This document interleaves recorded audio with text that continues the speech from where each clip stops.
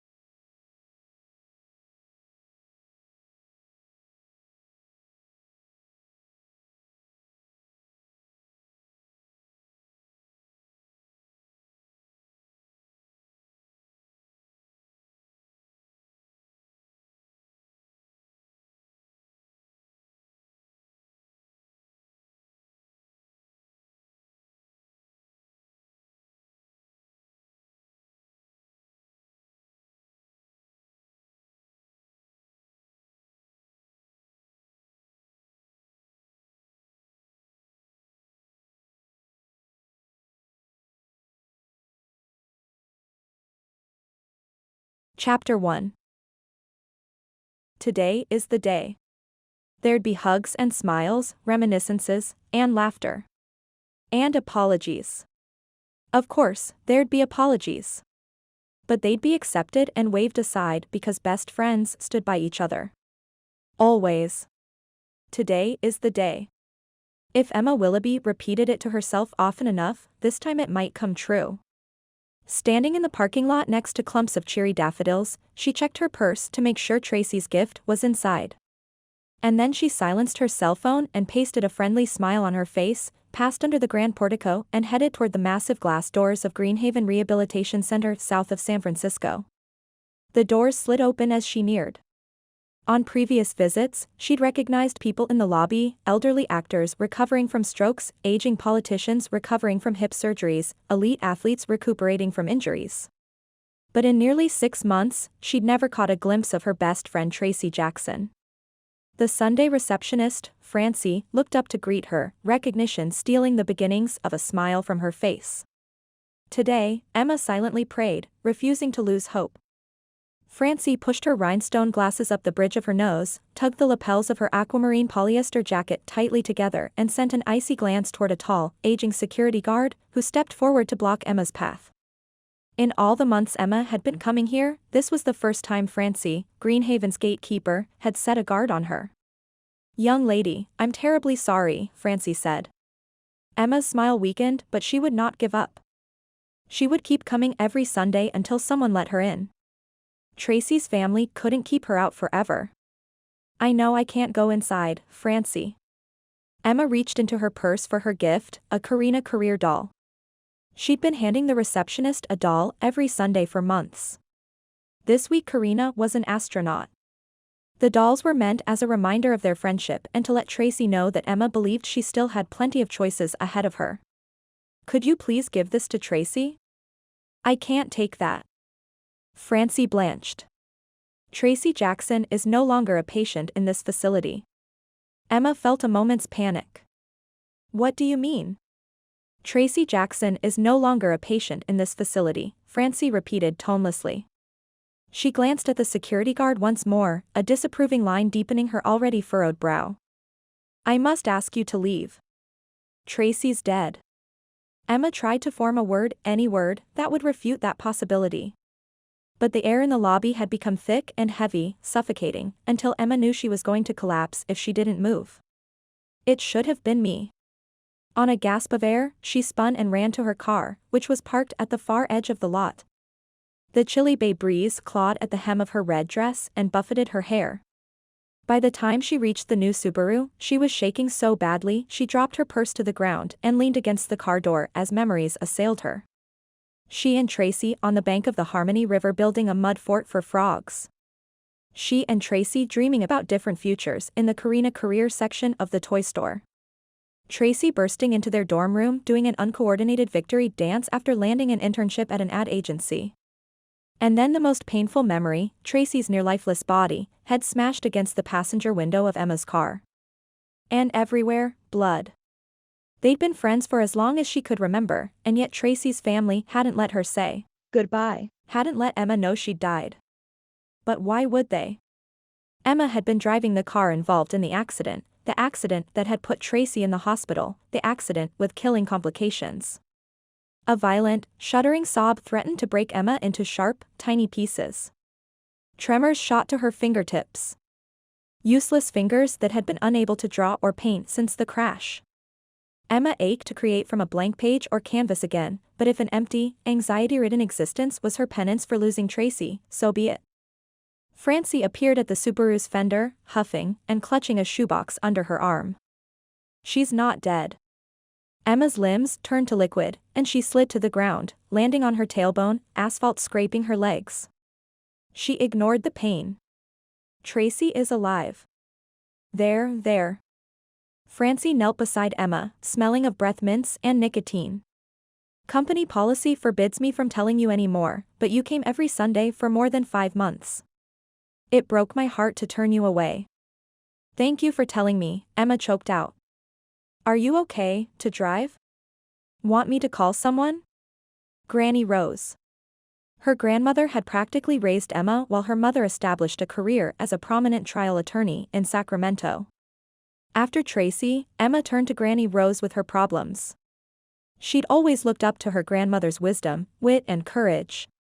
But Granny Rose was 80 and lived hours away in Harmony Valley, in the northernmost corner of Sonoma County, too far to be her rock at the moment. "Thanks, but I'm fine."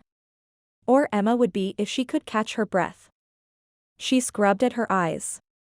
Do you know where Tracy is?" It would be exactly like Tracy's wealthy, bossy brother to have found a specialist in Switzerland and moved her there. And to think I used to adore Will. "Francie," a male voice rumbled from beneath the portico. "I hear you talking to that girl. Don't make trouble for yourself." Francie frowned and pressed the shoebox into Emma's hands. "I can't say more, but I wanted you to have this." Using the car for balance, the receptionist stood. "You take care." After Francie left, Emma lifted the shoebox lid. More than 20 thumb-size Karina career dolls stared vacantly up at her, one for every week Emma had tried to come and visit Tracy. A slip of paper was tucked in the corner of the box. Had Tracy written her a note? Was it an invitation to visit? Or a request to stay away? Emma reached for the paper with trembling fingers. An address was scrawled in thin, spidery handwriting on Greenhaven stationery, too neat to have been written by her friend. Emma made out a familiar address in Harmony Valley. Tracy's. "Welcome home, Tracy." Months of forced enthusiasm had worn Will Jackson to the point of exhaustion. But he couldn't waver. There were still hard days ahead. He opened the front door of his childhood home for his sister. "Dad's been lonely with both of us gone. And now he'll have a full house. At least until Will finished his business in Harmony Valley and was confident his sister would be okay." Tracy walked in, looking to all appearances like any other 26-year-old in blue jeans, a beige t-shirt and short, tousled blonde hair. And then, she spoke. "I want to go. To." "I know you want to go back to your own apartment," Will interrupted. There was no way he'd let his little sister return to San Francisco, to the place she shared in the city with Emma. Tracy was still fragile.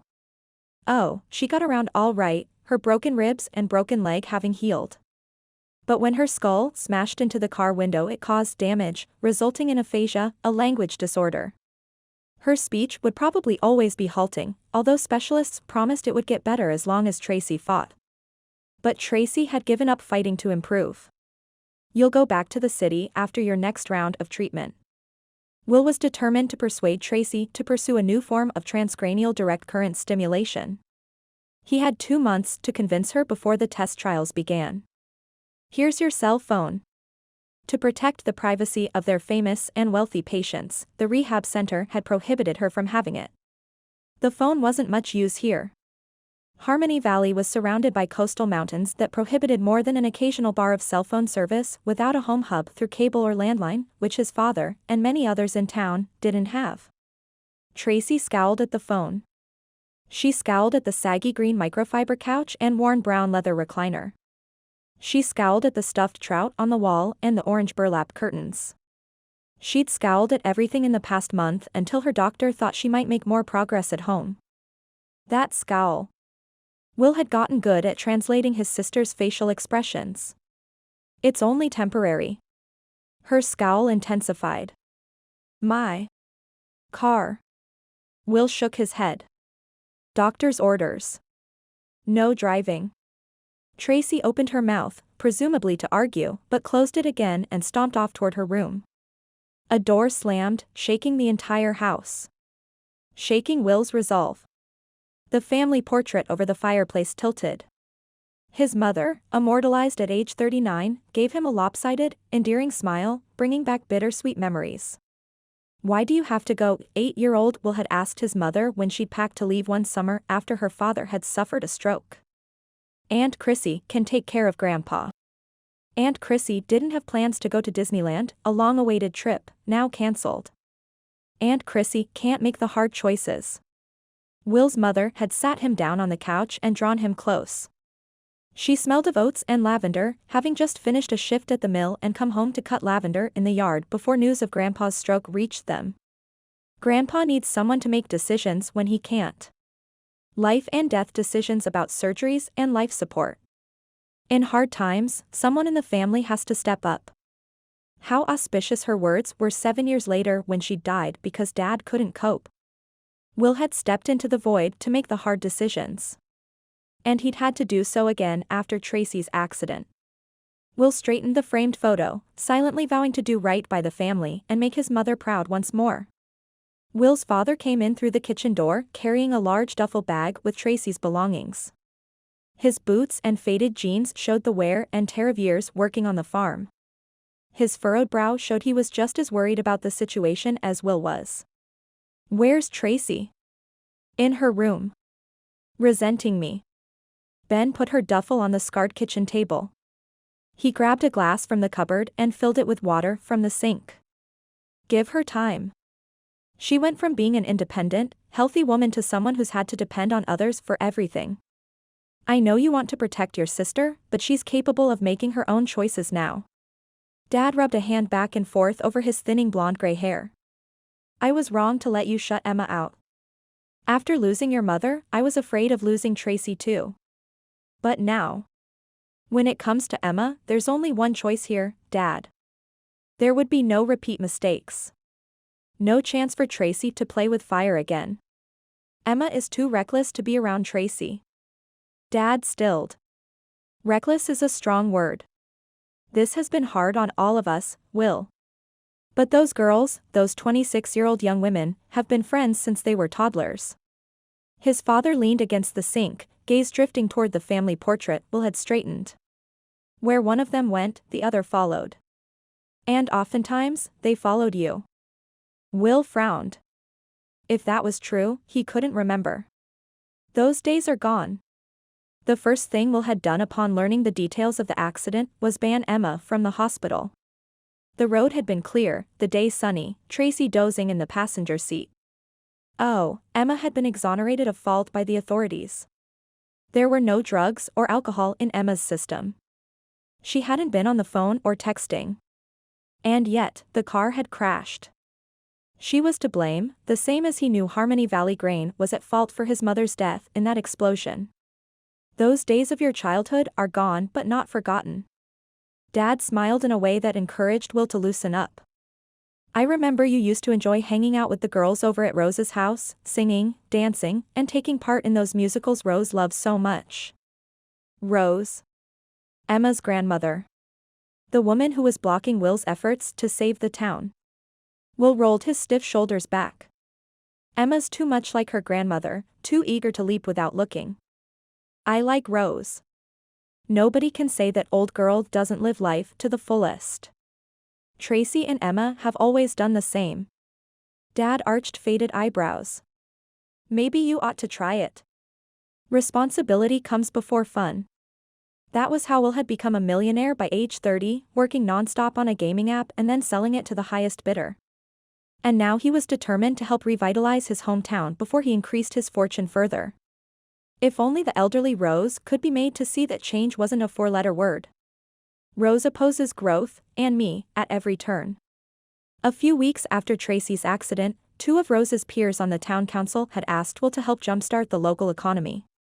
Since the grain mill closed, working-age folks had left town. With a population below 100, Harmony Valley was on the verge of becoming extinct. Will had convinced his business partners, both former Harmony Valley residents, to join the venture. After some quick analysis, they decided to open a winery and related operations. Harmony Valley was in the wine country, after all, even if it was the remotest region of Sonoma County. From Will's perspective, the project had high stakes. Not only would it keep the town alive, but it would provide Tracy with employment in an environment Will deemed safe for her. Not that he'd asked her opinion about staying in town. Yet. He was waiting for the right time. Moving quickly, Will and his friends purchased the abandoned Henderson vineyard. But when it came to building a working winery, they'd run into a bureaucratic stalemate regarding rezoning and permitting, a chess move initiated by Rose. The obstacles tested the limits of Will's patience. I was asked to help the town and now I'm the bad guy? You could help me, his father said gently, hopefully. You could stay and work the family farm with me. Generations of our people have made a living on this land. I know. Will stood and went to stand in front of his father, the man with a strong back and a big heart. He laid a hand on his shoulder. Retire if you want, Dad. I can hire someone to work the land. You know that farming wouldn't make me happy. There were too many uncontrollable factors, starting with unexpected freezes and ending with extended droughts. Dad scoffed good-naturedly, patting Will's hand. If you start a winery, you'll be a farmer. I'll be the financial backer, Will corrected diplomatically. Someone else will have to worry about growing the grapes. His phone beeped with a reminder. He tugged it out of a pocket and silenced it. I've got to go. It's almost too late to visit Rose. He'd made it a habit to swing by her home on Sundays to try and sway her. I'll be at Flynn's house in an hour. Let Tracy know she's welcome to meet me there for pizza. Rose? Again? Ben gave a wry chuckle. The old girl can see your agenda a mile away. You'll never get her vote. It's Sunday. Will shrugged, forcing an enthusiasm he didn't feel. Chapter 2. Hours after learning of Tracy's release, Emma parked her car to the side of Granny Rose's green and white Victorian in Harmony Valley and climbed the wooden steps to her front door. As a freelance graphic artist working mostly on print advertising for magazines, Emma could work on her laptop wherever she chose. And this week, she chose to work from her childhood home. This was going to be the week that she finally reconnected with Tracy. Maybe not today, but tomorrow was looking up. The welcoming aroma of pot roast and the familiar sound of Gene Kelly on vinyl drifted out an open window. Granny Rose didn't have an answering machine or a cell phone. She hadn't answered her house phone earlier and didn't know Emma was coming. I'm singing in the rain. Gene Kelly's voice floated beneath Grandma Rose's breathless vibrato and above the shuffle of her shoes on the wooden floor. It was Sunday night and as usual, Granny Rose was reenacting one of her favorite musicals. Just singing in the rain. Emma opened the stained glass front door, stepped inside and froze. The last time she'd seen Granny Rose was a month ago. She'd been wearing a white silk button-down and a black pencil skirt. Fred Astaire had been spinning on the ancient phonograph. I'm laughing at clouds. Her back to Emma, Granny Rose tipped a blue Elvis umbrella over her shoulder. She was wearing a pair of faded red long johns that drooped from her skinny butt. They probably would have bagged even more if her waist hadn't been cinched into a white tutu. Rose, in yellow ducky boots, tripped and nearly fell onto the antique coffee table, sending the wood-trimmed settee skittering into the wall. Granny Rose. Emma dropped her purse and ran to steady her grandmother from behind. Granny Rose shrieked. She elbowed Emma in the ribs, stomped on her foot and stumbled free. Turning, she hit Emma on the head with the Elvis umbrella. Emma crumpled beneath one of the best Sedona landscapes she'd ever painted. The orchestra swelled. Granny Rose. She lifted a hand to shield her head. It's me. Emma. Your granddaughter? Gene Kelly closed the song softly. Granny Rose lowered the umbrella and stared in bewilderment. Emma? Emma nodded. Blood pounded in her foot and at her temple. Is that the tutu from my dance recital when I was 12? Granny Rose's gaze dropped to the stiff white tulle. She looked around the cluttered living room, taking in the phonograph needle butting against the record label. My raincoat is at the dry cleaners. Her breathless voice lacked its usual confidence. Is it time for cocktails? Yes. Emma could use a stiff drink. I didn't expect you. Granny Rose steadied Emma as she stood, although the 80-year-old needed a bit of shoring up herself. Her huffing as she caught her breath seemed to bow her shoulders. If you stay until next weekend you can come to the Grand Marshal selection ceremony. I'd like that, Emma said, studying her grandmother cautiously.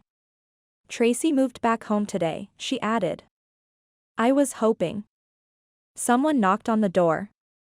Granny Rose straightened instantly. That'll be the man who's courting me. Who? Emma's head throbbed where she'd been hit. Her grandmother had a beau? You know who. Rose headed toward the door, thrusting the Elvis umbrella ahead of her like a sword. I think he's out to swindle me of my fortune. White tutu, yellow ducky rain boots, blue Elvis umbrella, red long johns. This wasn't the impression her grandmother would want to present to her neighbors. No, no, no. Emma hooked Rose's bony elbow and spun her around. You can't answer the door like that. It would be rude of me not to answer the door.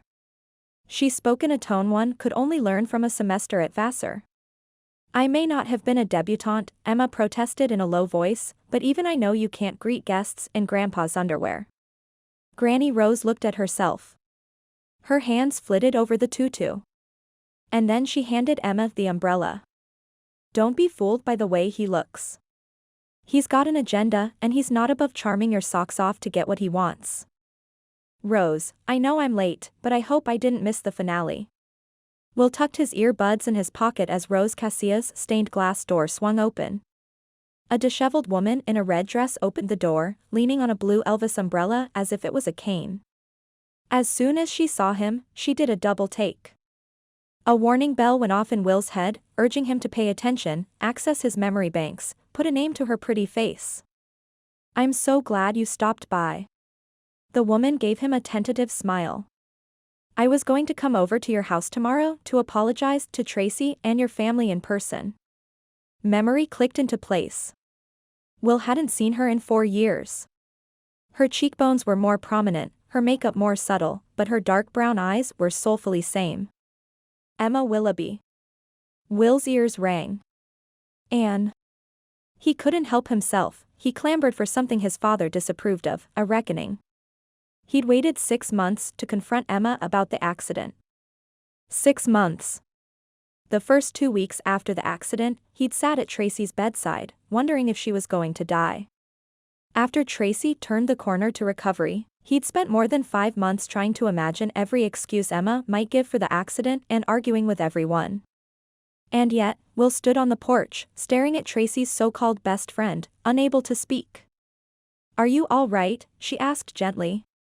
Am I all right? The dam holding his emotions finally opened. Are you kidding me? Tracy came this close to dying. Will held up his thumb and forefinger, almost touching. How am I? How is our family ever going to be right again? I'm sorry, Emma whispered, her face pale. I keep wondering why Tracy was hurt and not me. It was an accident. I know that's no excuse, but... On some level, Will knew it was an accident. He knew.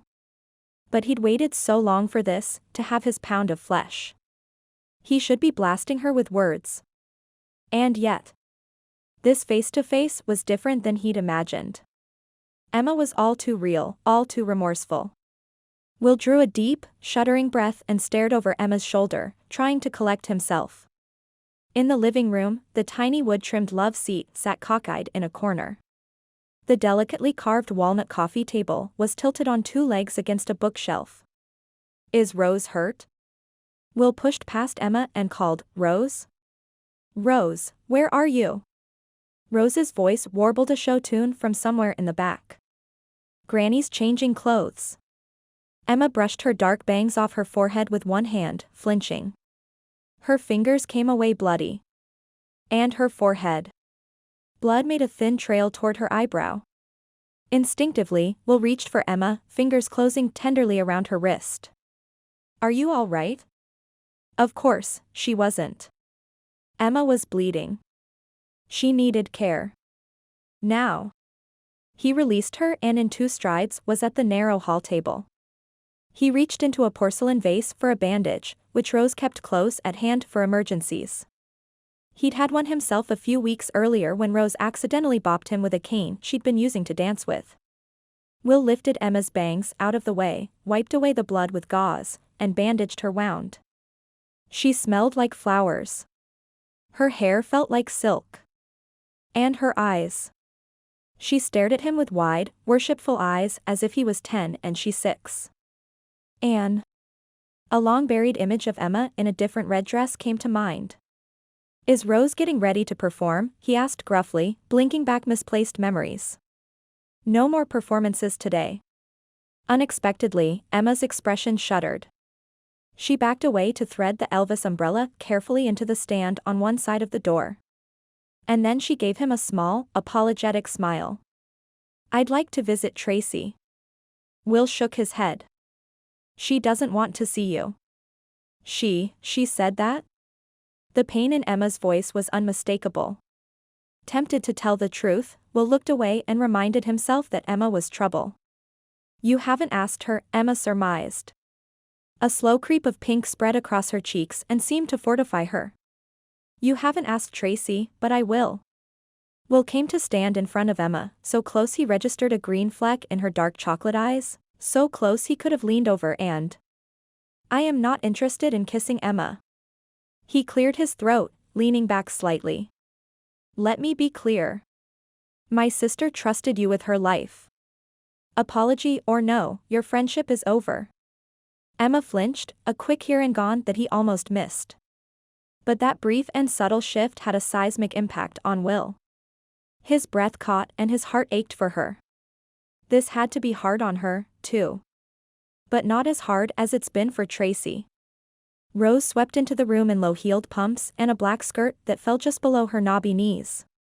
Her white hair was in a thick, tidy bun. Her gaze landed on Will and hardened. I don't think I've had time to tell you, Emma, the old woman said in a chilly tone of voice. But this man wants to convert Harmony Valley from a peaceful, small town into a soulless tourist destination. It's not like that. And then he'll leave, Rose went on. Men always leave. And the opportunistic ones take whatever they can with them. Will took a step back. Rose was right about him leaving, but the opportunistic part? Where was that coming from? So much for always being welcome on Sundays. Number of times I've had to force you to stop painting or sketching to eat.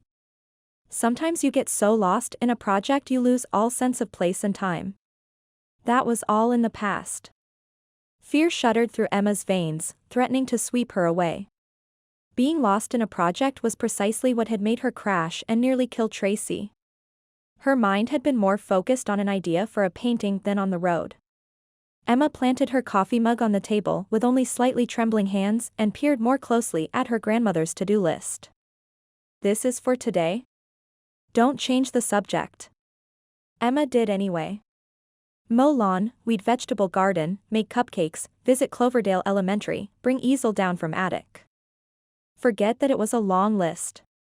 Granny Rose was going to bring down the easel. She expected Emma to paint while she was here. The dull roar in Emma's head increased, reverberating down her arms into her fingertips until she had to sit on her hands to stop their shaking. For her grandmother's sake, Emma forced her lips into what she hoped was a smile. Just looking at your list tires me out. When was the last time you relaxed and had a cup of coffee with your friends? Pish. My friends drink wine at the end of the day. We're too busy living life to dawdle over coffee every morning. I'll do the yard work after I go for a bike ride. Exhaustion was just what Emma needed to clear her head, which had begun to throb. That would be lovely. I'll start on the cupcakes. I'm staging a production of The Music Man with the 4th graders in Cloverdale. My cast needs to keep their strength up. With no mention of the easel, Granny Rose stood and bent to kiss the top of Emma's head. Don't forget in all your rushing to stop and see the world. I might say the same to you. Emma smiled more easily this time as the pounding at her temples receded slightly. She finished her coffee and went in search of her old 10-speed bicycle in the garage. A few swipes of a rag took care of the bike's cobwebs and Emma was on her way. The sun hadn't risen high enough to chase away the morning fog. It clung to the fields and blanketed the river. Her bicycle tires glided over the pavement with only a whisper of sound. She crossed the bridge into town slowly, taking in the way the first bright rays of light snuck through the trees, admiring the varying shades of silver green on the eucalyptus bark. An image flashed in her mind's eye of a canvas filled with the scene before her, but it was quickly followed by a ripple of panic-driven, leg-pumping adrenaline. Be aware of your surroundings, Emma mumbled to herself. Stay in the moment. The road took her behind the few businesses on Main Street. Soon she was at the beginning of the loop that wended its way up Parish Hill and down on the other side of town. The first switchbacks were soft grades. Emma managed them easily. Then the hillside steepened, and fog and eucalyptus trees gave way to the occasional oak and sunshine. Poppies and dandelions thrust optimistically upward from the gravelly soil. Emma rounded a bend and saw a jogger ahead. Buff, blonde and bossy.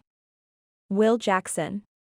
Everything about him was golden, from his hair to his tan skin to the way the early morning light illuminated him. A photographer would have snapped the image.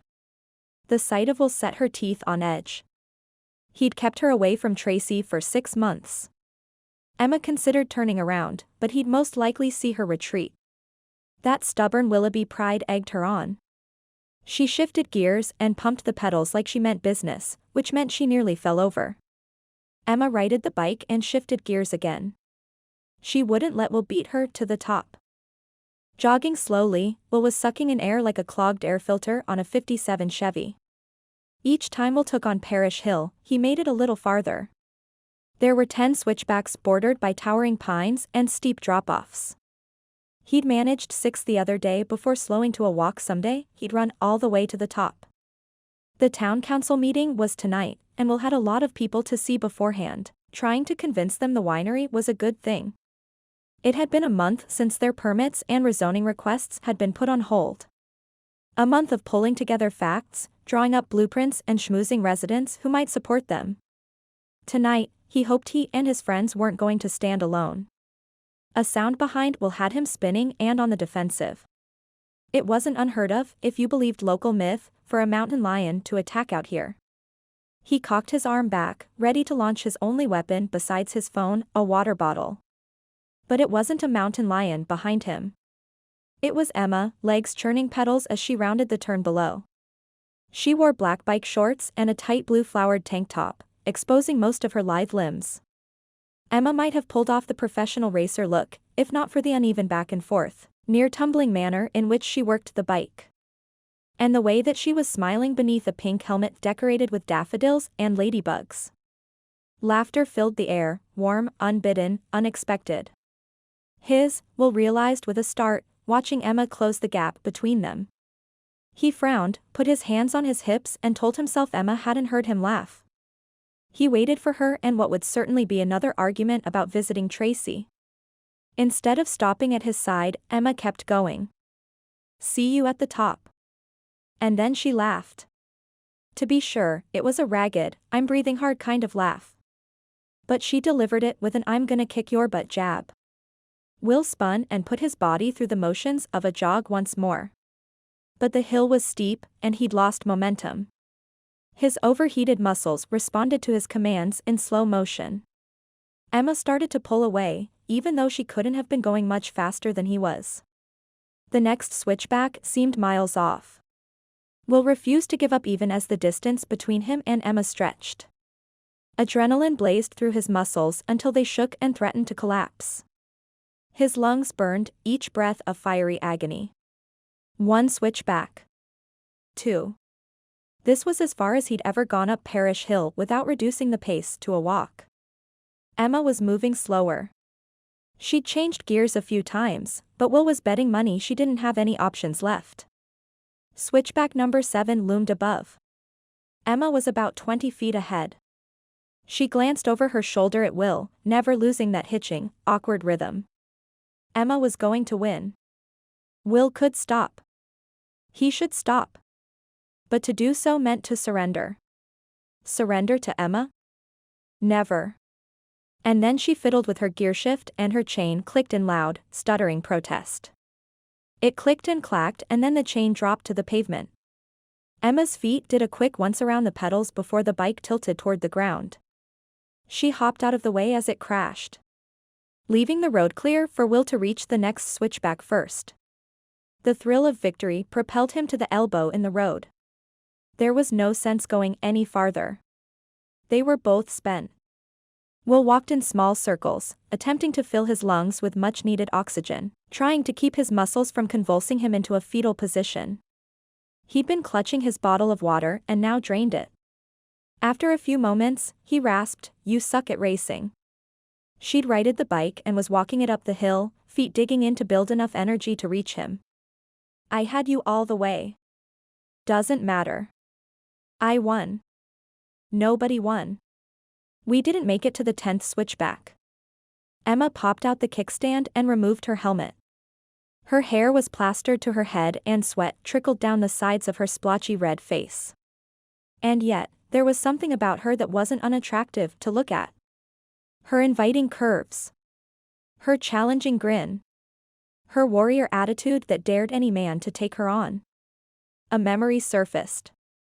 A memory of Emma wearing a red, backless prom dress that clung to every dangerous contour, her dark tresses woven in a bride-like style, threaded with delicate white flowers, and her brown eyes sparkling with feminine power. "I dare you to take me on." He'd rebuffed that silent message back then and he'd do so again now. Emma wiped at her temples with her forearms. "Stupid chain. That's it. Blame the inanimate object, not the operator." Will took a second, more assessing look at her. On the outward appearance scale, Emma ranked low on his attraction meter. Which was great. That moment of attraction earlier must have been due to oxygen deprivation. The prom memory was a fluke. Did you lose track of what gear you were in? You had me until that last gear change. I did, didn't I? Emma grinned as if she'd won the Tour de France. That smile somehow managed to trap the air in Will's lungs. Something about Emma burrowed under his skin in a way he vehemently rejected and had been rejecting for the past decade. She was like a pre-dinner chocolate, temptation you couldn't resist, even when you knew it was wrong. He exhaled forcefully. "As soon as I catch my breath, I'll fix your chain." Will blinked. Where had that offer come from? Emma's mouth puckered as if she was going to refuse him, but then she laughed and nodded. They looked out over the treetops and across the valley toward the coastal range that bordered it, an uncomfortable silence settling between them as if they were both remembering they were at odds. Emma plucked a dandelion from her feet, studied it for a moment and then blew its white parachute seeds into the wind. She knelt to pick another one, closed the distance between them and held it up to Will. "How about a dandelion truce?" Generations of farming blood had him warding her off with one arm. "I believe I'm on record as telling you that's a weed." "It's a dandelion." Emma twirled the stem back and forth. "Kids make wishes on them all the time. And blow the seeds of a weed out into the world. If wishes could make Tracy whole, he'd blow an entire crop of dandelions into the wind. But chances were those dandelions wouldn't result in wishes. They'd sprout up in his vineyard. Farmers kill dandelions. Suit yourself." Emma studied the white puff, drew a deep breath, and blew another handful of delicate white parachutes onto the breeze. Will knew he shouldn't ask, but he couldn't help himself. "What did you wish for?" "If I told you, it wouldn't come true." He scoffed. "You used to tell me your wishes all the time." "I'm older now," Emma said in a solemn voice, as if she truly believed in dandelion wishes. "Wishes won't make my sister well." Will felt a chasm open between them, shored up by differences like belief in fairy tales, Santa Claus, and happily ever afters. He stood with the realists. Emma danced with the dreamers. She knelt by her bike and fiddled with the chain. Apparently, she decided she didn't need his help.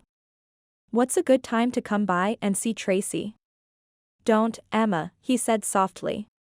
"You'll be the one to get hurt this time." "I don't care." She pushed her chin in the air, but her lip trembled. "I need to apologize and ask for her forgiveness. It could have been me. It should have been me." Will was unexpectedly touched. "At least wait until tomorrow." "What am I saying?" It was like he was 12 all over again, bending to her will. The trip home tired her out. Emma nodded stiffly. "All right. But don't keep Tracy locked up in that house forever, Will. She'll resent you for it." The chain dropped onto the sprocket. Emma jammed her helmet on, hopped on the bike and left, her rear brake squealing at him as she returned the way they'd come. I don't have to keep Tracy in the house forever, Will muttered to himself, catching sight of a drifting dandelion seed floating on the breeze. Just until you leave. I'm to blame for the accident. Emma knew it. She'd been living with that fact for the past 6 months, carrying the guilt, living with self-reproach, and being denied an audience with Tracy and Will, having no path forward toward forgiveness. But it was different to face Will, to see someone she'd once cared for fully commit to placing the fault on Emma's shoulders and determined to write her off as not worth compassion or forgiveness. Did Tracy feel the same? Emma's stomach churned. She raced back to Granny Rose's, trying not to relive old memories, but unable to stop. She biked past the abandoned ice cream parlor where Will used to buy Emma and Tracy ice cream. She cycled past the school parking lot where she and Tracy used to wait to catch a ride home with Will after school. She remembered his smile and his teasing. She didn't remember him being the rigid, unbending man he was today. The Will from my childhood is still there. Inside him. He'd shown glimpses of the old Will on Parish Hill and last night at Granny Rose's. But only glimpses. First and foremost, he was stubborn and determined she didn't re-establish her friendship with Tracy. If only I could bring that Will back. He would have forgiven her for the crash. And Tracy. Did her friend remember the times Emma had saved her in the past? How Emma had ripped into Carl Quidoba in high school after the way he treated Tracy. How Emma had brought her Starbucks on mornings when Tracy had a big presentation. Or taken her out for frozen yogurt when she'd missed out on a promotion. Or the countless other times the friends had leaned on each other. Could they get past this? Will didn't think so. Emma's stomach churned some more. There were vanilla cupcakes cooling on the kitchen counter when Emma arrived back at the house. Granny Rose was singing in the laundry room. Still feeling the need to be alone and reset her mood, Emma went outside and drove the riding mower over the half-acre lawn. The mower moved slowly, allowing Emma more time to remember the days gone by. Just around the bend was a swimming hole. There'd been a rope swing hanging from a tree when they were kids. Will used to take Tracy and Emma swimming there on hot summer afternoons. She'd wanted to show him and the world that she wasn't afraid to follow the big kids by grabbing the rope and taking off over the water. Her heart lurched. To this day, she hadn't ever dropped from the thick rope into the water without Will there to make sure she was all right. Lawn finished and Granny Rose on her way to Cloverdale, Emma pulled weeds in the small vegetable garden but not without remembering Tracy and Will plucking cherry tomatoes and eating them warm, from the vine. When Granny Rose found them, they'd run down the river path and through the cornfields to the Jackson home. Emma wanted those idyllic days back. She called her mother and left a voicemail about Granny Rose's odd comments and tutu wearing, requesting a callback. That tutu. Will had seen Emma's dance recital when she was 12 and applauded the performance. Of course, Tracy was there, too. He hadn't just applauded for her. For sure, he wouldn't applaud anything she did now. Will.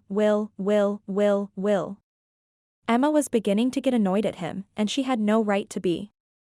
She needed a distraction. She didn't want the easel, but she couldn't stand the thought of Granny Rose climbing up the rickety attic stairs and wrestling it down either, so she retrieved it and carried it to her room. And just to punish herself, she put a fresh canvas on it, got out her sketching pencil and stood like a statue, left hand hovering unsteadily over the canvas. Since she was a little girl, she'd loved to color, draw, and paint.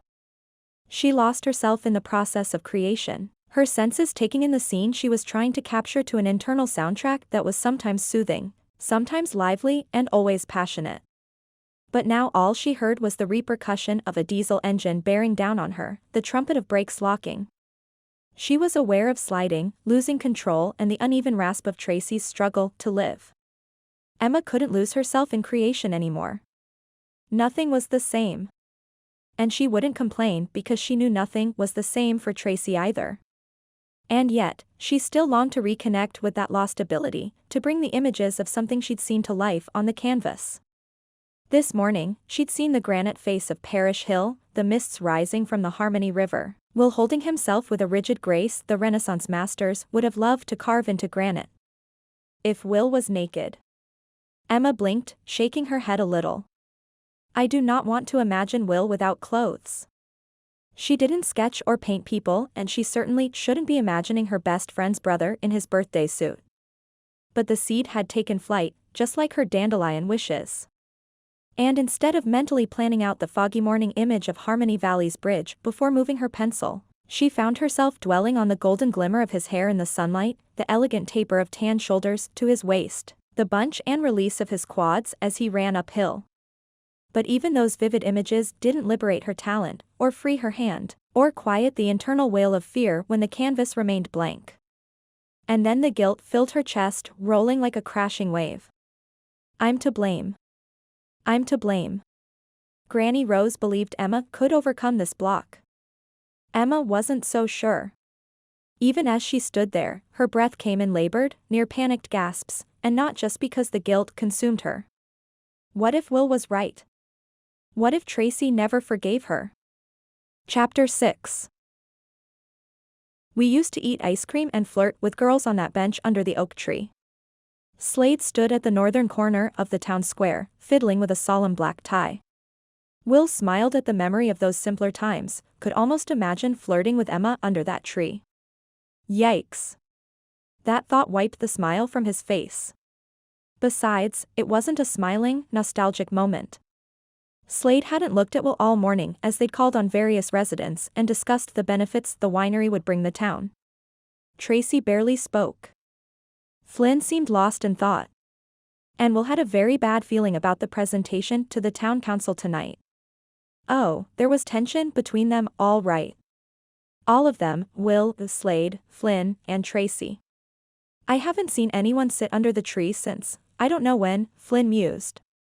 The late morning sun warmed what had been a brisk spring breeze, bringing with it the smell of chicken grilling at El Rosal, the one restaurant left in town besides the small pizza place. I'll sit. Tracy wandered over to the wrought iron bench beneath the town square's lone oak tree. In his memory, Will saw Tracy as she'd been a year ago, a glow to her cheeks and clothes that didn't hang off her petite frame. Slade cleared his throat, fidgeting with his tie. Will hadn't found an opportunity all morning to mend his rift with either his sister or Slade. They had a bit of time to kill before their next appointment. His mother had always said not to put off tomorrow what could be done today. Will opened his mouth to apologize. And Flynn cut him off. The ice cream parlor closed when I was in high school. He gazed wistfully into the window of the empty corner shop as he adjusted his giant's cap over his tangle of reddish-brown hair. Maybe we should open an ice cream parlor instead of a winery. It'd make Rose happier. Will rolled his shoulders back and crossed his arms over his chest. Who's going to drive this far for ice cream? How about gelato? Flynn grinned at him. I'd bring a date out here for gelato. That's a lot of gas to waste. A hint of a smile appeared on Slade's face. It'd better be some girl. It would be. Flynn laughed. Only my best girl gets gelato. Does your best girl also get a glass of wine? Will teased, feeling lighter. Sure. I'm a generous, trusting guy. Flynn kept up the banter. Unlike Slade. He performs a background check before he asks a girl out, and the first date is always Dutch. Which is why he doesn't have a girlfriend, Will completed the long-standing joke between the friends. Hardy har. Slade put his hands on his hips. Do you want to recap the morning? Flynn groaned. Must we? A lot of people are going to come to the council meeting tonight. Will felt tension return. If enough of them speak on our behalf after our presentation, we might sway Mayor Larry or Rose. If people speak positively. Slade fussed with the knot of his tie, the movement taunting Will like a red flag in front of a bull. Why are you so stubborn about this? We made a commitment to. You committed. Slade's words burst out as if he'd been holding them in too long. I've been crunching numbers for this hobby/tax shelter. And do you know what I've found? Wineries are a money suck. I'm all for a tax shelter, but not this one. If I had my way, Harmony Valley would be a ghost town. Slade stopped, pressed his lips together, and turned his back on them, adding in a muted voice, "You should feel the same way after losing your mom here, Will." Will stared at the skeleton of a grain silo visible over the treetops. Harmony Valley Grain had been the primary employer in the small town until the grain elevator had exploded, killing Will's mother and 3 others. The company had closed before the embers were cold, forcing the workforce to move, and other businesses to fold. Eventually, the schools shut down, leaving nothing behind but cash settlements to grieving families. Some of the Jackson family's settlement had paid for Will's and Tracy's college tuitions. The rest had been put in trust. But nothing could replace the fact that Will and Tracy were motherless. Nothing could erase the fear that life could be lost at a moment's notice if you didn't act responsibly all the time. "You'd abandon this place, Slade?" Flynn looked perplexed. "But it's home." "Not to me." Slade cast a sidelong glance up the north end of Main Street toward the house he'd grown up in, the house where his father had committed suicide, the house he was staying in. And then both he and Flynn turned their attention to Will, waiting for him to weigh in. "Do I want the town to die?" Will shook his head.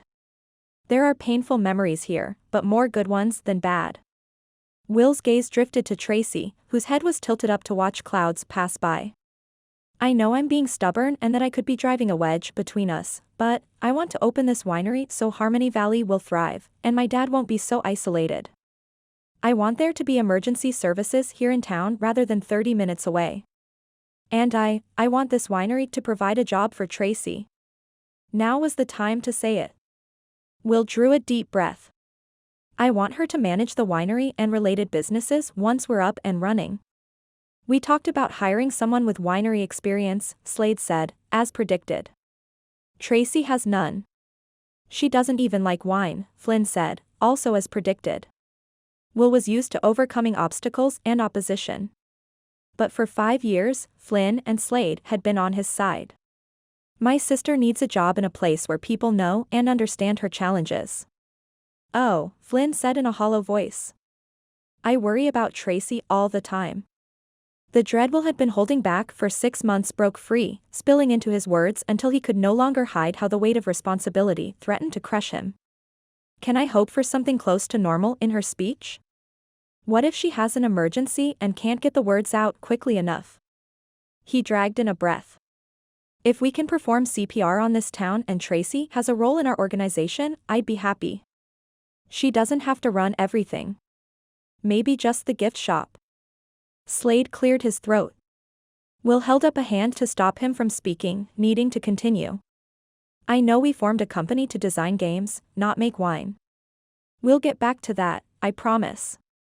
But first, I need to carve out a place in the world for Tracy. And these businesses we're proposing can give her that place." Slade stared at Will with fathomless black eyes that neither condemned nor supported. Flynn stared at Tracy.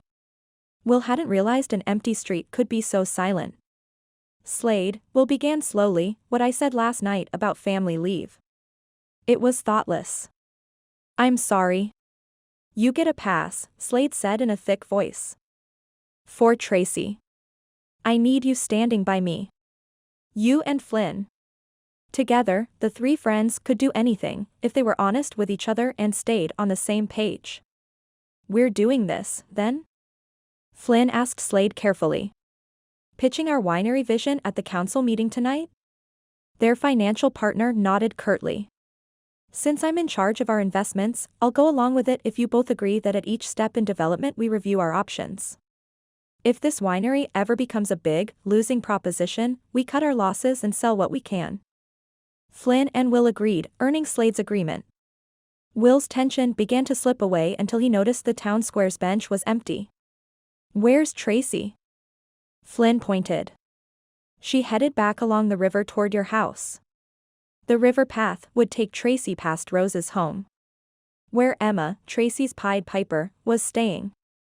Will stepped off the curb, but Flynn held him back, the same as he'd done the night before. "You have to let Tracy deal with Emma in her own way. We all want the best for her." Will slipped his arm free. "But she's not strong enough to see Emma yet." "Emma." Granny Rose returned from her visit to the elementary school in Cloverdale around 11:30, her booted feet echoing throughout the old house. "Come here." Emma saved the print ad she'd been revising for one of her clients on her laptop before going downstairs. She found Granny Rose on the porch, reaching through an open window to start the record player. "School children make me want to dance for joy." After her bike ride, Emma's legs felt as if they were in plaster casts, stiff and cumbersome. Dancing would be impossible. The Andrews sisters began singing about a bugle boy. What little booty Granny Rose had started shaking. Her arms stretched out midair, fingers snapping. And then she held out her hand to Emma. "Let's dance, sister. I'll lead." With a slump to her shoulders, Emma shuffled forward. "Do I have to?" "It's either that or color." She pointed to a child's coloring book on the table, one that hadn't been there earlier. "Color?" Emma scoffed, taking in the Disney princess on the cover of the top book. "What am I? 5? You were a splendidly talented 5.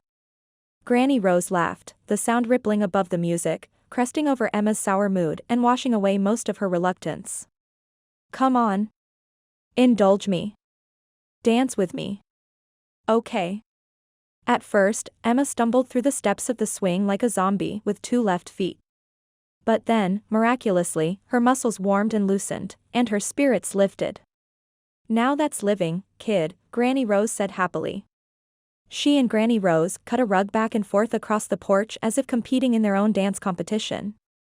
And although Emma knew there were going to be hard days ahead, she needed this respite and was glad she could bring her grandmother a small measure of joy.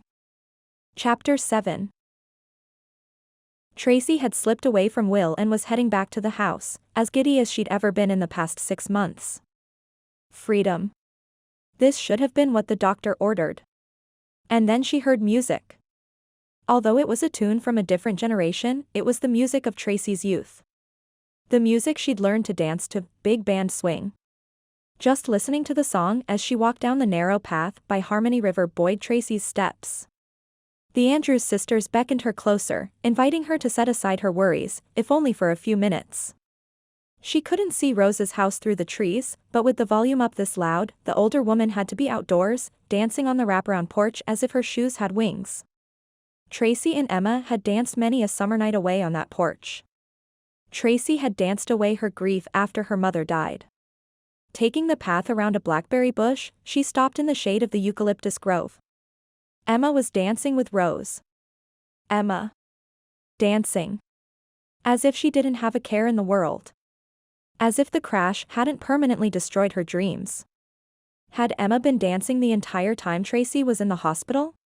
Her pulse quickened until it felt like her heart would hammer its way out of her chest if she didn't do something, say something. She took a step out of the shadows, but a hand on her arm held her back. "Don't," Will whispered, having snuck up on her like a ninja. Tracy slid her arm free and turned toward Rose's house, frustrated with both Emma and Will. Oh, but she was hurting inside, too. And she was tired of carrying all that emotion without anyone really knowing. Will tugged Tracy back again. "Don't." She frowned at her brother. Emma had been here all this time? Dancing? What are you going to do? Will shook his head. Dance with them? That was the furthest thing from her mind. Tracy wanted to yell at Emma, wanted to make her listen to all her frustrations. She wanted to shout and howl in pain. She wanted to accuse and blame and maybe forgive. But first, Tracy wanted to finally have someone understand the frustration and uncertainty that beat a pounding staccato rhythm in her chest. She opened her mouth to tell Will what she had in mind, but all that came out was, "I." Her pulse dragged to a sluggish near halt. Who was she kidding? It would take hours to get everything off her chest. Will must have sensed her defeat because he pulled her deeper into the trees, farther down the winding path toward the river. And she let him. Chapter 8.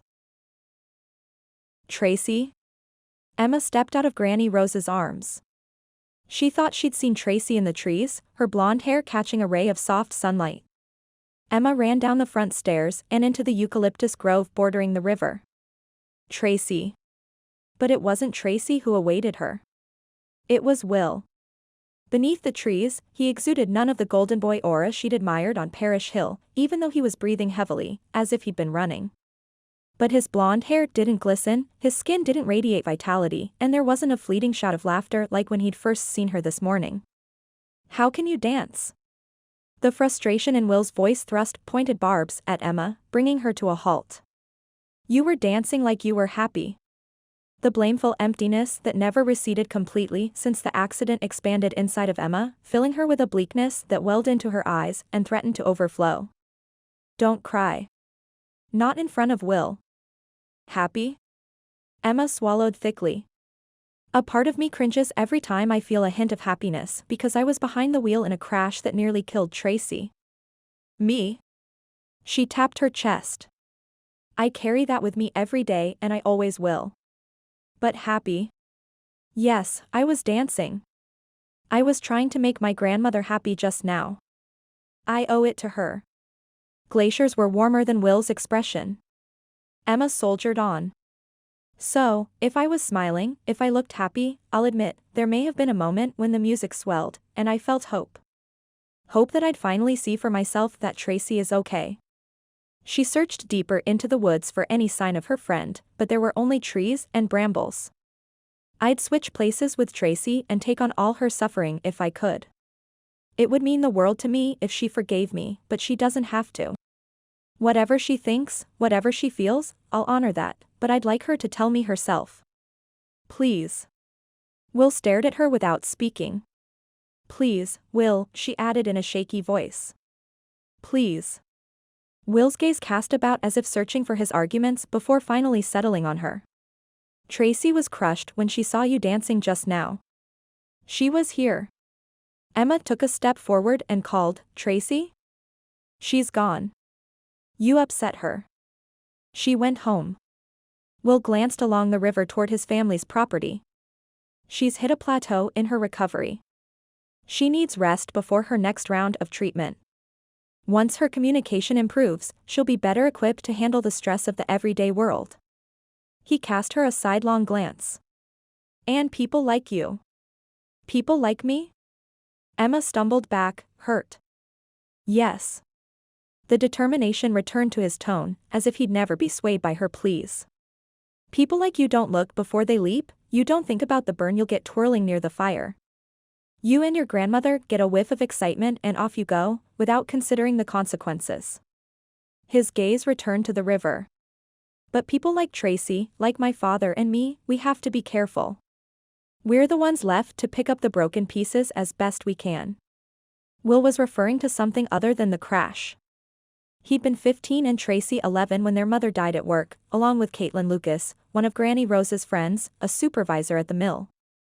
Caitlin had been a frequent Sunday visitor at Emma's house, taking part in Rose's theatricals along with Emma, Tracy and, occasionally, Will, who couldn't sing a lick.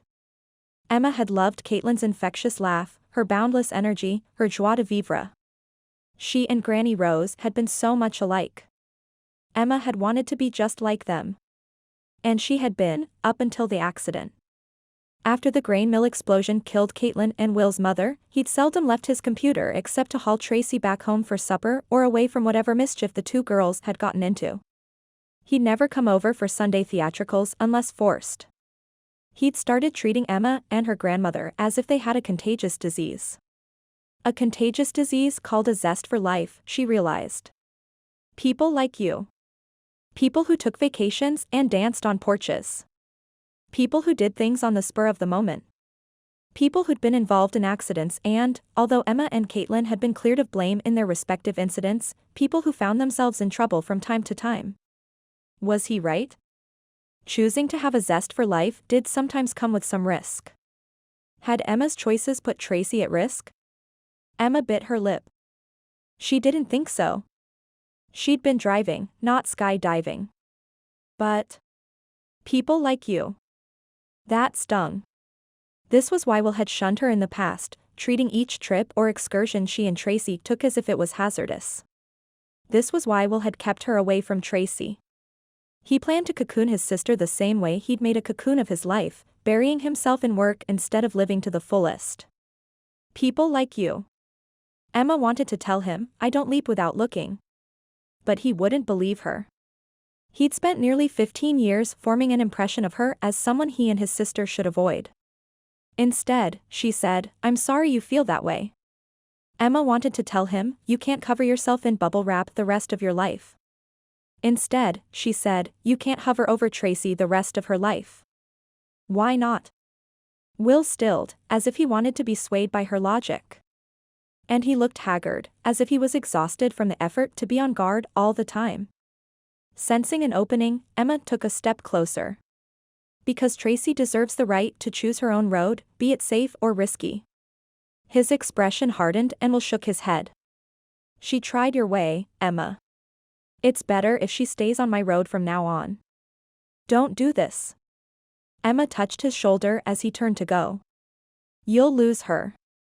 Will turned back, his gaze anguished. "Can you guarantee I won't lose her if I let her go her own way?" "Your way." Emma couldn't. No one could. Will was the first to arrive at the small, 100-year-old church where the town council held its meetings. He stood in the foyer and listened to the wood building creak and settle after the door swung shut behind him.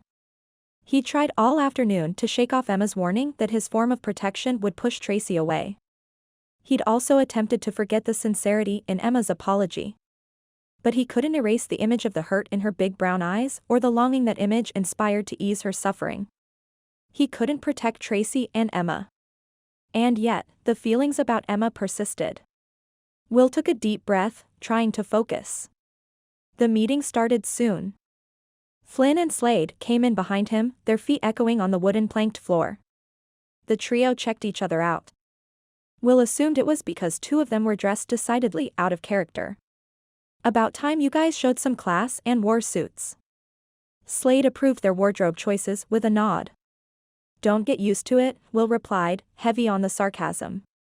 "Just wait until we take you tubing down the river," Flynn teased Slade. "No ties allowed on the water."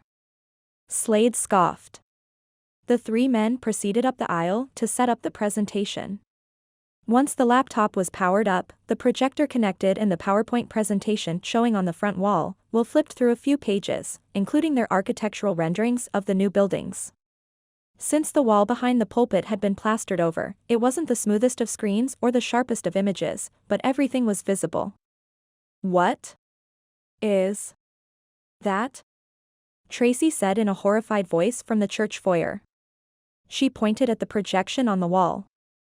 "I thought you were building a small winery," Dad added, coming in behind her. "And why does it look like a mission? The Franciscans never settled this far north. The mission style says California." And Will liked how the arches resembled those at Stanford, orderly, established, everlasting. "Wrong. 4. Ha! Ha! Harmony. Valley. Too big." Tracy crossed her hands back and forth in a no-go gesture. "There goes another supporter," Slade muttered. "It's not too big." Will studied the rendering. "It's just right."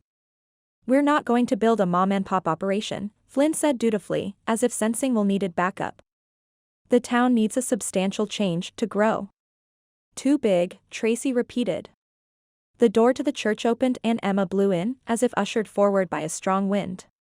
A gale that threatened to blow past the walls Will had built to keep Tracy safe. Tracy. Tripping over her own 2 feet, Emma nearly bowled Tracy over as she enveloped her in a warm hug. Tracy stood as stiff and unbending as the old oak tree in the town square. "Is Will right? Is Tracy not ready to see me?" Emma released Tracy and searched her face for any hint as to how her friend felt. Before she came to any conclusions, Granny Rose stepped through the doorway and wrapped her arms around Tracy. "It's our precious girl." Tracy hugged Granny Rose back. "It's true. She doesn't want to see me." Emma's heart stuck in her throat, but she couldn't crumble in the face of opportunity. She assembled her courage and her smile. "I can't tell you how much I've missed you, Trace. I felt so bad about the accident." And then, she hesitated. She didn't want to hurt Will, not now that she knew why he'd kept her away, but she had to let Tracy know she hadn't abandoned her. "I've been trying to come visit, but no one would let me in." "No one." Tracy glanced at Will and then her father, her mouth pulling to one side in the start of a frown. Will's frown was already in place. But none of that matters now, Emma said gently. You're here and I'm here, Anne. Other residents streamed into the church before Emma could say anything more. They also greeted Tracy, who acknowledged each with a self-conscious smile and a nod, verbiage kept to a minimum. Do you want to sit together and catch up before the meeting? Emma asked Tracy as soon as there was a break. Tracy cast a nervous glance around the church, not meeting Emma's gaze. No. No. I've lost her. Emma couldn't breathe, couldn't speak. She could only stand and blink back tears as the woman who had been her best friend walked away. After a few steps down the church aisle, Tracy turned back to Emma. Not here. My house. Tomorrow. 9. Emma knew Tracy had aphasia. Tracy's dad had told Granny Rose. Emma had since looked up aphasia and its symptoms. It affected speech. But listening to her friend was different than reading about her condition on the internet. Each of Tracy's labored words cut a tiny piece from Emma's heart. Thank you. Oh, thank you. Emma rushed forward and hugged Tracy again. And this time, Tracy hugged her back. Madam Secretary, do we have any old business? Larry Finkelstein, Harmony Valley's mayor, spoke like a clairvoyant predicting bad news on the horizon. From the council's table on the altar, the gray-haired, former hippie's words reverberated through the church. Emma shifted in the creaky front row pew, looking at Tracy, who sat on the opposite bench with Will, Flynn and Slade. Her friend's cheeks were pink, but sunken. Her faded jeans and pea-green t-shirt hung off her bony frame, the drab clothing breathing more life than Tracy herself. After agreeing to meet, Tracy had stayed as far away from Emma as possible. Was she embarrassed by her condition? Or, as Will implied, was their friendship irrevocably broken and tomorrow's meeting just a formality? Emma's fingers knotted together in her lap. She'd have to wait. Next to Tracy, Will sat ramrod straight, as if he were a general about to rally the troops. Emma's pulse kicked up. In artistic appreciation, of course. Will's profile was worthy of a talented sketch artist. Straight nose, strong chin, every blonde hair in place. His charcoal pinstripe suit and soft gray shirt blended together, accented with just the right pop of color from a swirling patterned burgundy tie. He was nothing like the barefoot, cut-off-wearing boy she'd grown up with down by the river. And Emma. In her scuffed shoes, pink cotton skirt and green blouse, Emma felt positively dowdy. But she and the town didn't have to spruce themselves up to present a good image. Harmony Valley was a last, rare slice of Americana, as untouched by corporate America as Granny Rose. Will caught Emma looking at him. He quirked an eyebrow. She stared straight ahead. Mildred Parsons, the council's secretary and Mrs. Claus look-alike, cleared her throat. Mr. Jackson's zoning permits are up for review tonight. Mildred patted her white, teased curls and gave the front pew a broad smile that traced the round lines of her oval face. Do you have anything new to present to us today, Mr. Jackson? Yes. Will's confident voice rang up to the church rafters. It rang inside Emma, too, calling every feminine fiber to take notice of the man in the vicinity. Mr. Jackson has the floor for 10 minutes. The crack of Mayor Larry's gavel on the council table echoed through the church. Thank you, Mr. Mayor. Will stood, holding a remote control device smaller than Emma's car key fob. And thank you to the town council. Given Harmony Valley's sleepy character, Emma expected this to go about as well as a fox caught in the henhouse. But then she happened to glance at Mrs. Chambers, who'd been sitting behind Will. The older woman's wrinkled, full-cheeked smile was positively dreamy. And aimed directly at Will. Other gray-haired women in Mrs. Chambers's vicinity looked at Will with the same worshipful expression. They looked like adoring fans. What was going on here? Emma glanced around. Granny Rose frowned at Will. A few feet away from her, Mayor Larry tugged at the neck of his blue tie-dyed t-shirt and studied the crowd as if gauging their reaction. 20 years younger than Rose, he'd always been one to follow popular opinion, hence his 8 terms in office. Will began his presentation. Harmony Valley was established in 1851 by a group of 49ers who hadn't had much luck panning for gold anywhere else. He brought up a faded picture of two bearded gold miners and their pack mules. A series of faded black and white photos depicting the town's history followed in a slow slideshow on the wall. Through the years, Harmony Valley has been a trading post, a sheep ranch, and eventually was subdivided into smaller family farms, one of which was an outlaw's hideout. "That'd be my great-grandfather Netterman," Councilwoman Agnes Villanova piped up. Petite, with gray hair and a pixie cut, she'd always reminded Emma of Tinkerbell. They called him Big Nose Ned. Agnes beamed at Will, who proceeded to talk about several slides that were eye charts filled with tiny numbers showing years of neglect to infrastructure, declining tax revenue, and negative population growth. Emma crossed one leg over the other, bouncing her foot lightly, nervously. Will's summary was depressing. When had things gotten so bad? She'd known the population had declined significantly, but she hadn't realized Harmony Valley was on the brink of becoming a ghost town. Maybe Granny Rose was wrong. Maybe a winery was just what the town needed. Historically, Harmony Valley has changed in response to the times. Will worked the audience with eye contact as he paced the space in front of Emma's pew. For a man who'd made his fortune designing gaming apps and computer programs, he was surprisingly at ease in front of a crowd. The stimulus for that change has always been the local economy. When the gold didn't pan out, ranching took over. When ranching played out, the grain mill opened. And then there was an accident at the grain mill. Will paused, a faraway look in his eyes. Collectively, the town seemed to honor their dead with a moment of silence. Will blinked back to the present. "And now, ladies and gentlemen, it's time for Harmony Valley to make another change, to become an exclusive wine destination." Will stopped in front of Emma, blocking her view of the presentation. She stopped her foot from bouncing and craned her neck so she could see around him. With a click of a button, Will brought up an architect's rendering of a huge California-style mission dominating a small vineyard. It was as if extraterrestrial missionaries had landed their mother ship. Gone was the 100-year-old Henderson farmhouse. Gone was the red barn with its metal corrugated roof. Gone was the quaint, small-town charm of Harmony Valley. Pews creaked as bodies shifted for a better look. Unintelligible murmurs filled the church like an out-of-sync choir. Mayor Larry rapped the gavel. "Is that your corporate office or the winery? In either case, I don't want it near my house." Which was across the street from the vineyard. "I can't tell what it is." Mildred squinted at the wall, rotating her head as if trying to focus her thick trifocals. Next to Mildred, Agnes was frowning. Granny Rose crossed her arms over her skinny chest. "In this case, young man, size does matter."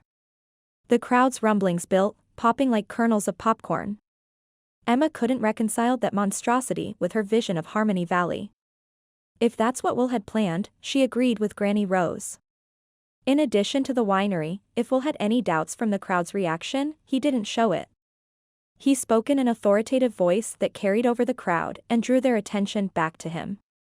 "Our partnership is willing to invest in town, opening businesses in the town square. A gift shop.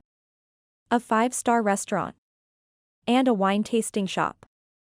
His architectural renderings showed soulless glass windows, modern interiors, and a stark white tablecloth establishment with a sleek bar.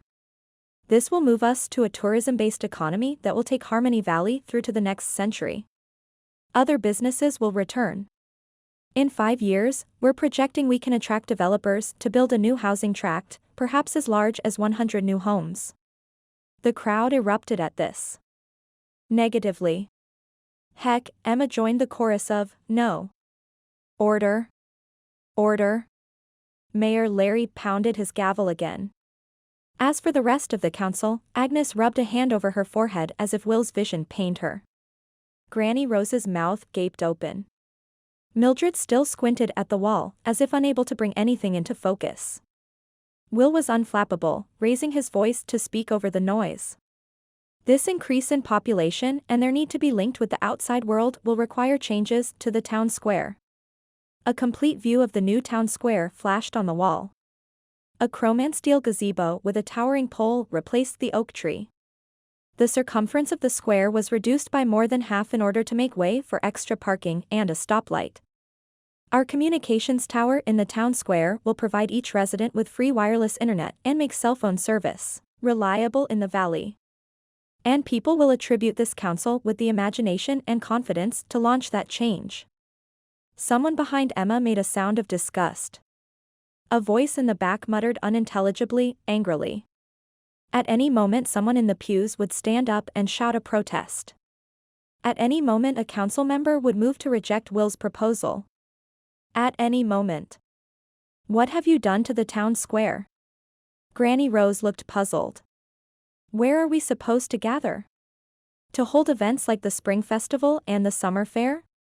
What you're proposing is a complete change to who we are. Finally, the voice of reason, seconded by many voices in the crowd, including Emma's. And where's the oak tree in the town square? Granny Rose demanded, picking up steam. Will kept smiling. As you can see in this image, we plan to replace it with a hotspot gazebo. A hot spot. Her grandmother's expression pinched with uncompromising wrinkles. Young man, we don't abide that kind of behavior in this town. To his credit, Will didn't chuckle at Rose's misunderstanding. It's a solar-powered communications tower housed in a chrome and steel gazebo, he explained patiently. It's called a hot spot because of the signal it sends out. Whatever. Granny Rose huffed. The tree stays. And the lawn. And you can remove the traffic light while you're at it. There were murmurs of approval, even among Will's elderly female fan club.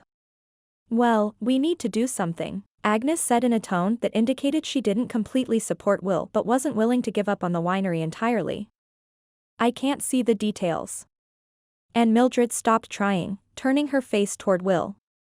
But we shouldn't throw the baby out with the bath water. Is the design that horrible?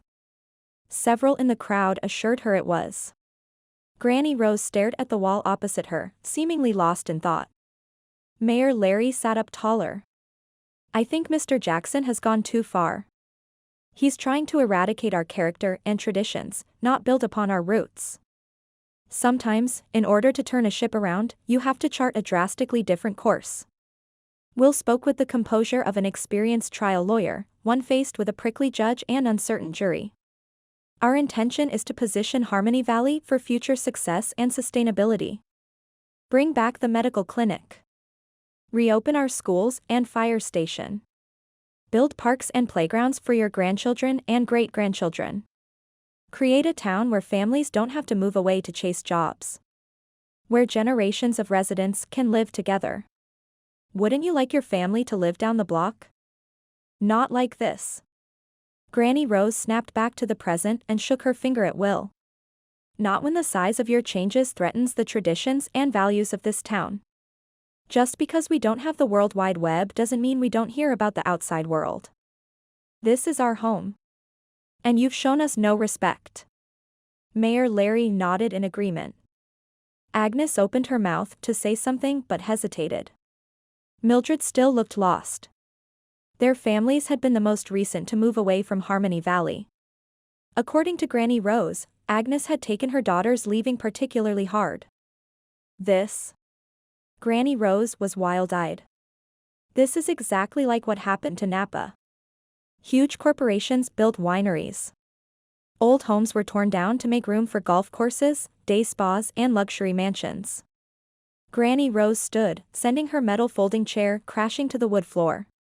She leaned on the table and swung her head around as she looked about the church with an impassioned expression. Her face was red, and spittle dotted her chin. The devil was behind the loss of Napa. And now the devil sent this Beelzebub to destroy Harmony Valley as well. Granny Rose. Emma leaped to her feet. She pushed Will aside and charged up the altar stairs, cradling an arm across her grandmother's shoulders. Calm down. Everyone stopped talking, even Will, who seemed to have an answer to every issue raised, except when it came to accusations involving the devil. Granny Rose stared at Emma, slack-jawed. She blinked owlish eyes. What? It's all right, Emma said softly, taking Granny Rose by the arm and leading her down the altar steps. This is how it starts, her grandmother mumbled. And Emma agreed. There was something wrong with her grandmother. And this felt like the beginning of something very bad, something that had been brewing since Will first started talking about change. She should have called her grandmother's doctor this morning. It'll be all right, Emma reassured her. But her grandmother hadn't finished speaking her mind. It begins with a promise of one thing, she raised her voice as they moved slowly toward the aisle. And it ends with them stealing the savings out of your boot. What? Her words made no sense. Emma felt sick. She hurried to get Granny Rose out the door before things got any worse. And yet, her mind was already spinning around causes and cures. Her behavior couldn't be dementia. It just couldn't. There had to be some other explanation to her grandmother's erratic moods. Granny Rose had been clear as crystal today until Will's presentation. Someone darted past them and held the door. It was Will. I'm sorry. Emma held Will's gaze. Now who's looking before they leap? Now who didn't think through the repercussions? I'm sorry, Will said again as they passed him and went out into the night. Despite seeing the regret in his eyes, Emma didn't forgive him. Everything was too new, too raw. And in that moment, she understood Will's bitterness regarding the car accident, the fear of loss, the uncertainty of a loved one's future. For him, the wound must still be too painful. They both had a long way to go before forgiveness was extended. Chapter 9. That couldn't have gone worse. Will slid his laptop into his brown leather messenger bag, trying not to think about the bewildered look on Rose's face when Emma had come to her rescue. And the look on Emma's face. His head pounded and he felt like the worst of bullies, even if what he was fighting for would benefit everyone in town, including Rose.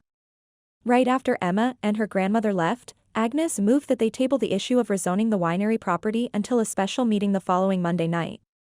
Mildred seconded. And Will's hopes for approval today were crushed beneath the mayor's gavel. The church emptied out soon after. Only Will's family and business partners remained. It was a disaster, Slade agreed, smoothing his tie beneath his tailored black suit jacket. Look at the bright side. Flynn zipped the soft-sided projector case closed. We didn't get rejected or run out of town. For the love of Mike, Will's father said in a loud voice, getting to his feet with a stomp of his work boots. Why don't you just say it? You were asked to start a small-town business to inject some life into this place, and you turned it into a multi-million-dollar makeover Silicon Valley would be proud of. His father's words shamed Will. He scuffed his loafers on the wood floor and said nothing. Which was good because his father wasn't finished. Your plans provoked Rose, who's never been anything but kind to you boys until this. Flynn and Slade did the "your dad's making me uncomfortable" shuffle, moving away and busying themselves by fiddling with the already closed projector case. Meanwhile, Tracy turned her back and faced a stained glass window depicting a dove in flight. That left Will to defend their proposal with the wind knocked out of his sails. Dad, a small-town business won't change anything. Will, Dad held up a hand and visibly composed himself. When next he spoke, his tone was much calmer. I appreciate the effort you're making, but take a good look around before you dig in your heels on what will surely be a losing proposition. I knew I liked you, Mr. Jackson, Slade murmured, not at all helpfully. His father shook his head. Come on, Tracy. Let's go home. Tracy left without looking at Will. His head pounded harder. He'll come around, Flynn said kindly, producing a baseball cap from an interior suit jacket pocket and settling it on his head. Slade made a sound as if he wasn't so sure. Will loosened his tie. What a disaster. But he couldn't give up. Tracy and his father needed this. Or some variation of this. He drew a deep breath. I was wrong. His statement drew surprised looks from his business partners. Make sure you record this, Slade whispered to Flynn, who nodded. They both grinned. Ha! Ha! Will smirked. Sometimes you have to fall flat on your face to learn. Everything was too big. We should scale back our plans. He shouldered his laptop bag. Maybe we go back to the idea of restoring the barn for the main winery and the old farmhouse for the tasting room. We'll need to let our supporters know about the changes and continue to meet with the rest of the residents. Not everyone in town had attended tonight. They talked about the situation on the walk back to Flynn's grandfather's house. Edwin was watching Family Feud but muted the program when he saw them. "Tell me why you have glum faces." "I've had a few calls from friends, but I want to hear it from you." He lowered the footrest on his plaid recliner and sat up like the career military man he was, unswerving and ready for action. After they'd recapped the night's events, he said, "No campaign was ever won without making adjustments and overcoming a few challenges." "A few?"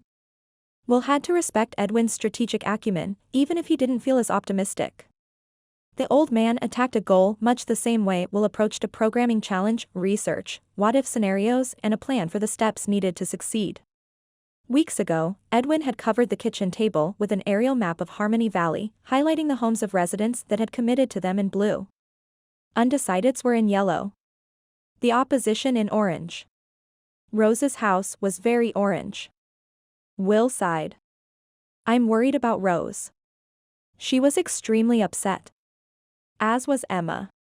Will bent over to read the skinny yellow sticky notes Edwin had added to the map while they'd been gone. Each one was planted on a house with a scheduled meeting date and time. More legwork was ahead tomorrow. The old soldier leaned heavily on his cane as he walked to the kitchen table, lowering himself carefully into a wooden captain's chair. "I love this town and these people. But sometimes they get in their own way. Your businesses will be the shot in the arm this place needs. Progress never comes without a price." Will frowned. "Meaning Rose and her composure?" "Yes. She and the town council have kept this place a sleepy haven for far too long. Tomorrow morning I'll handle damage control calls to our allies, and you three continue your ambassador visits." Edwin turned back to the map. "Now, pay attention to these yellow flags. Those are residents who aren't for or against us. I'll need you to convince those on the fence that the winery is a good thing. I've created a dossier on each yellow resident." He handed Flynn a lined pad filled with indecipherable scribbles. "Please read them this time." Will, Flynn and Slade exchanged glances. Edwin's strategizing often felt as if it was going too far. Will preferred reacting to people face to face, not playing to what Edwin considered their pressure points. Besides, guilt drummed insistently at his temples, flaring into regret every time he thought about the look on Rose's face at the town council meeting. Despite Tracy being priority number one, Will would lose sleep tonight. "Is there anything we can do for Rose?" "Don't chop down the town square's oak tree," Slade said with a straight face. "And forget that sexy hotspot you planned?" Flynn grinned. Will held up his hands in surrender. "And go back to the architectural drawing board." I know. Keep the goal in mind, not your setbacks." Edwin covered Rose's house on the map with one hand. "Rose is an unbendable force. She's a rock and we're the stream that has to move around her." The three friends exchanged silent looks that asked the same question: was saving Harmony Valley worth upsetting the town's emotional foundation? Will amended the question: was saving Harmony Valley and providing for Tracy worth upsetting the town's emotional foundation?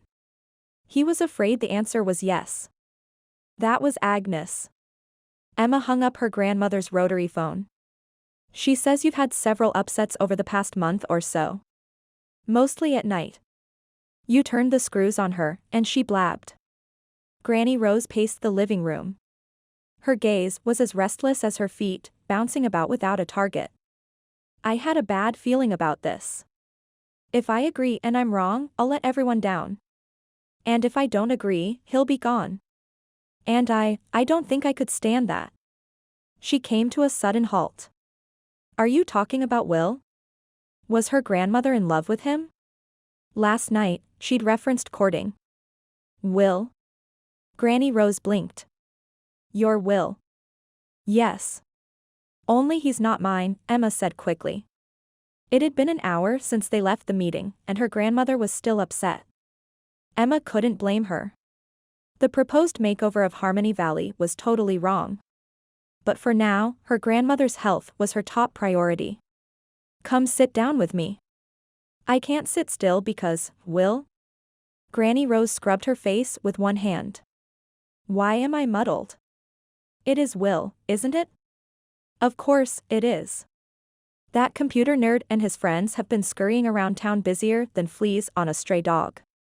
And they're always over at Edwin Blankowski's house. He and Harvey. Harvey? You mean Grandpa? He'd died before Emma was born. She tried to draw her grandmother into a seat. Yes. Granny Rose's gaze was distant as she waved Emma off. Yes, he's gone.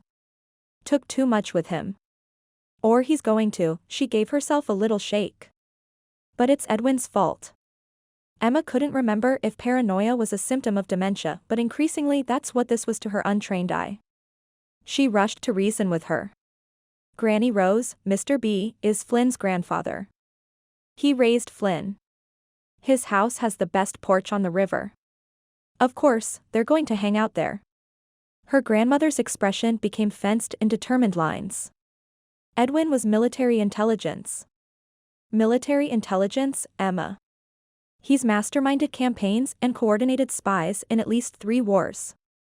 The last time we packed a town council meeting was the recall election of 1982. He was behind the opposition that put Mayor Larry in office. He and Harvey, her frown deepened. Edwin Blankowski is a big old teddy bear, Emma argued gently. He'd had an open-door policy with his grandkids and their friends. Emma had sat at his table and eaten cookies after baseball games while he explained old military maps to a group of 10-year-olds. She'd listened to his stories about various wars on his porch. He was brilliant. Oh. Maybe her grandmother was right to worry about Edwin. Granny Rose resumed her pacing. We need to be careful. Don't trust anyone. There could be spies everywhere. Unease danced on spider legs down Emma's spine. The long johns with a tutu. The breakdown at the town council meeting. The James Bond movie theme playing in her head. Emma was definitely calling the doctor in the morning. And her mother. But for now, her grandmother needed a distraction. Who was she kidding? Emma needed a distraction. She flipped through the records in Granny Rose's collection and put a disc on the record player. The orchestral strains of Let Me Entertain You from Gypsy filled the room. Granny Rose stopped her pacing, tilted her head and closed her eyes. The lines on her forehead smoothed. Her lips curled upward as she drew a breath and sang along. Emma sank onto the couch, watching as her grandmother reclaimed her equilibrium. A wave of sadness enveloped her. Tomorrow loomed with questions and answers Emma didn't have, starting with her grandmother's health and ending with a verdict about her friendship with Tracy. What a beautiful new day, Granny Rose said cheerfully the next morning, pouring Emma a cup of coffee. She wore white slacks, a crimson button-down cotton shirt and snowy Princess Leia coiled braids over each ear. The agitation and paranoia of the night before were gone. Our garden club is going to the San Francisco Botanical Garden. Although there might be a shower or 2 here today, the weather in the city will be spectacular. No. The word burst out of Emma with a heave that sent her stomach pitching in panic. She'd tossed and turned all night waiting until morning came. I need you here while I make phone calls. To her mother and the doctor. And what about the winery initiative? Are you giving up the fight? I'm not taking a day off. I'm picking my battles and my battlefield. Granny Rose set Emma's coffee cup on the table and then sat down opposite her, so calm and unlike the restless, suspicious woman from the night before. Besides, Will's not getting my vote. I made that very clear last night. He won't back down. And perhaps he shouldn't. Someone had to do something to save the town, just without destroying the town square. Granny Rose laughed. Will can't get anything approved without 3 votes. It's a stalemate. Larry and me versus Agnes and Mildred. What if Larry caves in? He won't. What if he does? She waved a hand as if sweeping away Emma's concerns. Mildred is practically blind. She couldn't see how wrong Will's ideas were. She's in charge of the spring festival. Where will she hold it if the town square becomes the size of her carport? Besides, Agnes and Mildred are going into the city with me today. Granny Rose hugged Emma, bringing the scent of rose water with her. Who knows? I could sway them back to no growth. It's a long car ride.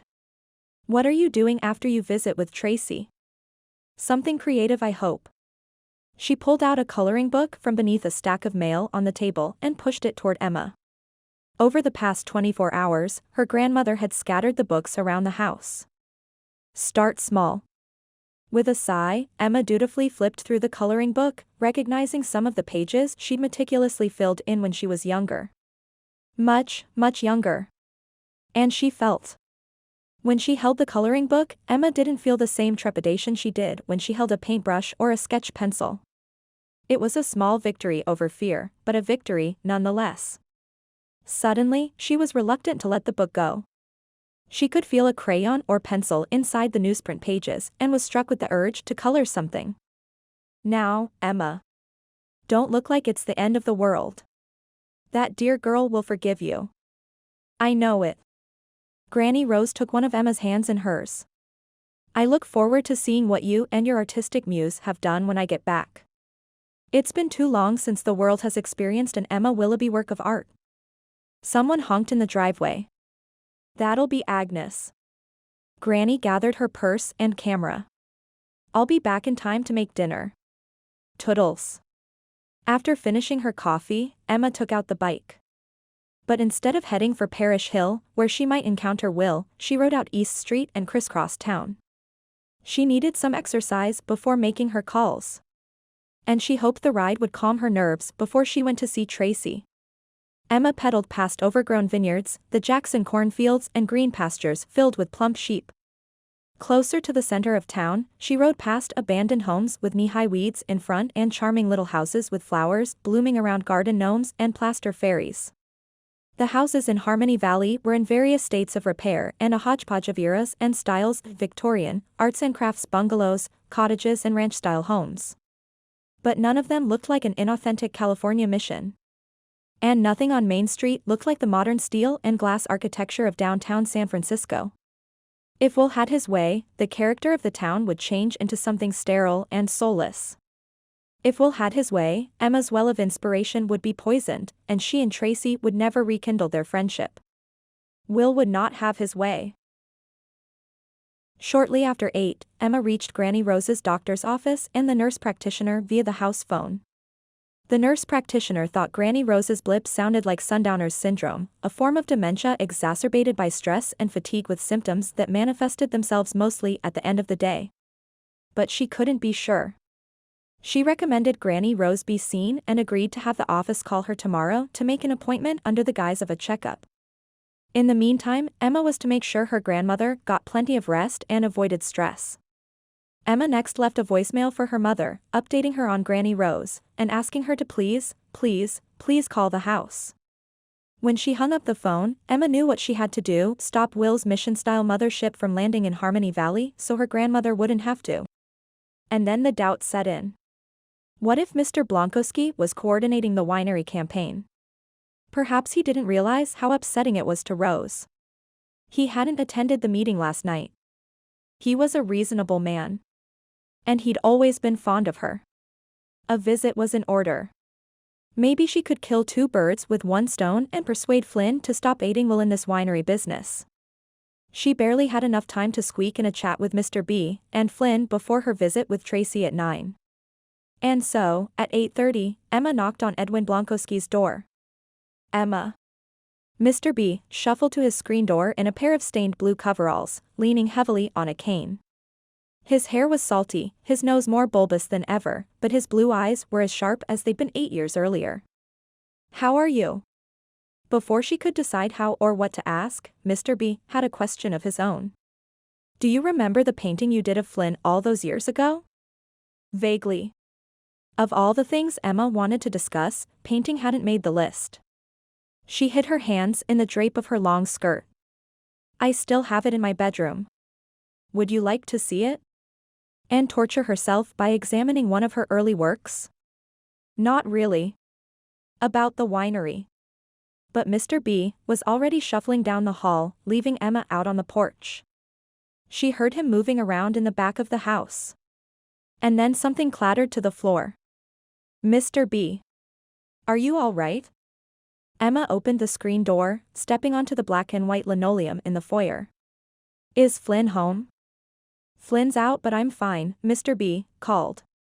I knocked over some books trying to get the picture down. To her left, in the living room, a muted rerun of a dated game show played on the television. To her right, a map covered the kitchen table. Emma drifted closer, her blue Indian print, ankle-length skirt swishing with each step. She'd loved those yellowed maps as a kid. Mr. B had marked battles and enemy lines on them and in the process brought history to life. But this wasn't an old war map.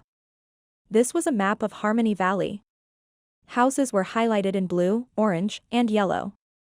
Mrs. Chambers's cottage in blue. Granny Rose's Victorian in orange. Yellow sticky notes on several houses were labeled with dates and times. Those with today's date were on the east side of Harmony Valley. 9 a.m. 10. 11. Drinks with Mayor Larry at El Rosal. And so on. Each appointment had a name scribbled beneath it. Flynn. Slade. Will. Sometimes a combination of the three. Emma bit her lip, taking note of where Will was headed today. Granny Rose was right.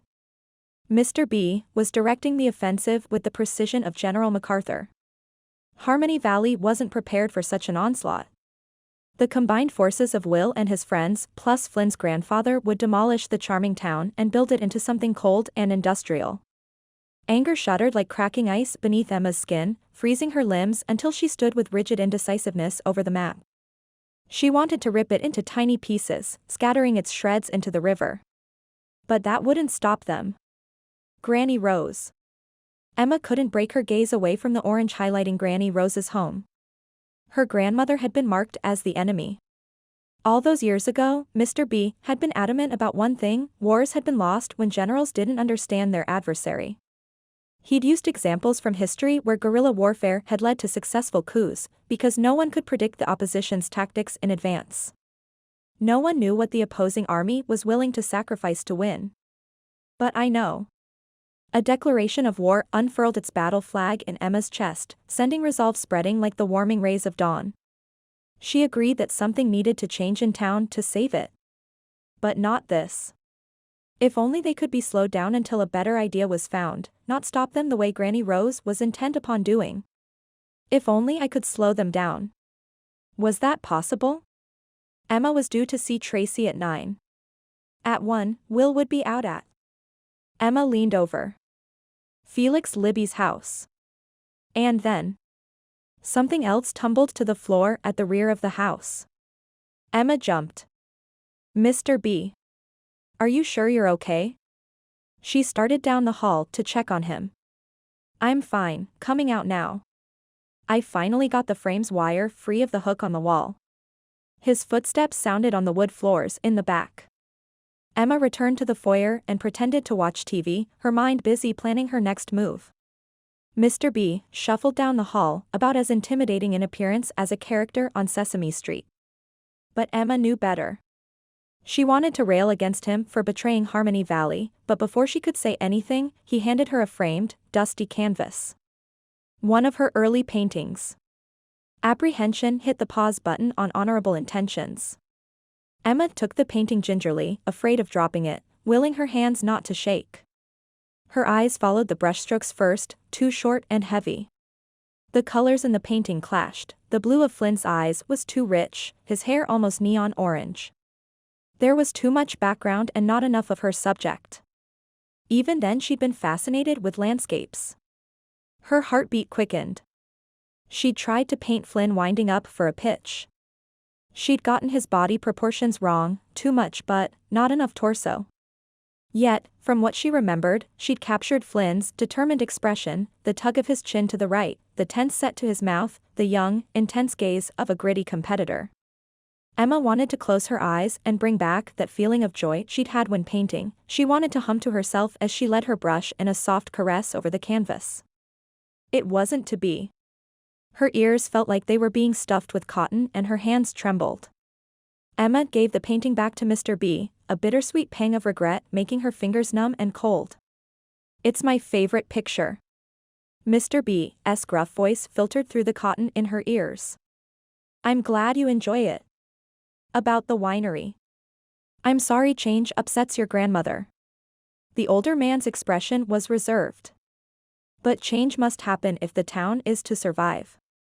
You want Harmony Valley to survive, don't you? Of course, but. And you realize that every choice has a cost, every path chosen sacrifices something down another road? Yes, but. His broad smile challenged his bulbous nose for prominence on his face. Then the boys can count on your support. Now, you'd best be on your way. You don't want to be late to see Tracy. How did you? There are no secrets in Harmony Valley. He gave a mirthless chuckle. I can assure you that will never change. Some things should change, Emma muttered after she left, turning down the river path that would lead her to Tracy. Chapter 10. I want. Go. Tracy resisted, stomping her feet. That would make her look childish to Will. She resisted, tugging her jeans up higher on her thin hips. That would make her look weak. Lacking polished speech, she had to carefully control the visual impressions she made, especially with her brother. Will leaned against the archway separating the kitchen from the living room. He crossed his arms over his chest. I'm not leaving you alone with her. Emma, he meant. Dad left. Tracy had told her father she wanted to speak to Emma alone, and he'd gone to pick up fertilizer in Santa Rosa. He wouldn't be back for hours. Emma was due to arrive any minute and Tracy didn't want Will chaperoning. He'd kept Emma from her for 6 months. 6 months. It felt like a lifetime. A lifetime without the friend who'd kept her secrets and shared her dreams. The aching loneliness. The gut-clenching worry. The raging frustration. No one understood what Tracy was going through. But Emma would. She wouldn't talk to Tracy like she was a child. And because of that, speech would come easier. Tracy imagined words tumbling out of her mouth as quickly as laughter. If only Will was gone. Why? Can't. Are you sure you want to see her? Will asked. Tracy made a sound that was half growl, half yowl. She hated how Will always doubted Emma. She hated aphasia and the fact that she couldn't string together a quick argument. She could sing along with her favorite songs in her head but open her mouth and it was as if she couldn't crank her brain's handle fast enough to pump out the words. Hot tears threatened to spill onto her cheeks. She blinked and turned away from Will, snatching up her notepad and pen, scratching out a message. Tracy shoved the notepad beneath Will's nose. I want to talk to Emma alone. Because she needed Emma to help her escape from Will and Harmony Valley. She decided to return to their San Francisco apartment.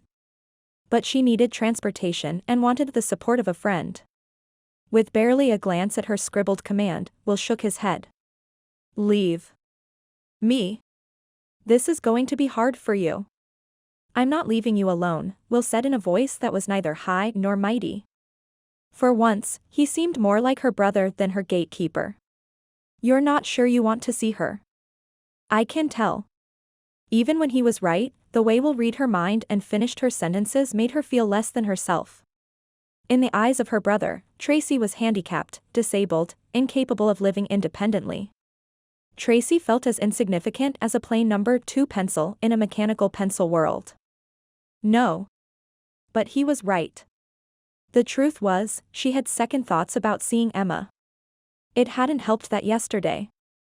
Don't forget Emma was dancing yesterday, Will said softly. When was the last time you danced? Las Vegas. Tracy's breath hitched. Someone knocked at the door. Tracy glared at Will. One last command for him to leave. Will didn't budge, of course. She'd have to find another time to talk to Emma about moving back to the apartment. The settlements from Emma's insurance was paying for Tracy's share of the rent until she was able to return to work. But that wouldn't go on forever. Still, her hand hesitated on the doorknob. Her plan was contingent upon her liking whatever Emma had to say. What if Will was right? Emma had seemed remorseful last night, but there could be more to Emma's story. Details Tracy couldn't forgive her for. What if Emma heard her speak and didn't want to be friends anymore? What if? Emma knocked again. If you're not sure, Will's gentle voice still managed to skate with cutting blades over her nerves. Don't let her in. Her brother only wanted to protect her. Tracy knew that. But still, she chafed against it. Tracy clenched her teeth and turned the tarnished brass knob. Chapter 11. Tracy, I've missed you so much. Emma sank into the couch beneath the trout mounted on the wall. She set the shoebox with the Karina career dolls on the cushion next to her. Perched in her dad's recliner on the other side of the coffee table, Tracy looked young and rebellious. There was a set to her mouth, a slant to her sharp blue eyes, and the bright orange t-shirt that used to fit her listed slightly toward one shoulder. She was in a mood. And Emma was happy to see it because Tracy's spirit would get her through this, with or without Emma at her side. Let's hope with. Will stood guard a few feet away, his arms crossed over his chest as he stared at Emma. He'd struck the exact same pose before prom. She'd felt his eyes upon her that night, too.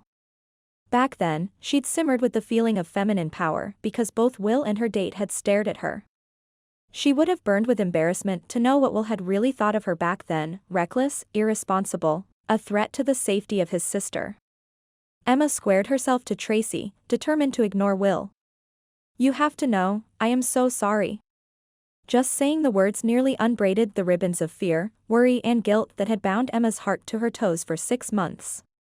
We'd been on the road for a couple of hours. And you were sleeping because, Emma glanced at Will and then away. Tracy had met someone in Las Vegas, and they'd gone to a late-night, private party. Because I kept you out late the night before, Emma said, taking all the blame. Her gaze slipped back to Tracy, whose cheeks were tinged pink. We'd driven through the Tehachapi Mountains earlier and I started visualizing a grouping of snowy peaks I'd seen. The striations of gray. The shimmer of marbled granite beneath the delicate blanket of snow. Just thinking about the landscape caused Emma's hands to tremble. She laced her fingers together, not wanting Tracy to know she bore hidden scars from the accident. You know how some landscapes call to me. Tracy gave a small, almost imperceptible nod. Over by the kitchen, Will sniffed, as if trying to catch the scent of what Emma wasn't saying. Emma knotted her fingers tighter. I didn't fall asleep. I remember a billboard we passed. I remember the song playing on the radio. I remember seeing the mountains like a picture ahead of me on the road. But all of a sudden, the truck was in our lane, not his, and Tracy swallowed thickly. The blood drained from her face. And then it happened.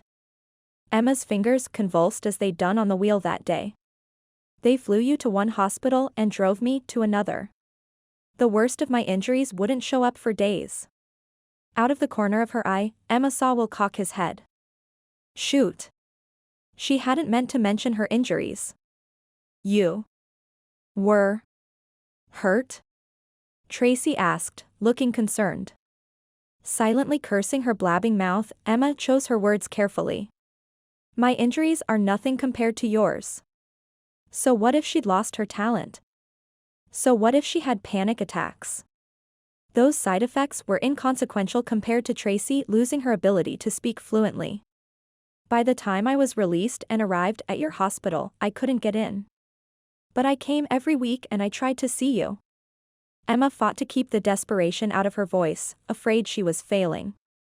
And I raised money for your medical bills. We used your funds to establish a charitable foundation in Tracy's name for those with aphasia who can't afford speech therapy. Will stared at his fancy running shoes, as if he was reluctant to admit that Emma had done something good. That's nice.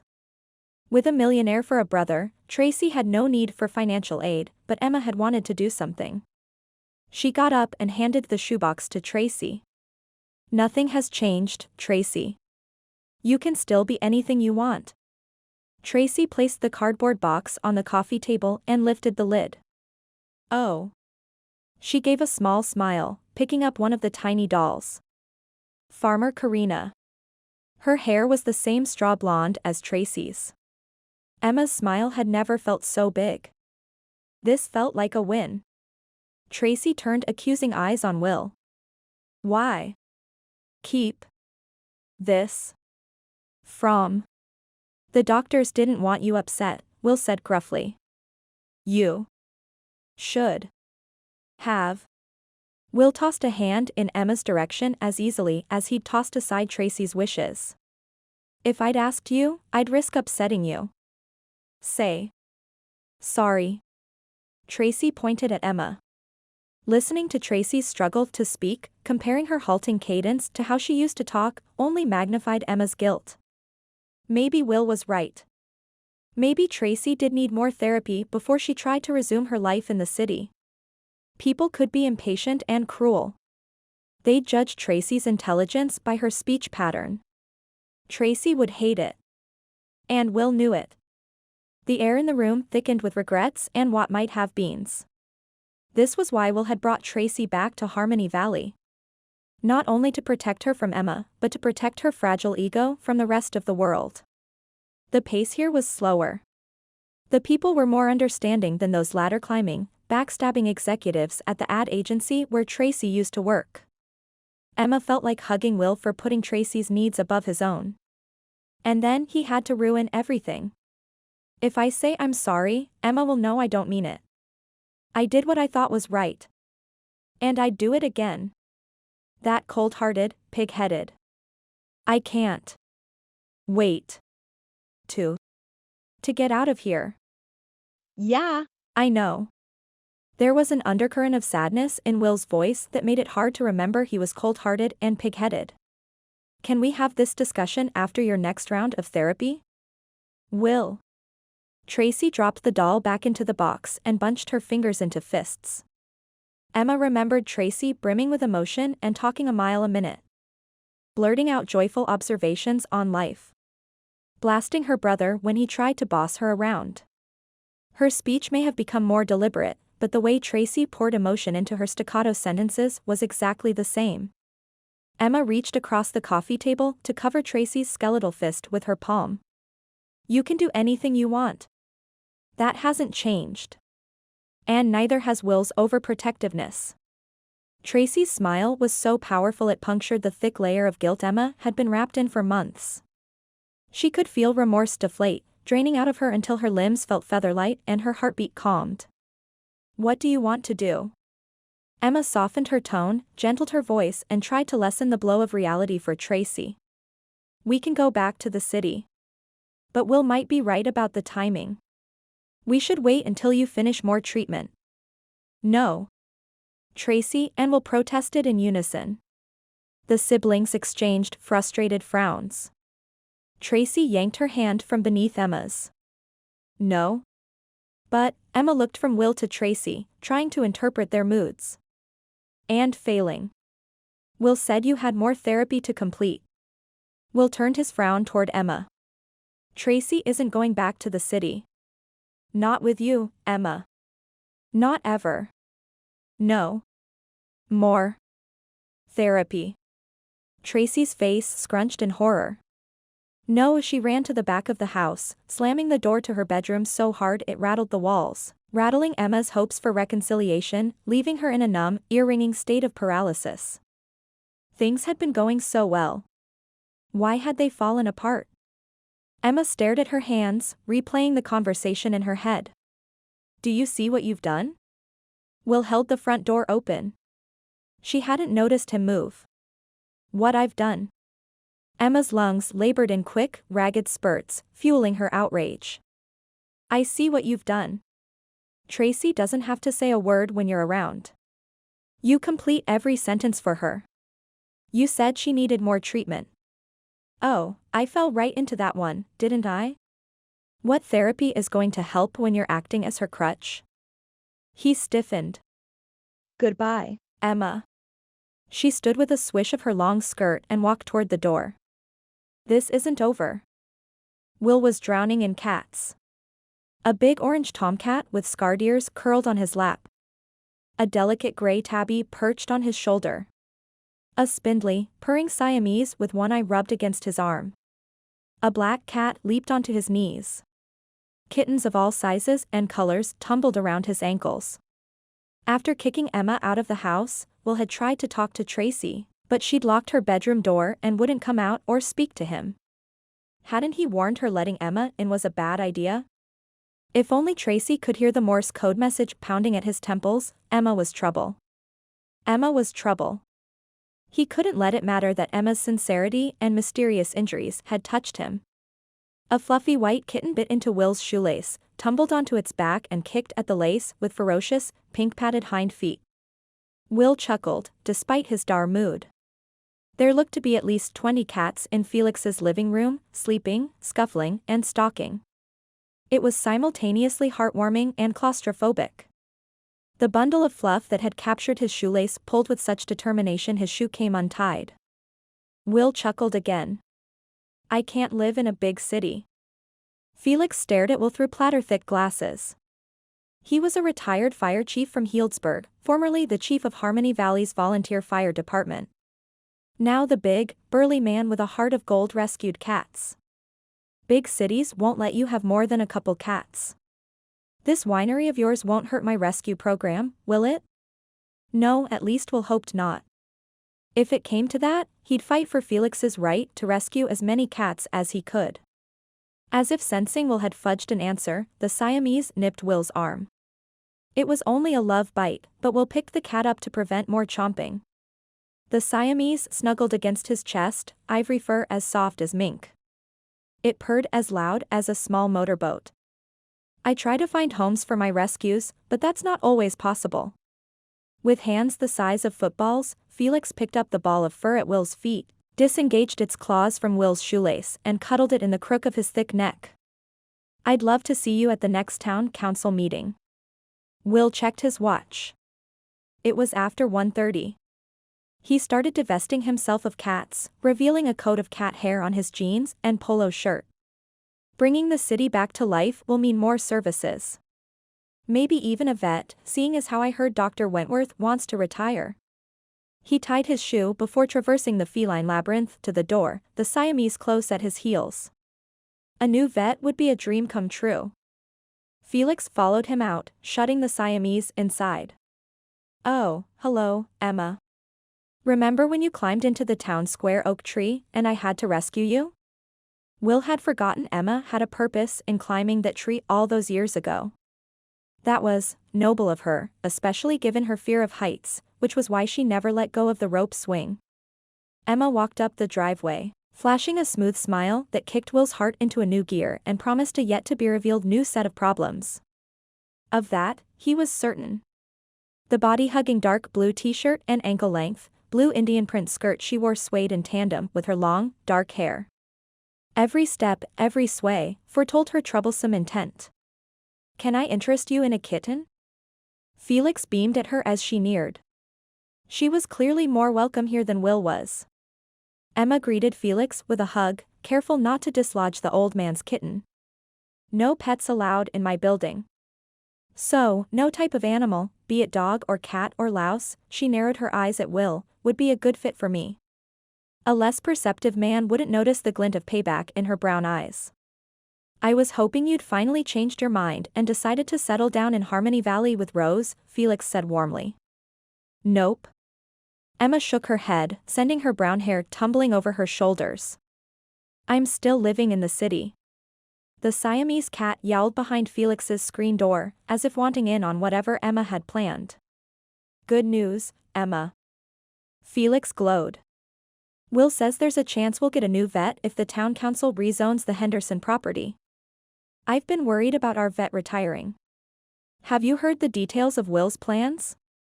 Emma smirked at Will.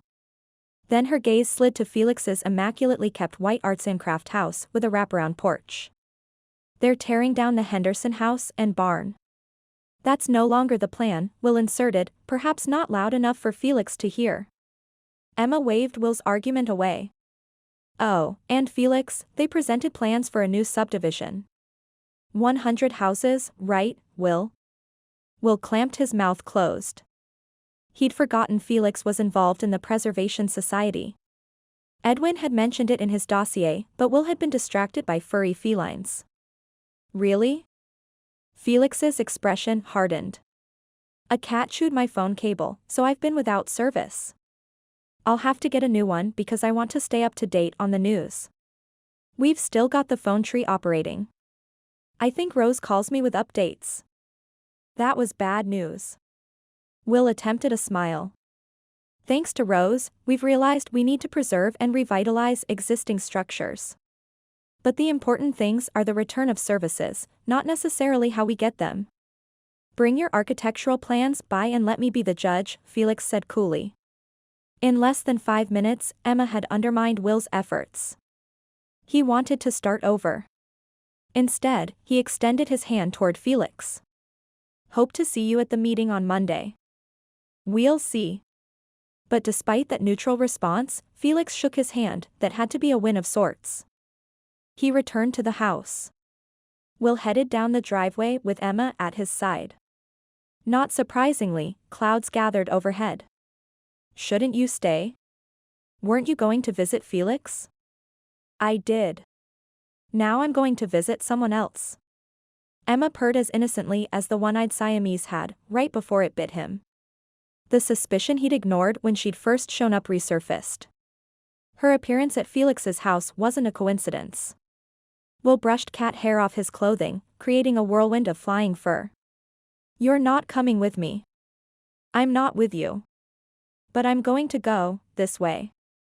She turned left, heading south on Madison Avenue.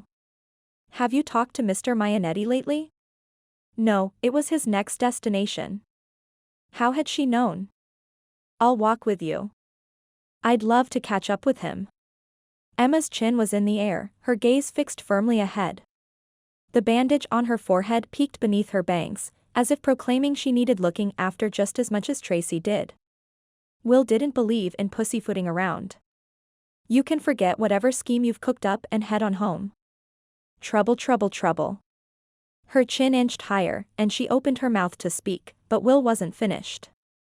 I'd like to apologize to Rose again. I know how much our plans upset her, but we're willing to compromise. Emma blew out a puff of air. Conspicuously absent in your little speech was an apology to me for banning me from Tracy's bedside. I'm not going to apologize for that. But his words lacked their previous edge. You proved this morning that I was justified in keeping you away. You upset Tracy. You were as much to blame for upsetting her as I was. She pinned him with a direct gaze that wouldn't let him deny it. For years, you've been trying to control Tracy's life and you've succeeded. For now. Which is probably why you've moved on to controlling Harmony Valley. You think you can change things here any way you like, regardless of the wishes of our friends and neighbors. Is that what becoming a millionaire does to people? Does money give you the right to control everything? With effort, he kept his cool. He could reason with Emma all day, until she fell silent, until she fell prey to his logic or to his kiss. Heck, a kiss would be quicker. Where had that crazy thought come from? Will stumbled. Just because he was losing his mind didn't mean he had to lose command of his limbs or his lips. My fortune has nothing to do with this. I'm trying to improve the standard of living here and save a dying town. Improve? Emma marched on, oblivious to his torment. Like cementing over the town's heritage is so honorable we should all bow down before you. I think not. For one moment, Will considered bypassing Mr. Mayanetti's house and heading back to town. But if he did that, there was no telling what Emma would do or say. They turned at the street's only weeping willow, walking down a long, straight lane bound by rusty barbed wire, gnarled, tilted fence posts and olive trees. The lane bordered a pasture and ended at a beige ranch home surrounded by a white picket fence. The sheep in the pasture retreated, bleating nervously as he and Emma passed. I can take it from here, Will said, giving her an out he knew she wouldn't take. It's Tuesday. Shouldn't you be working? I cleared off my calendar so I could help you today. So smug. So kissable. Help me. Will shook his head a little. How do you propose to help me? You'll see. She grinned. A shaggy sheepdog behind the picket fence began barking at their approach. Will slowed. He had a deep respect for the territoriality of farm dogs, having been treed by a German shepherd in his youth. Emma didn't seem at all worried. "Hey, Shep," she called to him at the gate. "Be careful." Will tried to pull her back, but she assured him she was fine. Barking, Shep loped toward them in slow motion, and then plopped to the ground in an exhausted heap on the other side of the gate. His eyes were rheumy and his muzzle a peppery gray. He panted as if he'd run uphill for miles, not 20 feet of flat ground. "Good boy, Shep." Emma reached over the gate to pet the dog. "See?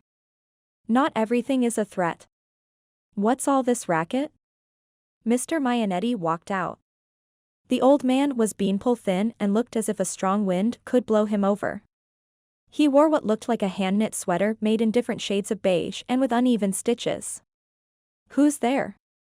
The sheepdog shuffled over to his reedy master. "I'm sorry, Mr. Mayanetti. It's me, Emma Willoughby, Rose Cassia's granddaughter." "Emma? You're a sight for sore eyes," Mr. Mayanetti said, squinting in their direction. He approached in short, measured steps. "Have you gotten your own flock of sheep?" "No, sir." Emma glanced at Will. "I used to show Mr. Mayanetti's sheep when I was in high school. Why did I not know this?" Will had only heard about the fun Tracy and Emma had. Mr. Mayanetti reached Shep and the gate. "Emma won the blue ribbon at the county fair with Fergie. That sheep still struts around the place." The old man chuckled. "Glad to hear it." Emma slid a sly glance Will's way. "Do you remember Will Jackson? Ben Jackson's son? He has an appointment with you today. He wants to build a winery on the Henderson property." "I can talk for myself," Will whispered, trying to outmaneuver Emma at the gate and put her behind him. He was too gentle. She hip-checked him away from the gate. "Heard about that Henderson business. Don't like wineries." Mr. Mayanetti's lips rippled into a thin, wrinkly frown. "Every year or so another winery comes around here wanting to plant their vines on my land. Last one that came by was that crusty old Messina fella from the other side of Parish Hill. I make a good living with my sheep. Some people should just mind their own business. Yep, they should stay in their own lane." Emma's grin stretched to annoying proportions. "I don't need to speak to another winery." Mr. Mayanetti barked his dismissal louder than Shep. "Be off with you, sir. And take care, Emma." Emma bid him farewell and sashayed past Will with a triumphant grin. "I like the color yellow," Emma said as she and Will walked up Mr. Mayanetti's lane past sheep and olive trees under an increasingly cloudy sky. Yellow daisies. Yellow sunshine. Yellow post-it notes. Even a rain cloud couldn't dim the thrill of thwarting Will at two houses. Victory put a bounce in her step. Taunting him about those yellow post-it flags she'd seen back at Mr. B.'s house was sweet icing on her delicious lemon cake. "Some people think yellow is indecisive and middle ground," Emma kept poking at Will. "But I think yellow is a decisive color. It says slow down and think things through before making any rash decisions, like turning the town into a posh luxury resort." "Did you break into Edwin's house? Or did he let you in?" Will's irritation filled every syllable. His hand darted toward Emma's arm. She danced out of reach. "I'll never tell, and the great thing about Harmony Valley is your cell phone doesn't work here. So you can't call Mr. B, or your friends until you find a landline. You're going to Snarky Sam's next, right?" "We're changing our plans, Emma," Will grumbled.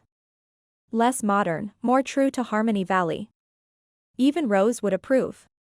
Not sure of his sincerity, Emma stared at him, but his face was averted. And then large raindrops started to fall. Plop. Plop. Plop.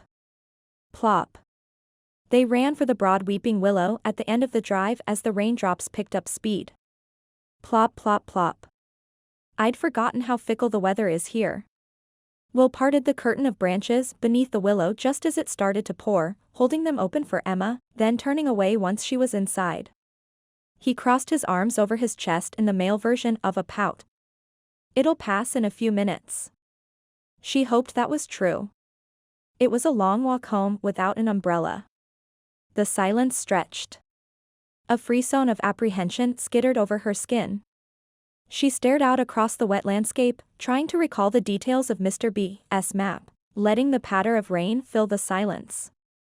Gradually, she noticed the breathtaking 360-degree perspective from beneath the weeping willow. Sheep dotted the green grass of Mr. Maionetti's farm.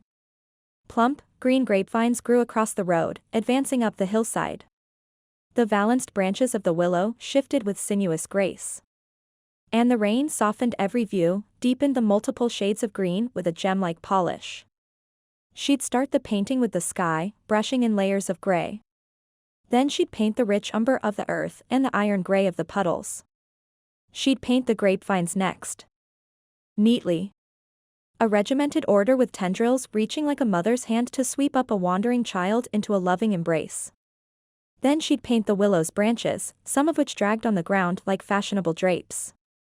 And far off in the distance a sliver of. What? You're not talking to me now? Will's voice carried more than a hint of annoyance. The rest of what he said or didn't say was drowned out by the memory of protesting brakes and the whine of a large, powerful engine. The landscape she'd been composing faded away as her vision fogged over. Emma reached out. Her hand connected with the willow's tree trunk. Cool, rough bark. She wiped at her damp forehead with her other hand, fighting the clammy, dank feeling of fear and failure. You look awful. Will stepped into Emma's line of tunneled vision. Sit, he commanded, tugging her down, kneeling next to her. Put your head between your knees. Has anyone ever told you you're too bossy? Only everyone, including you. But you don't count. Emma pushed at Will's hands with her own, but his were steadier, stronger in purpose. Under his guidance, her knees became earmuffs. She closed her eyes when her brain started registering the soil's various brown shades contrasted against the blues of her skirt. She breathed in the scent of fabric softener, of rich, musty earth, cleansing rain and Will's woodsy aftershave. Thunder rumbled in the distance, its grumbling slower than her heart rate. Vision clearer, Emma tried to sit up, but Will kept her head firmly between her legs. Give it another minute, Emma. Helpful Will Jackson was hard to stay angry with. Tell me what's wrong. I can help. I'm okay. I just need space. From temptation. Emma raised her head, attempting to shift free. Will relinquished his hold too quickly. The back of her head bounced against the tree trunk. Ow. Will draped his arm across her shoulders as if to keep her from falling over. What is it with you and head wounds? I keep surprising people. Like now. She wanted to lean into him and draw on his strength. But she was sure that would be an unwelcome surprise for him. All is good. I'm not going to pass out. Or fall into your arms.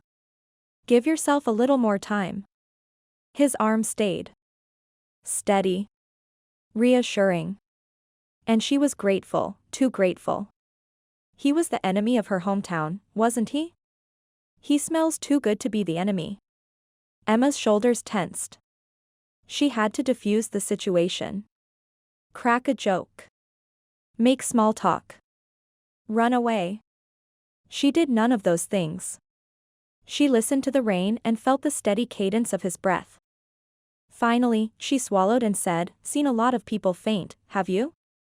You'd be surprised at how often women faint at the sight of me, Will teased. She chuckled. Thunder rumbled above the hills to the east, over the vineyards. Emma refused to look because the view might incite another panic attack. Or worse, she'd moon at Will. She focused on the ground at her feet. A fat raindrop managed to work its way through the thick canopy overhead and plop onto the nape of her neck. It rolled down her spine in a haphazard way that made her shiver. Will rubbed her shoulder. She risked a glance at him. His blue eyes were gentled with concern. How could such an overbearing, infuriating man have such expressive, beautiful eyes? They brimmed with the promise of a gentleman, of doors held open, chairs pulled out, of concern for others. He cupped her chin and examined her face so intently, she blushed. "I'm fine," she whispered. "Tell me what happened." "An order." No surprise there. "Nothing happened."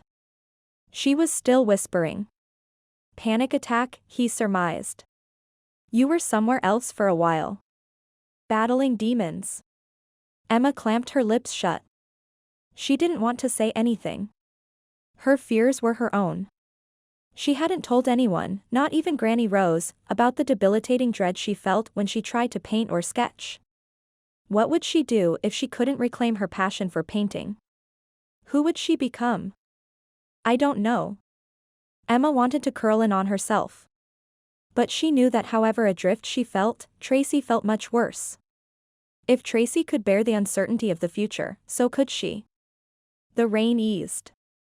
Just a few more minutes and she'd be able to walk away from him, from questions and unexpected temptation. "I had a fear once," Will said softly. She found his gaze. This was a media moment. Perfect specimens like Will never admitted weakness. Only one. "I was afraid of spiders," he said, straight-faced. "Really?" Emma didn't believe him for a minute. He nodded gravely. "Big ones. Little ones. Hairy ones. It didn't matter. If they had 8 legs, they freaked me out." There was something in his husky voice, an earnestness that wouldn't let her look away. She could spend hours trying to capture the layers of hurt in his eyes with her sketch pencil or brush. Time slowed as they stared at each other, as she realized that behind his pain and stiff facade was something softer. Warmer. Something that answered the longing she knew must be in her own eyes. Holy raging wildfire. Emma tugged her gaze free. She needed to diffuse the moment, to return to their combative state. He was attractive. To her. And she. This fear of spiders. "Did it start when you were 4, she whispered, half-jokingly. "What am I doing?" She didn't know. But it felt exciting and dangerous. And she felt like the pre-crash Emma. "I was 15, he said. Whatever comeback she felt forming dissipated in a whoosh of air. She knew what had happened to him at 15. "My mother had just died and I didn't like the idea of her in a coffin." His eyes softened to a deeper blue and his gaze met Emma's, but she suspected he was seeing a memory, not her. Adult Will never looked at her with warmth. "I saw a spider outside my window the morning she died. And another spider the day we buried her. I thought it was a sign. An omen of death." "That's silly." But Emma had to force the words past a throat tight with compassion. Mrs. Jackson had always put the needs of others ahead of her own. Emma's mom never had. When Mrs. Jackson died in that explosion, Emma had grieved almost as much as Will and Tracy. Every fear is silly when you say it out loud. Will stood and held out his hand to her. Emma accepted his help. His hand was larger than hers, strong, warm, the hand of a man you could rely on. His touch was as intimate as a caress, a promise of more caresses to come. Tempting. So tempting, this need to be held and let someone else shoulder her fears. Emma knew she should pull away, knew she should step back. This was Will, the man who thought so little of her. Instead, her gaze drifted up his arm, an arm waiting to draw her closer. Drifted farther to his mouth, to his lips, slightly parted, waiting to meet her own.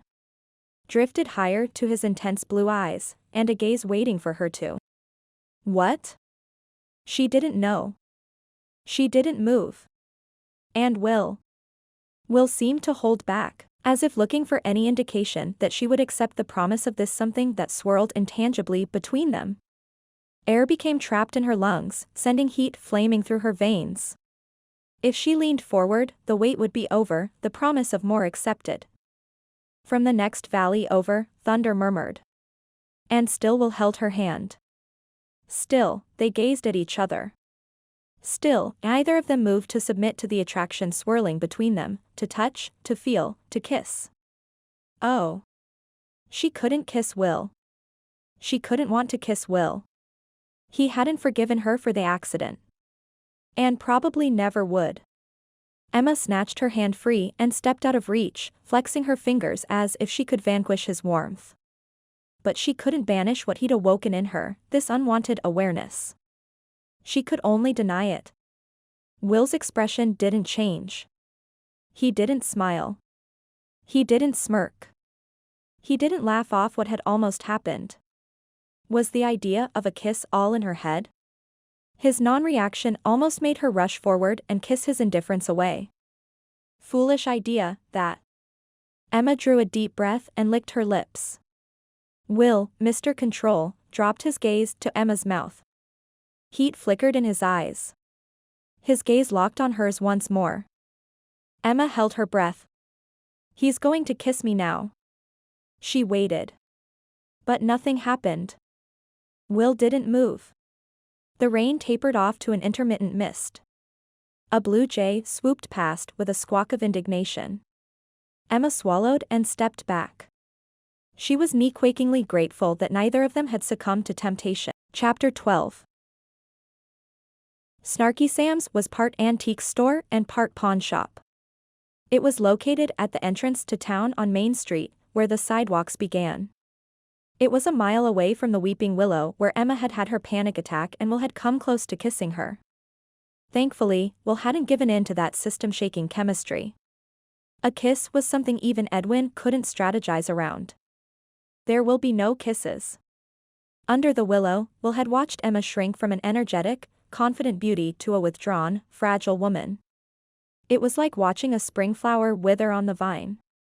He'd meant to soothe her, to chase away her fears and bring that annoying grin back to her face. Backfired. Big time. He didn't know where this attraction had come from, but he needed to get rid of it. Fast. The rain had moved on and the sun was breaking through what remained of the clouds. In a way, Will would have been better off if he'd kissed Emma. Then he wouldn't be obsessing about how her lips would feel on his, how her body would feel in his arms. Nope. Trouble. This was Emma, for crying out loud. He'd bandaged her skinned knees, pulled her pigtails and dunked her in the river, same as he'd done to his sister. But if she was like a sister to him, he wouldn't be feeling this magnetic urge to draw her into his arms and… Nope. Will needed to focus on Sam Smith. According to Edwin, Sam's business was barely hanging on, and Will was ready to offer him an opportunity. Emma was 3 blocks back. Will had more than enough time to break the ice with Sam and make his point before his 5 minutes were up. The sidewalk in front of the shop was littered with antiques and what Will would call junk, all dripping with raindrops. A metal baby crib, a washboard, an old bicycle, a wood chipper. He opened the wood-framed glass door, setting off a bell. The air in the shop was stale and musty, the merchandise dusty and dated. Hanging on didn't begin to describe Sam's business. It was at death's door. You pawning or buying? A gnarled sprite of a man in a blue-checked flannel shirt put his comic book down to I will. He sat behind a display counter loaded with old jewelry, but his suffer-no-fools attitude was front and center. Will felt about as welcome as a fat tick on a show dog. Neither. No soliciting. Says so on the door. You get me? Sam raised his comic book again. Spider-Man swung across the cover. The edges of the page were as yellow and age-worn as Sam. Edwin's notes had indicated Sam would be open to more sales. But sales of what? It was hard to get a handle on the man when the store seemed to sell everything from knickknacks to small appliances to jewelry to really bad taxidermy. A skunk wearing a Sherlock Holmes outfit stood on a table to his right, while a raccoon wearing a bikini strutted to his left with what looked like an inner tube around its waist. The weeks of activity to obtain approvals for the winery balanced with managing Tracy's care finally kicked in.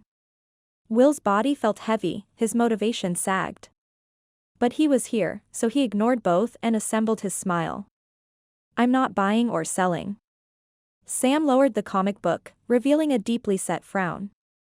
If you ain't pawning and you ain't buying, you're in the wrong establishment. I'm a man of business. Don't have time to waste. Spider-Man swung back into place. Will's smile remained locked on target. I'm Will Jackson. My business partners and I are building a winery on the old Henderson property. Sam dropped the comic book on the glass counter, a puff of dust rising in protest. I call bull. The town council hasn't approved a nail-you plan to hammer. That's true. The town council is holding hearings. They're stalling. Supposed you'd be smart enough to know that. Although if you ain't, you might as well give up now. Others have tried to change this place, including Harvey Cassia, who had a con game on his mind before Rose got wise and he moved on. Moved on? Will had never heard this story. Died, you mean? That's all he'd ever heard about Emma's grandfather. He was dead. Nope. I heard he's living in Las Vegas. Sam smacked his lips. He wanted to build a concert hall here. Claimed it would change all our fortunes, bring folks to town. Sound familiar? Reluctantly, Will nodded. What happened? Harvey got caught spending the development money elsewhere. Elsewhere? Elsewhere. Sam nodded as if this were explanation enough. It wasn't. Will was still confused. Nearly broke Rose's heart. We let her frame it the way she wanted, savant face and all. But Harvey is why folks are suspicious of change, especially Rose. Does Emma know? As far as he could recall, she'd always referred to her grandfather as dead. But then again, so did Edwin. And he was supposed to be on the side of development. Maybe Harvey passed away. It was a logical explanation. But Emma must know. Wouldn't she? I wouldn't pretend to speak for my Miss Emma. Sam's expression softened. The same as you wouldn't speak for Miss Tracy. Considering Will had been speaking for Tracy, he chose to ignore the latter statement, pretending to want a closer examination of the stuffed raccoon. Sam scoffed. Looks like one of Felix's cats got your tongue. Will forced a self-conscious chuckle and brushed off a few more cat hairs from his polo. He switched topics, indicating the collection of coffee tables, ceramic statues and lamps with a wave of his hand. What's your best-selling item? Nobody buys anything from me anymore, Sam said succinctly, working his lips before continuing. I lend money. 90-day terms. Come about day 75 I put their item out on the sidewalk as a reminder that I'll need my money, or I'm going to own whatever they've pawned. Folks here need short-term loans to make ends meet. My missus would have wanted me to help. Sam thumbed his fist toward the back of the store. I have 10 blenders back there, 7 bread machines, 3 treadmills and 1 rusted-out wheelbarrow. I don't plan to sell any of it. His gaze landed on a locked set of glass shelves to his left filled with colorful glass plates, cups and bowls. Some of the snark blew out of him. He almost smiled. My missus used to sell antiques, back when there were people working in this town. She loved depression glass. The scowl returned. But folks in Harmony Valley have more than enough things. You get me? Sam had tipped his hand and exposed the heart of his concerns, nostalgia for the good old days. How would you like to sell depression glass again? With our revitalization plan? I'm an old man. I don't think I want to work that hard. Sam tapped the Spider-Man comic on the counter with one gnarled finger. This is starting to sound like a solicitation. I think it's time for you to move along. You get me? The bell rang behind Will. He didn't turn. The very air in the room shifted and his body tensed as if readying to pounce. He knew who'd come in. Emma. Well, if it ain't Miss Emma Willoughby. Sam's expression warmed. Will was just admiring Ethel Raccoon. He caught Will's eye. Mrs. Emma and Tracy were my inspiration for Ethel. Will glanced from the raccoon to Emma. Her head bobbed. We were walking back home after tubing when we came across Ethel on the side of the road. Roadkill of the cleanest kind, Sam said matter-of-factly.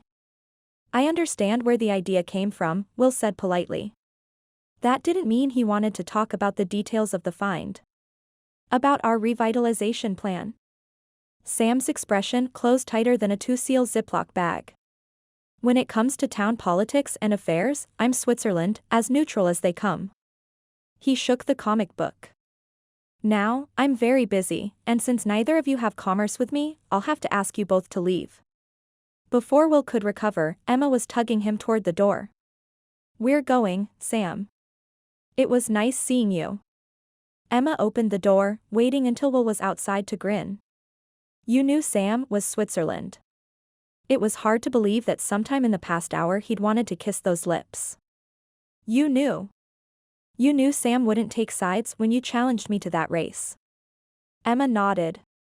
Did you ever pay attention to anything besides the farm and your computers when you lived here? She laughed, but the sound died off when her gaze landed on Sam's window in the area of an oil painting of Harmony Valley, as seen from the top of Parish Hill. Her smile flattened. The teasing air of superiority from seconds ago evaporated, revealing the vulnerable woman he discovered beneath the willow. The woman he yearned to hold again. Residual frustration grappled with the need to comfort and protect. Protect? For a moment, Will was perplexed. Why would he want to protect Emma? And then he realized his was a natural reaction. He'd safeguarded Emma for most of the early years of her life. It was only logical his old habits would reappear when he saw Emma's distress. That's my story. Best stick to it. But Emma. She was still staring at the painting in the window. Emma, did you paint that? His question jarred her, although he hadn't spoken much louder than a whisper. Yes. She drew a breath and looked away. I captured the heart of this place, don't you think?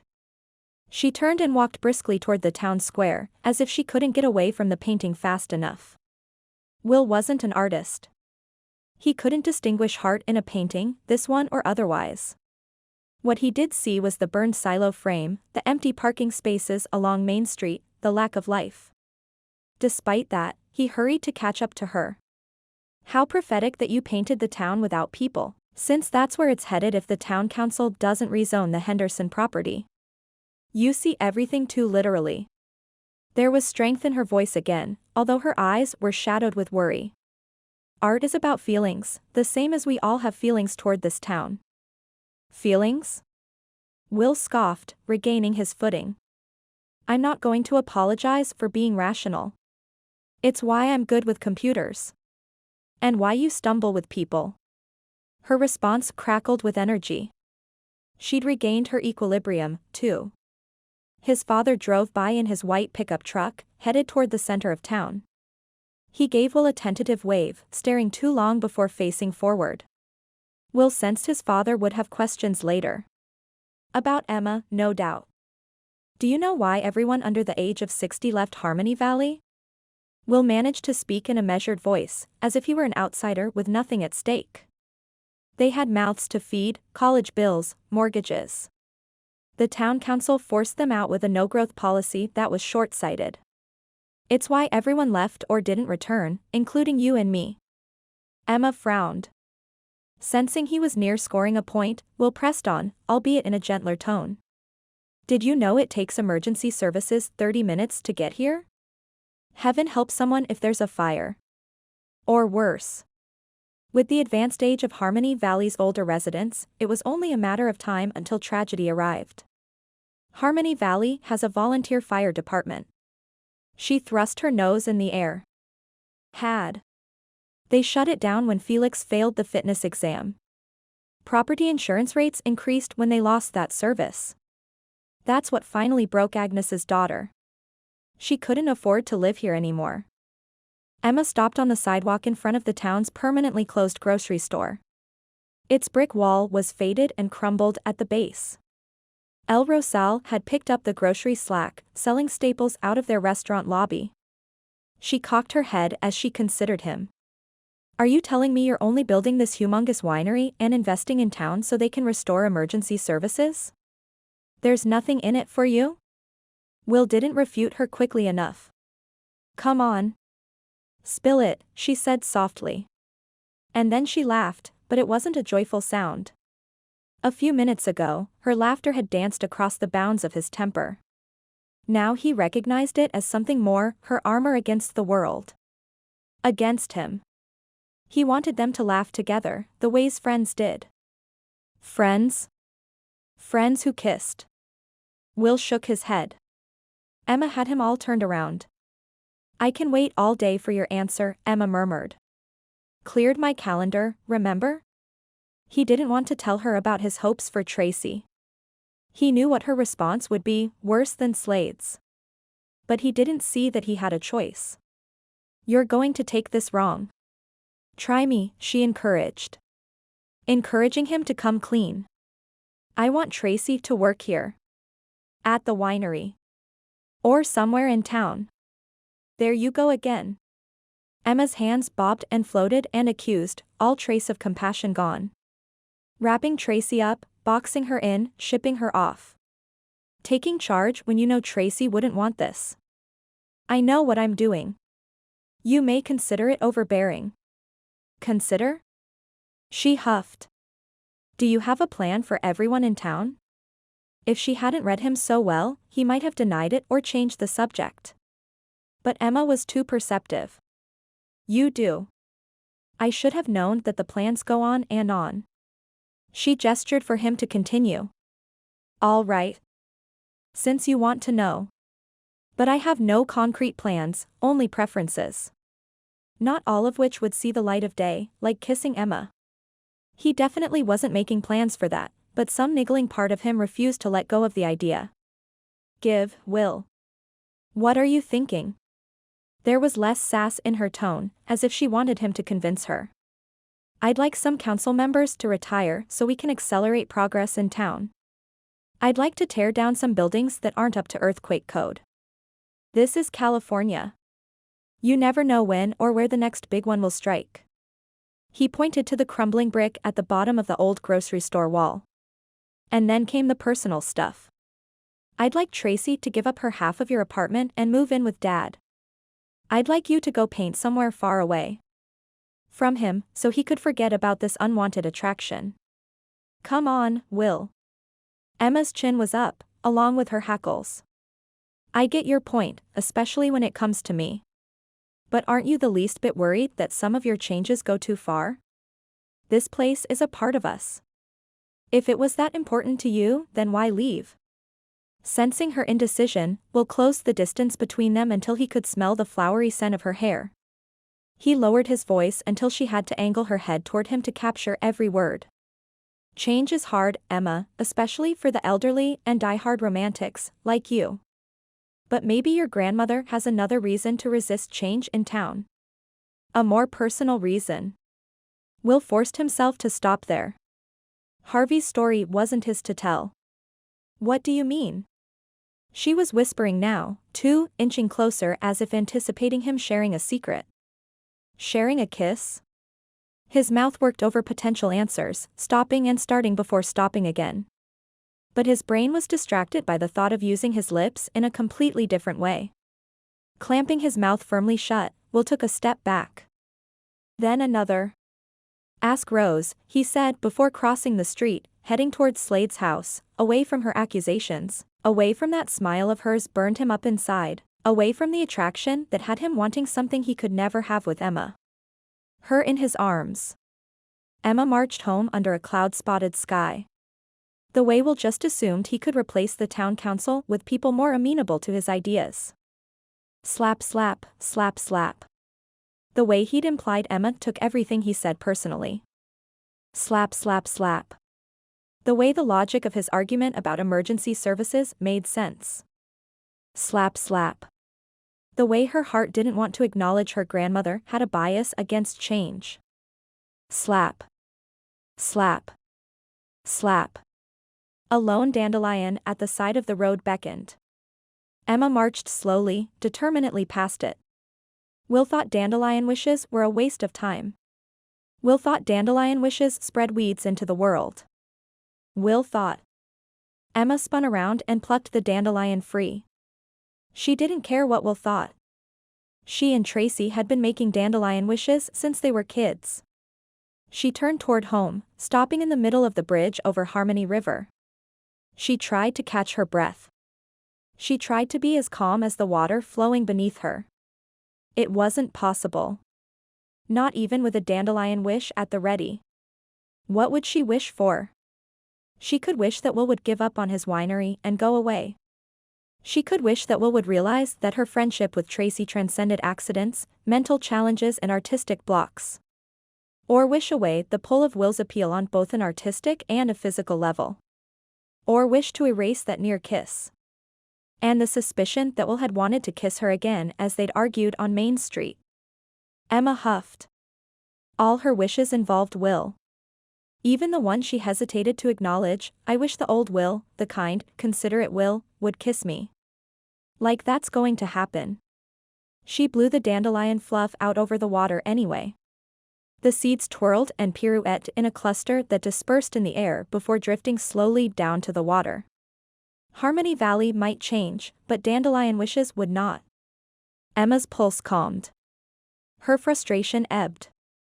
After the last fluff had disappeared downriver, Emma headed home. She let herself in the back door and poured a glass of lemonade, drinking it on the rear porch steps. In her self-appointed role as Harmony Valley's unofficial protector, she should shadow Will the rest of the afternoon. But that near kiss felt like a dodged bullet, and Emma wasn't ready to risk another showdown. She stared at the landscape, wondering what Tracy was doing, wondering if she could go find her and try apologizing again. It was probably too soon. Her attention turned to her surroundings. The lawn sloped gently toward the bending river, framed on one side by the eucalyptus grove and wild blackberries, and on the other by Granny's vegetable garden. It was the perfect place to paint. If she had the courage to paint. Emma sagged against the porch railing. But moping solved nothing. She needed to act. A few minutes later, she'd wrestled the wooden easel downstairs to the lawn. A few minutes more and a canvas sat on the easel, with paints in the grass beneath it. Trying to paint was better than trying to avoid thinking about it. At least in theory. Left hand clutching her sketching pencil over the canvas, Emma squinted at the landscape and fought the shakes, fought to quiet the cacophony of the accident. A cloud drifted across the sun, shading the landscape, sucking the warmth out of the air. Emma's arms prickled with goosebumps. Her determination wavered. Maybe she could control her fears if she skipped a step, no sketching, just painting. She squirted oil paint on her wooden painter's palette, her hand steady as set concrete. She started with big gobs of blue, yellow, red and white, then mixed colors with a brush to get different shades of brown, green, and gray. She didn't usually work with more than one color at a time, but it had been so long since she'd mixed any paint that creating the shades brought a long-lost feeling of joy. But it was a silent joy. There was no musical soundtrack playing in her head. She'd take the silence over the roar of a truck engine. It wasn't until she carefully loaded the tip of a brush with murky green that her hand succumbed to that familiar tremble. With stilted, determined strokes, Emma tried to outline the edge of the river.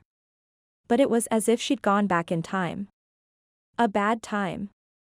The shrill complaint of breaking rubber on pavement. The warning rumble of a big rig engine. She no longer saw the river. Images from the accident flashed before her. Heart stopping. Breath stealing. Gasping, she stumbled back, blinked away the harrowing memories. All she'd succeeded in doing was to paint a green line that might have passed for a caterpillar if she was in kindergarten. Her shoulders slumped in defeat. She dropped her palette and paintbrush onto the grass, and ran into the house, intending to go up to her room. But at the end of the hall was a picture she'd painted of Yosemite's half-dome. She stared at it morosely, the same way she'd stared at her painting in Snarky Sam's window earlier. I'll never paint again. Defeated, Emma walked out the front door, collapsing on the porch swing, listening to red-winged blackbirds chatter to each other in the eucalyptus grove. The only birds she heard in the city were seagulls. And that was a backdrop to angry commuter car horns, chants from irate protesters, and the constant chatter of people on cell phones. Harmony Valley was special just the way it was. And yet, it wasn't perfect. Emma didn't want to acknowledge the truth in Will's arguments for change. But how could she not? There were too many elderly people living here to have emergency services so far away. What if Granny Rose fell? What if Mr. B had another heart attack? And eventually, without any new businesses and no one younger than 60, the town would die out. Emma didn't want that either. But that didn't mean Harmony Valley had to be torn down and rebuilt with cookie-cutter subdivisions. If the oak tree in the town square came down and the landscape in the valley changed, its character would change. Maybe Emma would be more open to the town being developed if other things in her life were certain. Granny Rose's mental health. Tracy's friendship and forgiveness. Her own ability to follow through on her passion. I'll never paint again. That was her worst fear. It felt like a selfish one. Every fear is silly when you say it out loud. Those were Will's words. He'd meant you shouldn't dismiss someone else's fear as inconsequential even if it sounded silly. Did Granny Rose have a fear about change as Will had implied? Emma wasn't sure. Her glance landed on the coloring book on the patio table. Emma picked it up and opened it to a fresh page. It was marked by 2 crayons, one a forest green, the other a sunny yellow. Emma traced the heavy black lines with the nubby green crayon. She filled in a prince's hair with sunny yellow. Lightning didn't strike, but her heart was pounding so fiercely she couldn't hear the birds anymore. Her hand barely trembled as she started shading the drawings with long, even strokes. Her mind shifted into neutral as she patiently colored within the lines. When she was done, her hands were steady, her heart calm. And then she doodled in the margins, letting her mind and her creative muse wander, page after page. Coloring book nearly filled, Emma flipped through her work, suddenly hopeful, despite the fact that it wasn't landscapes she'd sketched in the margin, but her grandmother's beloved face. Chapter 13. What was wrong with Emma? From behind blackberry bushes near the river, Tracy tried to psych herself into talking to Emma. She watched her start to paint and then throw her paintbrush down in disgust. Emma never gave up on a painting after a few short minutes. Something was off. She'd stomped off, slamming first the back and then the front doors. Tracy couldn't squelch her curiosity. She rounded the house, staying hidden in the eucalyptus grove as she searched for Emma. Was she leaving? She wasn't. Emma sat on the porch swing, coloring with crayons. Coloring?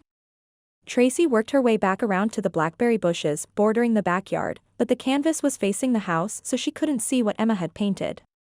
When Emma told Tracy that she should wait to move back to the city until she'd had more treatment, Tracy had wanted to argue. She'd wanted Emma to say she'd do whatever Tracy needed, whatever she wanted to make her happy, not treat her like an invalid. More treatment? To hear Emma say that had been crushing. Tracy crept closer. She'd collapse in embarrassment if Emma caught her spying, but she had to find out what was on that canvas. Emma had mentioned some injury and Tracy was curious. Had she broken her fingers or wrist? Was her vision wonky? Tracy darted out from the cover of the blackberry bushes. It took her seconds to get to the easel. Her breath came in labored gasps and her leg muscles shook as if they'd give out at any moment. And there was Emma's latest masterpiece. A green worm. No wonder Emma was upset. It looked like a finger painting. Tracy had made better pictures than that in therapy. She picked up the brush, it still had green on it, and painted antennae on the worm. And then wings. Lifting the palette, she dabbed white polka dots on the creature. She filled in the blue sky, and then plastered the bottom of the canvas with black. Finally, there was no blank bit of canvas remaining. Power surged through her veins. She'd done something without permission and now felt like she could take on the world. And all because she'd painted a picture on a canvas. Wait until Emma found out. Tracy grinned, admiring her work once more. And then terror struck. Holy moly. Emma was going to come out here and discover what she'd done. In fact, she could be watching her right now. Tracy spun around, her nervous gaze darting to the windows and doors, but no one was staring at her from a window and no one came out. How would she explain this? Will would think she needed to see a psychiatrist. Or that she missed the rudimentary arts and crafts at Evergreen. He meant well, but he thought a mosquito bite meant she'd contract the West Nile virus. What was she going to do? She didn't want anyone to know. Not Will or Emma. She didn't want to be sent back to the hospital. She dropped the palette and brush on the grass, grabbed the canvas and ran. Chapter 14. What's up, Will? Slade stepped out of his kitchen onto the back porch, looking like he'd been in earnest negotiations and had lost. Black hair bunched to one side of his head as if he'd fisted it in frustration. His tie knot was loose. You don't even like basketball. In the middle of trying to make a layup into the rusted hoop bolted above Slade's detached garage, Will didn't bother answering. The ball bounced off the rim and into the grass separating Slade's driveway from Old Man Takata's. When Slade hadn't answered the door, Will had needed something to wear down the sharp edge of frustration caused by Emma. Stubborn, cocky, kissable Emma. Why was he attracted to her? She muddled his head and had him saying things he wouldn't normally. I heard you knock, Slade continued, oblivious to Will's upset. But I was on the landline with my ex-wife trying to arrange visitation. This lack of cell service is starting to get old. I may have to purchase my own communications tower and put it in the backyard. Will picked up the ball and gestured toward the house. I was beginning to think you had a woman in there. Slade came down the steps and held out his hands, asking for the ball. A woman? No woman is coming inside this house ever again. Do you know what the bridge club calls this place? No, Will passed the basketball to him. The death and divorce house. My parents. And before us, Slade shuddered. Apparently, no family has lived here untouched. The idea of a woman in there makes me cringe. Slade dribbled twice on the cracked pavement and then put up a beautiful, arcing shot that went through the orange metal hoop without touching it. And Slade did it in khakis, dress shirt and a tie, with a grin that dismissed his earlier annoyance with his ex-wife. Correction. The idea of anyone in that house makes me cringe. Will rebounded the shot, refusing to be envious of Slade's skill. If it bothers you that much, you can sleep on the top bunk at my house. My dad wants to keep the bunk bed for his grandchildren. Not that he had any grandchildren on the horizon. Do not think of Emma. I'll survive, Slade deadpanned. And that was the problem with Slade. He was all about survival. It would have creeped Will out to sleep down the hall from the room where his father had committed suicide. Will dribbled toward the basket, intending to try for another layup. Slade intercepted him, blocking his path, forcing Will to transition to a pull-up jump shot that Slade easily swatted away. Denied. Slade gleefully ran down the ball. If you would have spent more time when you lived here shooting hoops than on your computer, we wouldn't be rich. And we wouldn't be able to save a town. I hate it when you're right. Slade put up another 15-footer, which would have swished if the hoop had a net. The ball bounced to the grass on the side of the driveway. Come on. Will's spirits were renewed, and thoughts of Emma pushed aside. We need to meet up with Flynn at El Rosal. Wouldn't want to miss drinks with Mayor Larry. When they reached the town square, Flint paced beneath the oak tree, settling and resettling his giant's cap on his head. I don't know how your visits went today, but I was accused of being an upstart, a disgrace to Harmony Valley, and in need of a haircut. Flynn ticked off his negative attributes on his fingers. I was compared to Harvey, whoever that is. And now, I feel like I should be twisting my imaginary, villainous mustache. Will's ears perked up at the mention of Harvey. But that was quickly followed by concern that too much talk about Rose's husband would result in rumors getting back to Emma. Slade patted Flynn on the back. I fared no better. I'm cold and calculating, come to sell them the big city lifestyle with a bait-and-switch scheme. People think I'm a control freak, Will added Emma's complaint to their list of grievances. Sorry, dude. Slade couldn't quite contain a grin. That last one I can't argue with. Me either. Flynn's grin didn't sting like Emma's had. But let me tell you, when I'm old, I'm coming up with more colorful put-downs. He opened the door to El Rosal. Hey, I nearly forgot. Grandpa Ed talked a television reporter into coming by in the next week or so to interview you, Will. Don't know when yet. Me? Why not you or Slade? He said you're the most photogenic. Flynn grinned. Pretty boy. They entered El Rosal. The small Mexican restaurant was the only sit-down dining option with a bar left in town. The chairs and tables were painted bright primary colors. Mexican pop poured out of the speakers, while baseball played on a television screen over the bar. About 15 residents had come in for a drink or company mid-afternoon. They all stared at Will and his friends. Mayor Larry sat at the corner of the bar, where he could see and talk to anyone in the restaurant, the tie-dye king lording over his subjects. In his 60s, Larry was among the younger residents of Harmony Valley, tall with a lanky body kept toned by his vegetarianism and love of yoga.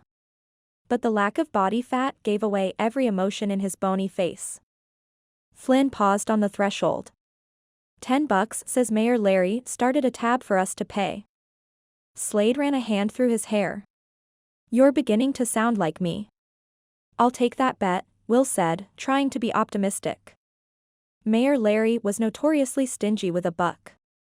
Larry caught sight of them and waved. Well, hello, boys. Juan, get these boys a beer. The mayor slapped Flynn on the back when he took the stool next to him. I started a tab for you. Hope you don't mind. Flynn held his hand toward Will, who dug in his wallet for a 10, having lost the bet. Will's dad sat alone at a table in the corner. His faded blue flannel shirt made his thin blonde hair look nearly gray. Can I talk to you for a minute, Will? Can it wait? Will gestured toward Mayor Larry. We have a meeting. It can't wait. Sit. Ben pulled out the royal blue chair next to him. He was nursing a bottle of beer and had worked his way to the bottom of a basket of tortilla chips. I saw you with Emma today. It looked like you were arguing. It could have been worse. Will could have been caught kissing Emma. If that were the case, he imagined his father would be prepping an entirely different conversation. For Tracy's sake, you've got to work things out with Emma. His dad tapped the table with a forefinger. Accidents mean no one is at fault. If you don't move on from that fact, bitterness can control your life. Dad, blaming Emma, Will looked away, toward the ball game, but nothing was happening. Blaming Emma gives me the strength I need to be strong for Tracy, to keep helping her forward. What would happen to that strength if he forgave Emma? If he kissed her? If he... Dad sked. Your sister is strong. And home now. She's doing well. Let this thing with Emma go. Will washed a hand over his face. Did you forgive Harmony Valley Grain after Mom's death?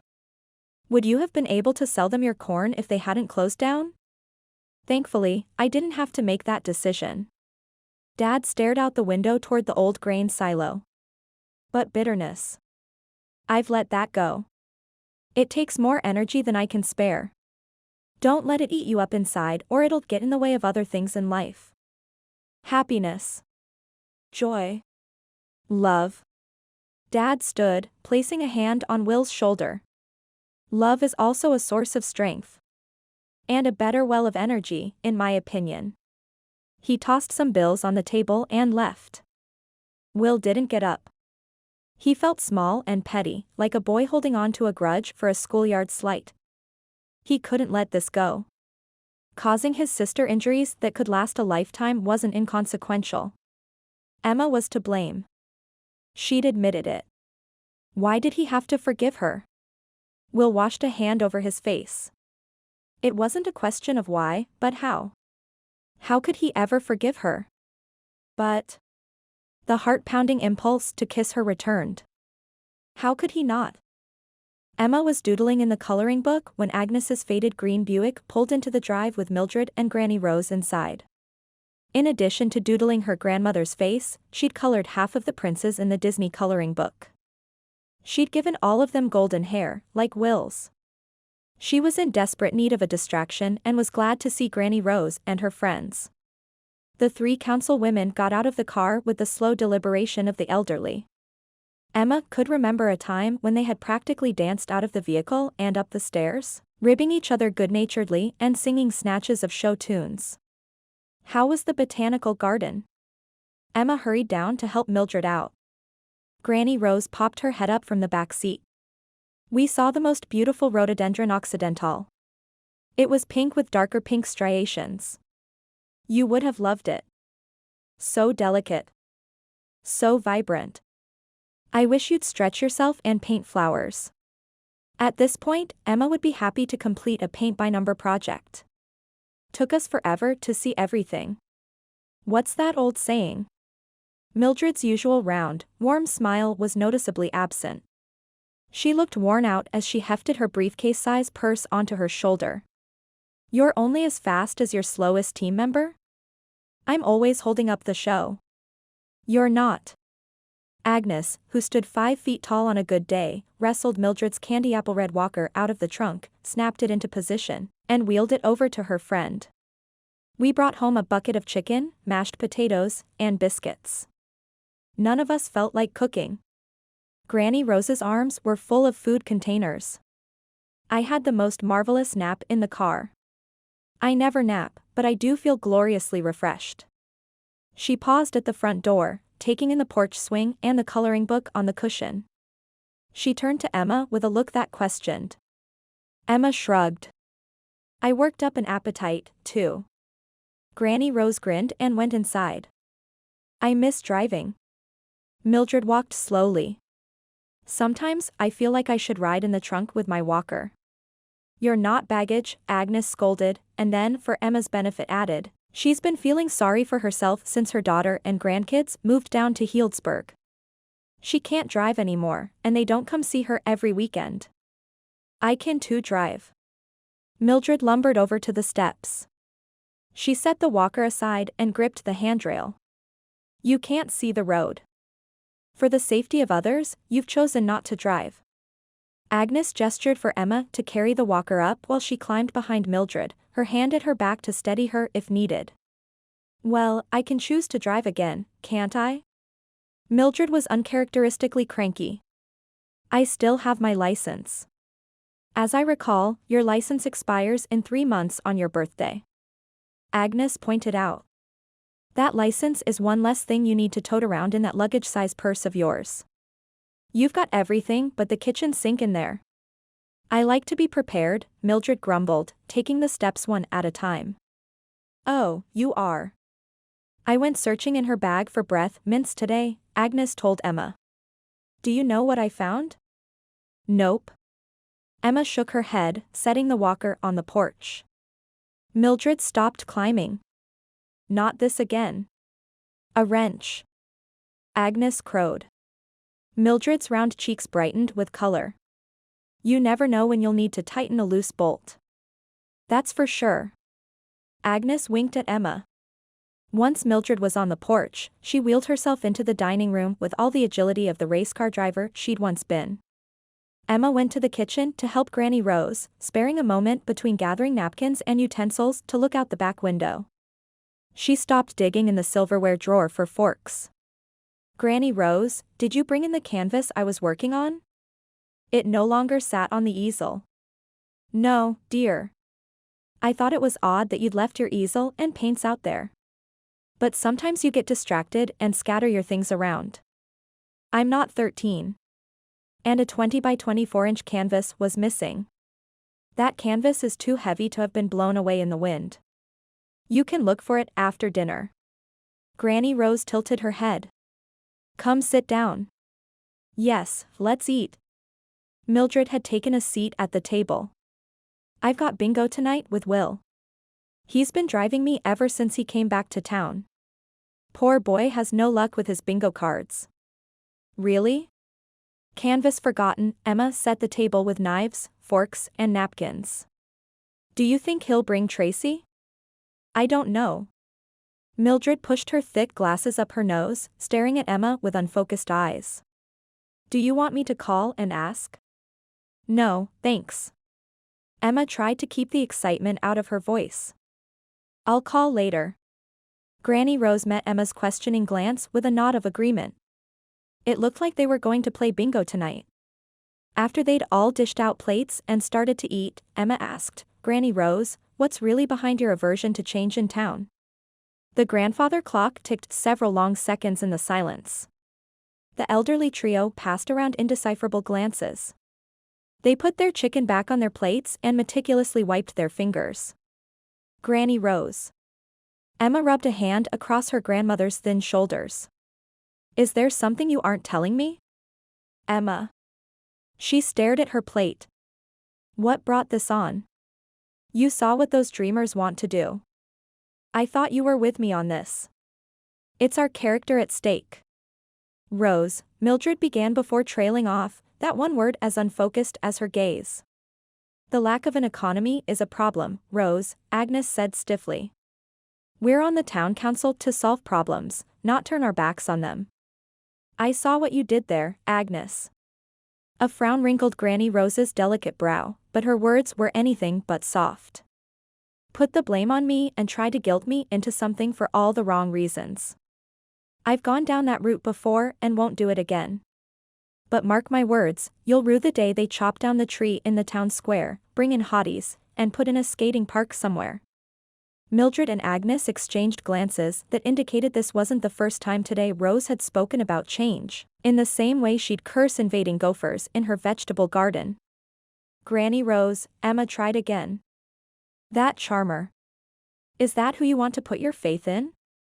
Granny Rose demanded of everyone at the table. That man has filled everyone's head with nonsense. She picked up a chicken leg and shook it at them collectively. Do you know how many small towns in America thrive even though they're located far away from the nearest emergency services? No. And I don't care. Agnes frowned, her petite features moving uncharacteristically downward. We're getting to an age, Rose, where we need those services as close as they can be. Granny Rose shook her head. We're getting to an age, Agnes, when we'll die. I'd rather turn up my toes here at home. But if you prefer, follow your daughter to the city. If this winery initiative doesn't pass, I will, Agnes retorted. Emma wanted to side with her grandmother, but for the good of the residents she held dear, it was increasingly clear that elements of Will's proposal made sense. Which was a shame since nothing else she felt about him did. Chapter 15. I feel lucky, Mildred said to Will and Tracy as she wheeled her walker into the church's multipurpose room in Cloverdale. Mildred scoped out a table and settled her short, plump frame into a folding chair, pushing her walker to one side. Let's boogie. Let's boogie, Tracy repeated. Then she laughed. The smile on Will's face probably looked goofy. He didn't care. He couldn't believe the change in Tracy after only 2 days in Harmony Valley. She'd chatted with Mildred the entire ride. Her smile hadn't faded since she'd climbed into his truck. Not once. If he'd been looking for a sign about what he'd done and had yet to do, he had one. Tracy had to stay in town and work at the winery. Sure, she wasn't stringing together complex sentences, but her speech was smoother, and she was laughing more. It was a gift. One Will wasn't going to question after the day he'd had. The frustrations of getting the winery off the ground, Emma's meddling, his father's unsolicited advice, none of it mattered if Tracy's condition improved. He needed to broach the topic of working for him again before Emma spoke to her and made him look like an evil overlord. Tracy helped Mildred scoot her chair closer to the table. Next time. I'll drive. To bingo. Will's smile dimmed, but only a little. When the doctor clears you. His comment earned him a frown from Tracy. I used to drive here, Mildred said brightly, fluffing her white curls. I could bring us next week. I have my license. Will gave Mildred's thick glasses and dull gaze a double take. I thought you weren't supposed to drive. Emma had a better chance of obtaining his permission to transport Tracy to bingo than Mildred did. And Emma's chance currently stood at 0. Mildred chuckled, but it was a mirthless sound. Agnes told you that, didn't she? She thinks I can't see the road. She scoffed, producing a large magnifying glass from her purse. My vision is fine. Let me tell you, I used to time myself driving the loop on Parish Hill. I know that road like the back of my hand. My best time was under 5 minutes. A record that will have to stand. Will drew Tracy aside. I want to ask you something. She beamed expectantly at him, the way she used to when they were kids, as if he was her hero and could do no wrong. And he knew. He knew as soon as the words, "I want you to stay here and work for the winery," left his mouth, that smile of hers would disappear. He could even hear Emma telling him, "I told you so." And she was right. Tracy didn't want to stay in Harmony Valley, and if he tried to force her to, well, the words Tracy would use to describe him wouldn't be pretty. "What?" Tracy asked, smile dimming. Now wasn't the time to discuss her staying. He'd suggest a job to her again when the winery was approved. By then she may have realized that she was blossoming in Harmony Valley and would want to stay. "I'm a tyrannical idiot," he said instead. Tracy laughed. "Yes. You are." She claimed a folding chair next to Mildred and fanned her cheeks with a bingo card. Will stood like a dolt, unable to take his eyes off his happy sister. He didn't think he could stand not knowing what the future held for her. But for now, her happiness would have to be enough. Luck needs a boost. First, you've got to blow off all the bad juju, like this. Mildred demonstrated by blowing across the face of one of her cards as if it was a birthday cake loaded with candles. Then you place it front and center on the table. For Mildred, bingo was all about the ritual. In the 6 weeks he'd been taking her to bingo, she wore the same lucky shirt, a faded black Justin Bieber t-shirt one of her granddaughters had given her with the wise Canadian philosopher's advice, "Never say never." She always made Will take the back road into town so she could hold her breath as they drove over the old Russian River Bridge. She'd buy an evening's worth of cards with 2 10s, never a 20. And she always sat in the middle of a table on the right-hand side of the room. With another laugh that lifted Will's spirits, Tracy did as Mildred instructed. "Now what?" "Now we use all our lucky charms." Mildred waved over one of the hostesses and gave her a white plastic travel mug with her husband's picture on it, requesting a coffee. Then she withdrew a plastic container from her backpack-sized purse. From it she took out her good luck charms, a hot pink rabbit's foot, a 3-inch-high wooden tiki, a black polished marble-sized stone and a $5 poker chip from the Old Sands Hotel in Las Vegas. "I need lucky charms." Tracy grinned. "You collect them as you age, dear, like sunspots and ex-husbands." For a woman who could have stood in as Mrs. Claus double, Mildred was full of spunk. She picked up the pink rabbit's foot and handed it to Tracy. "Until then, you can borrow this." Grinning again, Will took a seat on the other side of Mildred, leaving a chair open between them. That seat was usually occupied by a retired school bus driver named Earl, who had a thing for peanut butter cookies and Mildred, although his COPD sometimes kept him at home. The noise in the church hall became more raucous as seats filled up. But one voice rose above the others. A voice belonging to someone with dark brown hair, an Indian print blue skirt and the ability to increase his blood pressure. "Tracy, can I sit next to you?" Emma's smile was bright and hopeful. Will stood, prepared to escort Emma out the door, or at least to another table.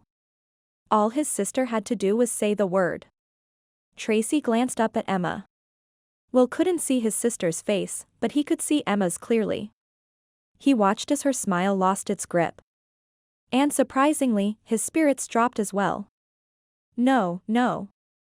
Tracy's tone was firm with just a hint of standoffishness. Then she patted the chair next to her at the end of the table. "Rose." "Of course, I'll sit with you, Tracy." Rose appeared behind Emma in a dark skirt and muff-like white braids over each ear. "And Emma will sit on the other side of Mildred." Rose paused, a hand on the back of her chair. She took one look at Will before advising Emma, "Scoot as far away from the computer nerd as you can and tell me if he tries to steal your socks." Emma's cheeks bloomed a soft pink that matched the color of her lips. Socks? Odd as it seemed, Will got the message. Add lechery and thievery to the list of sins Rose had assigned him. "Granny Rose, don't tease." Emma reached for the chair on the other side of Mildred. At the last moment, Will remembered he didn't want Emma at their table. He gripped a section of the chair back, fingers brushing against Emma's cold ones. He quelled the impulse to shift his hand over hers, to warm her fingers beneath his own. Emma snatched her hand away, cradling it against her stomach as if his touch burned. I'm saving this seat for Mildred's friend, Earl. His voice sounded too gruff, too intimate. Unwisely, Will waited for their eyes to meet, waited to see again the longing in her gaze and know it was him she longed for. Him. But Emma didn't look at Will. Instead, she glanced around, a slightly desperate tremble to her lips, as if her vague smile was her last and only defense against the tension between them. Most people had already taken their seats, but there were 1 or 2 chairs available at the tables in the back. It was better for Will's sanity if Emma sat as far away from him as possible. It's okay. Mildred glanced up at Will. I don't think Earl is coming tonight. He would have arrived on the senior center bus, and those people came in 5 minutes ago. Emma's gaze caught on Will's hand, still on her chair, before she accepted Mildred's invitation. Thanks. I'll move if Earl shows up. She took the metal chair and pulled it out until Will's hand dropped away. Will sat at the end of the table next to Emma, imagining the flowery smell of her hair and the energizing tone of her laughter. Why couldn't he just ignore her and let the attraction he felt for her fade? He bent the corners of his bingo card. Because Emma wasn't easy to ignore. She was bright and colorful and wounded, hurt by the loss of Tracy's friendship and burdened with panic attacks, the source of which he had yet to uncover. A result of the car accident? And yet, as much as he knew Emma was hurting, and that he was the cause of some of that pain, he couldn't let his guard down. He could feel compassion, but he couldn't let himself forgive. The fear of losing Tracy, and the memory of his grief when his mother died, was too debilitating. It's nice of Tracy to sit and visit with Rose tonight. I'll have plenty of time to visit with Tracy later. Emma spoke hopefully, somehow managing to put a semi-confident smile on her face despite the death-gripped clasp of her hands in her lap. Will leaned back so he could see Tracy. She was demonstrating Mildred's lucky card-blowing technique to Rose. So much luck, his sister said enthusiastically. Big winners. All of us. Even Emma? Rose asked with wide, innocent eyes. A few days ago, Will would have applauded when Tracy didn't answer. Tonight, he was aware of how much Tracy's silence hurt the woman sitting next to him. Everyone wanted him to give Emma a second chance. The more he listened to her side, the more he put himself in her strappy shoes, the more he realized there were 2 sides to every story, 2 sides to every hurt, 2 sides to forgiveness. The more I want to forgive her. He shook his head. It was too soon. First game of the night, ladies and gentlemen. Let's get things rolling. The MC of the event was a soft-spoken minister who morphed into a corny cross between a comedian and a game show host when he picked up a microphone. B12. B12. That's B as in butterfly, 12. Butterflies may look harmless, but they have been known to swarm like bees, which would send any pacemaker into overdrive. Emma didn't have B12. She felt like she didn't have a lot of things: hope for a damaged friendship, confidence in her talent, common sense enough to know that pursuing these unexpected feelings toward Will would be disastrous. She arranged her bingo chips in neat little stacks. Will put his arm across the back of her chair and leaned in close. He'd done that a lot since they'd sat down, as if he wanted to reduce the distance between them so only she heard what he said.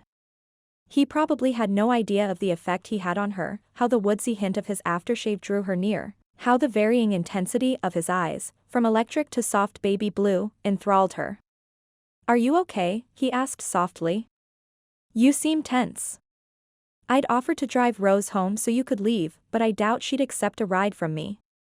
I'm here to play bingo." Emma tried to feel happy just being in the same room as Tracy, but with Will in her space it was hard to think of anything but him. "Do you hear Tracy talking? Her speech has been better this evening than it's been in weeks." His fingers touched the thin cotton over her shoulder blade. Emma didn't dare move. Maybe my visit this morning helped her. Will surprised her by not arguing the point. Tracy's passed another milestone. We should all be celebrating. He sounded upbeat, but his words had the opposite effect on Emma. Despite wishing Tracy well, she wanted to share those milestones with her friend. She looks wonderful, Emma said with forced cheer. And so happy. Maybe Will was right. Maybe Tracy was better off without her. Almost immediately, she shook her head, rejecting the thought. You haven't talked to Tracy about working for you, have you? By way of answer, he removed his arm from the back of her chair. G58. G58. That's G as in George, 58. We've got 3 George here tonight and one has a birthday. The minister led the room in song. When the singing ended, Emma turned, edging away from Will, giving herself much-needed breathing room. Did you ask her? His eyes were a flat, cold blue as he shrugged. I floated the idea past her once. She rejected it, but she could get used to the idea. No sense forcing the issue until we get our property rezoned. I've been thinking about you, don't say that. Emma rushed on. Your winery and Harmony Valley. You're right. The town needs change, especially speedy access to emergency services. The look he gave her was probing, assessing, skeptical. Emma supposed she deserved that. I might be able to make things easier for you. With Granny Rose. His expression didn't change. And in return, you could, perhaps, Emma plunged on, not make a fuss when I asked Tracy to go shopping with me? I think if her clothes fit her, she'd feel better about herself. Only if I drive. Will blinked, as if surprised at his own answer. Hope burst inside Emma, expanding her chest with the air she hadn't realized she'd been denying herself. Really? You don't mind? I don't mind if you ask Tracy because she's going to say no, he grumbled. Thank you. Before Emma realized what she was doing, she leaned in and kissed Will's cheek. Said cheek was warm and lightly stubbled. She fell back in her chair, heat building in her face because of the impulsive action. Will rubbed his cheek. Emma, the way he said her name, slowly and with wonder, caused a flutter in her stomach. A flutter that died when he turned away from her without another word. G53. G53. That's G, which rhymes with C, and C is for cat, 53. Did you know that cats have a 60-note vocal range? But they probably still couldn't sing Happy Birthday in tune. The patter of polite laughter filled the room, but Emma barely heard. There were fools, and there were people who did foolish things. At that moment, she couldn't decide which she was. Chapter 16. Emma drove back to Cloverdale the next afternoon to use the wireless internet connection at Starbucks. She'd finished a print ad for one client and needed to upload it to their password-protected website for review. While she enjoyed a latte and checked her email, she accepted 2 more print ad assignments from the advertising agency Tracy used to work for. She'd hoped to take out her sketchbook and pencil while she enjoyed her coffee, but her fingers got clammy at the thought. Miracle of miracles, her mother had sent her an email and left her a voicemail. Both mentioned her murder case wasn't due to be handed over to jury for deliberations until early next week. As soon as a verdict came in, she'd come down from Sacramento for a visit. Yes, Emma should call the doctor. No, she didn't want the character of Harmony Valley to change either. Love, etc., Mom. What a relief. Last night, Will had invited Emma to the Harmony Valley Lions Club meeting happening later that afternoon. She'd promised to try to broach the topic of the winery with her grandmother if he promised to respect the character of Harmony Valley, something Will admitted he and his partners were already trying to do. Unfortunately, Emma hadn't found the right moment to discuss the winery with Granny Rose.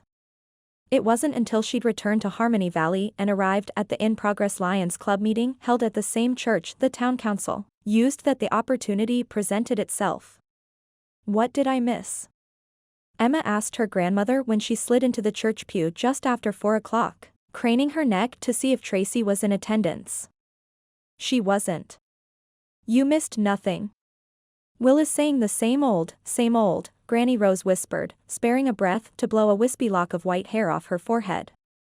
They didn't mention anything about scaling back their designs or respecting the character of the town? Emma had expected that much, at least. They said they've decided to restore the existing buildings, but I don't believe them. Granny Rose made a huffing noise and pointed to the projection on the wall. Look at that. It's that hoochie hotspot again in the town square. We're not that kind of town. She half turned to face Emma. He hasn't made a play for your socks, has he? Given the small size of the church and the urgency of her grandmother's question, everyone heard her, including Will. He was up on the altar, as he'd been the night of the council meeting, looking handsome in khakis and a burgundy polo. He stopped talking, gaze connecting with Emma's. Her pulse started pounding. Since bingo the night before, Emma had spent a fair amount of time lecturing herself on the perils of infatuation when it came to her best friend's brother. As lectures went, she'd thought the message had sunk into her brain, Will is off limits. But all that self-talk had been for naught. She could almost smell Will's aftershave from 4 rows back. Cheeks heating, Emma waited for the meeting to resume before whispering to her grandmother, "Did the doctor call?" "Your doctor didn't call," Granny Rose whispered back, her gaze locked on Will. "You should have told me you were sick." "Not my doctor." Emma swallowed her exasperation. "Did your doctor call?" "Yes." "How did you know?" Granny Rose spared Emma a quick glance. Sam, who was sitting in front of them, shushed them over his shoulder. "Your doctor's office called the other day," Emma lied, wishing her grandmother could read lips. "While you were working on The Music Man." "What did they want?" "They wanted me to come in for a checkup, but I'm much too busy." Emma ground her teeth. Granny Rose tilted her face toward Emma, still keeping Will in her sights. "You should call your doctor if you're not feeling well. At my age, I expect I'll feel good until the moment I keel over. But that's just the way I am. At your age, even the most minor problem could turn into something that could kill you. Like the big C, cancer isn't something you postpone. If it's cancer you're worried about, head right home and call your doctor. I don't have the big C, knock on wood. I'm just saying. I've seen enough people in this town ignore those little warning signs and then bam, Granny Rose snapped her fingers. You check into the Eternal Rest Motel. Why, just this spring, Nadine Tarkley dropped dead of heart failure, hefting a bag of kitty litter out of the back of her caddy. She paused, staring at Will skeptically. I wonder if that computer nerd lifts a lot of kitty litter. That strange feeling, the one that Emma had when she'd first come back to town and found Granny Rose in her long johns, did the jitterbug in Emma's gut. We should go. Before her grandmother worked herself into one of her off-kilter fits. Before Will accused Emma of not holding up to her end of that bargain they'd made last night. Emma gripped Granny Rose's arm and scooted down the pew, trying to bring her grandmother with her. Granny brushed off Emma's grip. Not yet. They're coming to the finale. I didn't get to see it Monday night, since we had to leave the council meeting early. Emma checked the projected image on the wall. It was the same one they'd walked out on Monday night. The oak tree was gone, replaced by the modern-looking hotspot. The square footage of the town square's lawn had been reduced to the size of a large bedroom to make room for more parking. And next to the renderings stood Will. Although our partnership is only proposing a few businesses, we hope that their success sometime next year will attract other entrepreneurs to the area. We see opportunities for a sandwich shop, a bakery, and ice cream. Or gelato parlor, Flynn interrupted from the front pew. Slade elbowed him. Will continued as if they hadn't spoken. An office supply store where you can make copies and ship items, a beauty salon, an auto mechanic shop. The opportunities are endless. I used to own a bridal shop, May Gardner piped up. She had unnaturally red hair and held herself elegantly. Someone could open a bridal shop. Bridal shops require a pool of local brides, Sam pointed out with the snark that had earned him his nickname. Well, then, someone should open a beauty shop. We haven't had one since Nadine died, May said, miffed. Ladies can come to my barbershop for haircuts. Phil Lambridge turned in his seat to face May. Not this lady, she huffed. And who could blame her? Phil's hands shook as they rested on the pew railing. It was a wonder anyone trusted him with sharp scissors near their ears. I'd like to see a coffee shop. Bald Mario Rodriguez piped up from the second row. It would be great to have a cup of coffee away from the missus. Laughter sprinkled through the room like a light and welcome rain shower. This was the Harmony Valley Emma loved, full of character and spunk. All good suggestions. Will aimed his control fob at the screen, bringing up 2 very large bullet points under the heading Next Steps. These improvements are contingent upon the rezoning approval by our town council and the government bottling permit we've been seeking. I heard those bottling permits can be bought and sold on the open market, Sam said in a suspicious voice. For profit. Leave it to the pawn shop owner to know about random items that could be bought and sold, including bottling permits. Emma had never heard of such a thing. Her grandmother leaned forward, eyes narrowed. Oh, no. Emma held her breath, waiting. Sometimes, waiting to see what Granny Rose did next was like sitting in the front car of a roller coaster at the top of the first big hill, anticipating a stomach-dropping ride because there was no effective brake. Will clicked a button and brought up a slide indicating their thanks. In closing, we'd like to thank our supporters, including Agnes Villanova, Mildred Parsons, and Edwin Blankowski. Finally, it's over. Let's get to the point. Granny Rose stood. What assurance do we have that you won't sell us downriver? How do we know you aren't going to take the government's bottling permits and sell them for a profit to some big corporation? In roller coaster terms, this was tame, and for that, Emma was grateful. But her grandmother wasn't finished. If a corporation buys these fellows out, they'll bulldoze our houses, our histories, and our memories, precisely as they did in Napa and Healdsburg and a dozen other small towns. A few of the assembled nodded. Their agreement seemed to light a fire under Granny Rose, who hurried on to say, "Do you remember how a big winery bulldozed a hillside in Healdsburg, changing the entire landscape? Have you driven by the cavernous warehouses they built?" She pointed to each person in the audience, around 20 in all. That big corporation they sell those permits to will knock on your door and buy you out. They'll buy out everyone until there's nothing left of Harmony Valley. Nothing. Her proverbial roller coaster had dropped over the edge, accelerated through a corkscrew turn, and come to a screeching halt. No one spoke. Everyone in the church seemed to be recovering from the ride. Emma drew a deep breath and hoped it was over. Will exchanged a frustrated glance with Emma. "That's not our plan, Rose. How about a contract?" Sam asked, a sardonic challenge in his tone. "One that says you won't sell us out." Slade shook his head ever so slightly at Will, a small motion that elicited a big response, gasps and groans, including from Emma. "Aha." Granny Rose thrust a finger in the air. "I knew it. The money man gave it away. I wasn't born yesterday, you know." She tugged Emma to her feet. "Now I'm ready to go." Disappointed in Will and his business partners, Emma was happy to oblige. "We're committed to Harmony Valley," Will called after them. "If that was true, you'd have no problem guaranteeing you'd protect us," Granny sing-songed. Out on the sidewalk, Emma was beside herself. Can they really do that? Sell the bottling permits or whatever and plow the town under? Was this why Will had looked at her funny last night at bingo when she'd offered a truce? Yes. Granny Rose pounded one delicate fist into her palm. Some global winery will swoop down on us like Sherman did with Atlanta. Maybe even that upstart Messina winery from over the hill.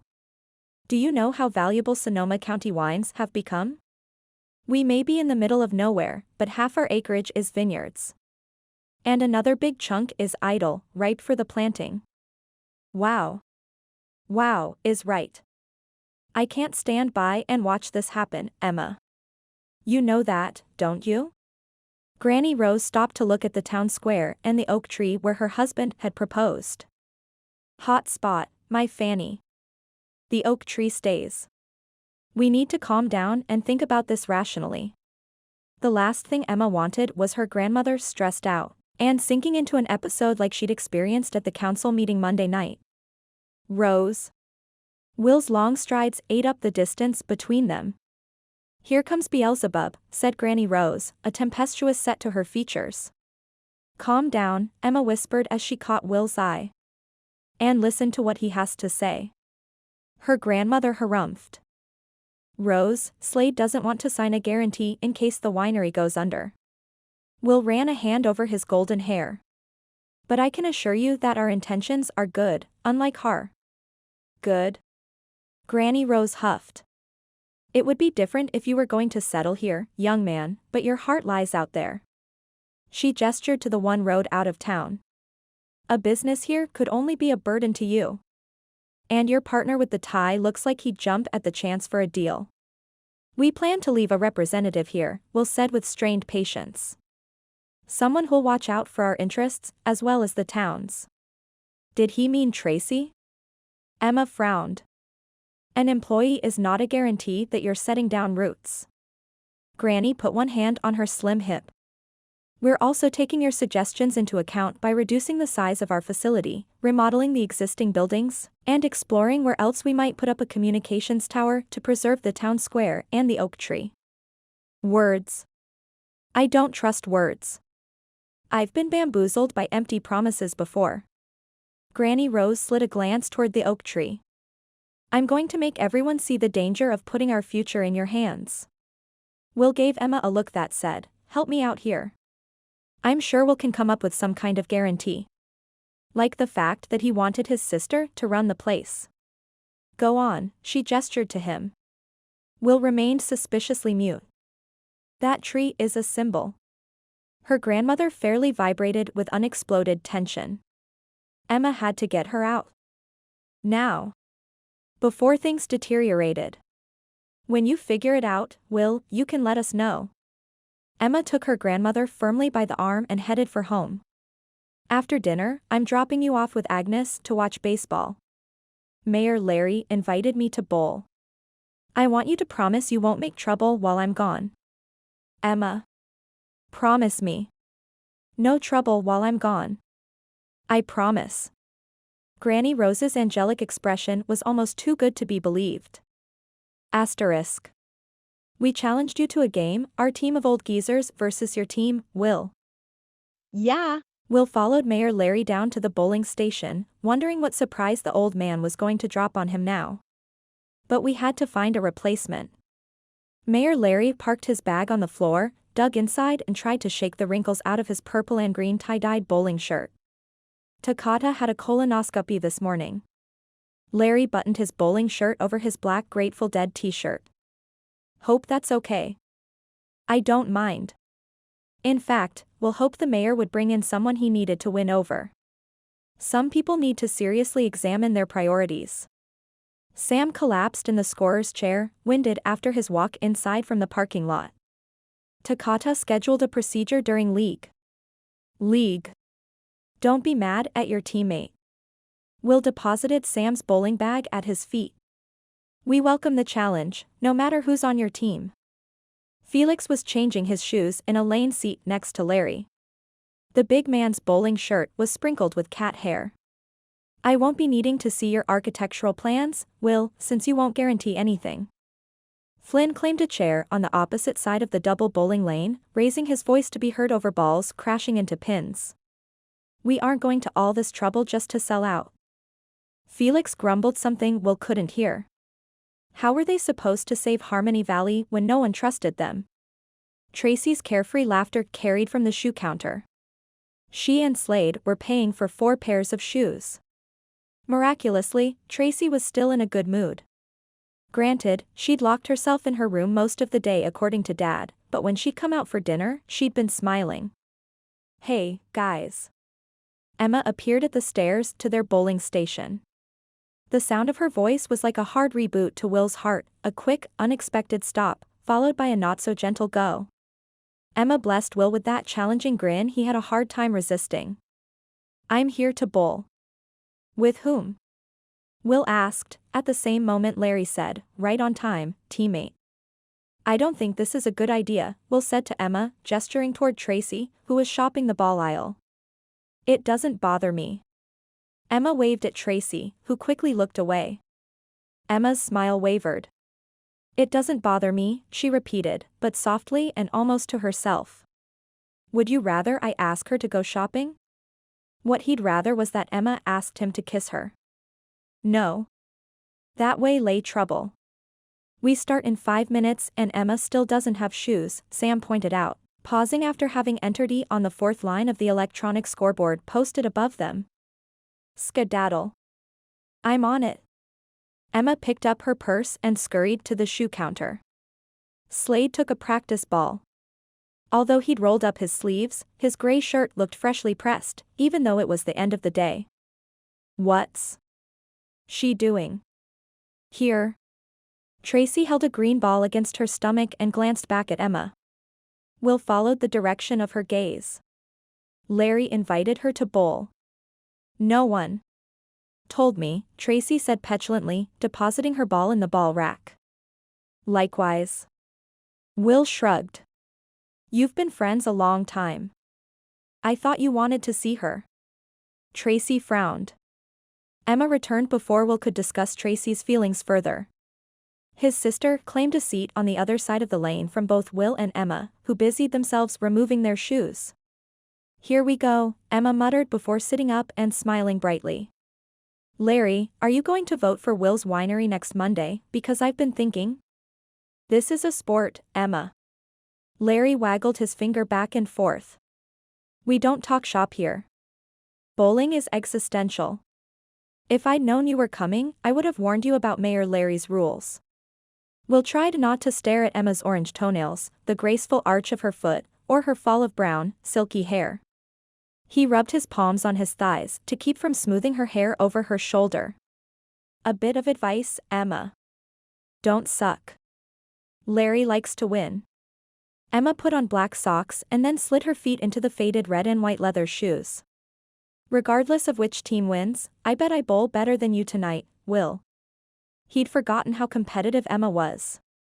Bring it. Loser pays for lunch at El Rosal. It was a friendly bet, something that might shake her composure and make her lose that grin. His own composure was rock solid. His heart wasn't thudding in his chest because of her. That was just pre-competition adrenaline. That's a bet. Emma bent over to double knot her laces, turning her head his way to grin. You are going down. She was too confident, the same way she'd been when he'd encountered her on Parish Hill. She stood and rolled her shoulders back and forth. Pinwheeled her arms in big circles. Stretched them behind her back. Lifted her knees to her waist. Doubt tweaked the edge of Will's confidence, as if he'd accepted a golf game with a big money bet and discovered he was playing against Tiger Woods. Emma turned to the mayor. Hey, Larry, can I take a practice ball? No time for that. The mayor stepped up to the ball rack. All right, but give me a second. Moving past him, Emma walked through her motion and followed through as she approached the lane line. Okay. All set.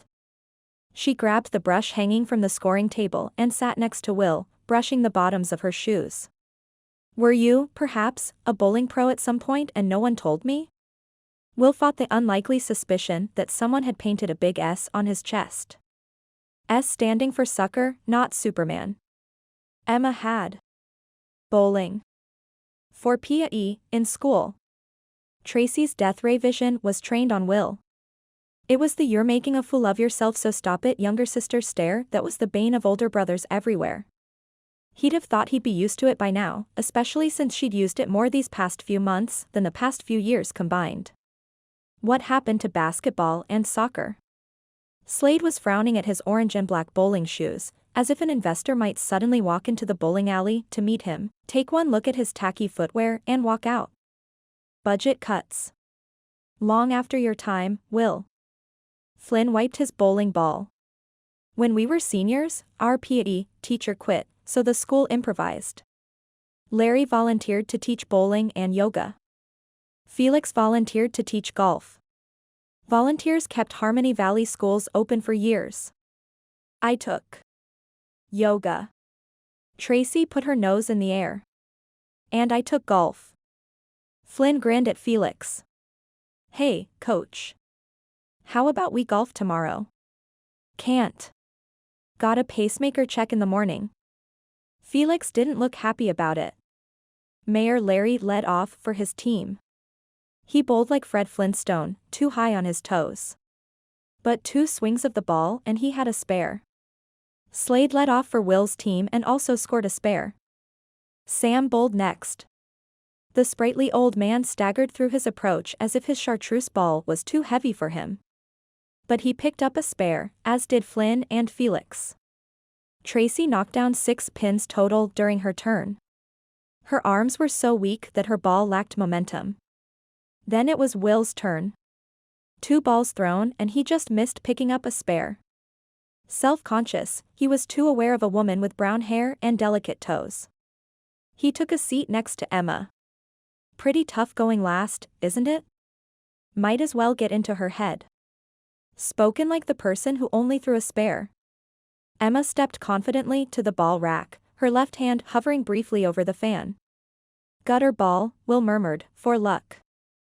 Felix frowned at him. We're all good sports here. Will shrugged. What could he say? His competitive side was yin to his control freak's yang. Emma stood at the ready, head bowed over the ball as if she was gazing into it to see her fortune. She lined herself up, swung the ball back and let it fly with the fine-tuned precision of a professional athlete. Strike. Mayor Larry hooted and high-fived Felix. Emma could barely keep a bike upright and she bowled like that? Will was in trouble. I'm going for a water. Emma breezed by him. Does anyone want anything? After she'd taken orders and left, Tracy came to sit next to Will, frowning. Quit. Flirting. With Emma. Moi. Will tried to play innocent. Tracy elbowed him. I'm not flirting, Will protested. Emma annoys me. Always has. Tracy rolled her eyes. You suck. At dating. Flynn and Slade tried unsuccessfully to camouflage their chuckles. What are you talking about? I have no trouble getting dates. Or at least he hadn't until they'd come to Harmony Valley. Not that there was a dating pool in the small town. No one other than Emma. Tracy shook her head. You suck. At keeping. Girl. Friends. You're worried about me breaking Emma's heart? Will would never understand his sister. First she'd warned him off and now she was saying it was for Emma's welfare, not her own? You won't talk to Emma and yet you're trying to protect her? His sister nodded. Have you forgiven her? For the accident? No. But it gave Will a sour taste in his mouth just to say it out loud. More sibling frowning. Then. Emma. Is. Off limits.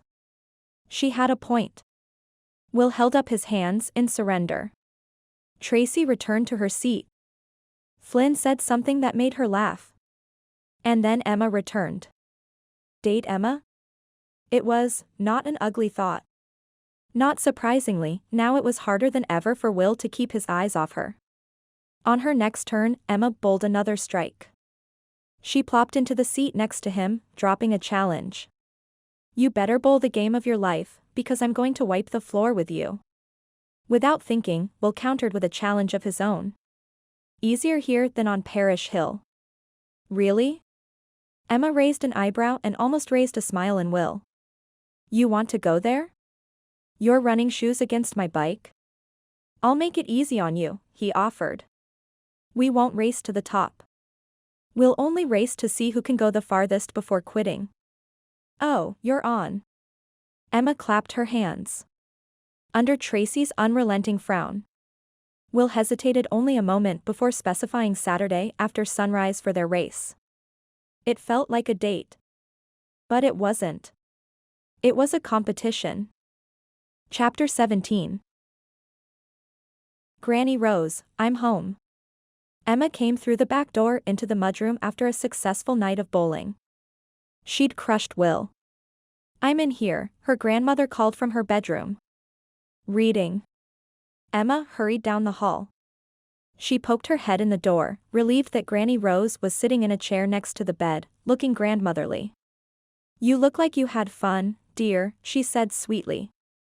I did. Even though Tracy hadn't talked to Emma, they'd cheered each other on a time or two. She'd count that as progress.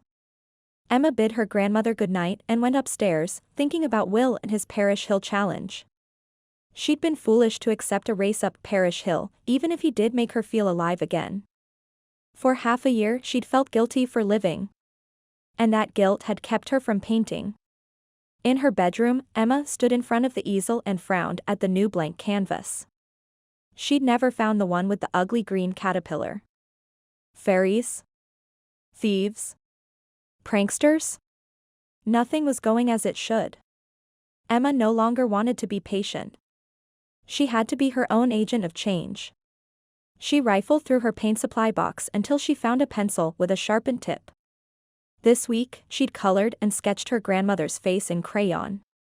Surely, she could sketch a landscape with pencil.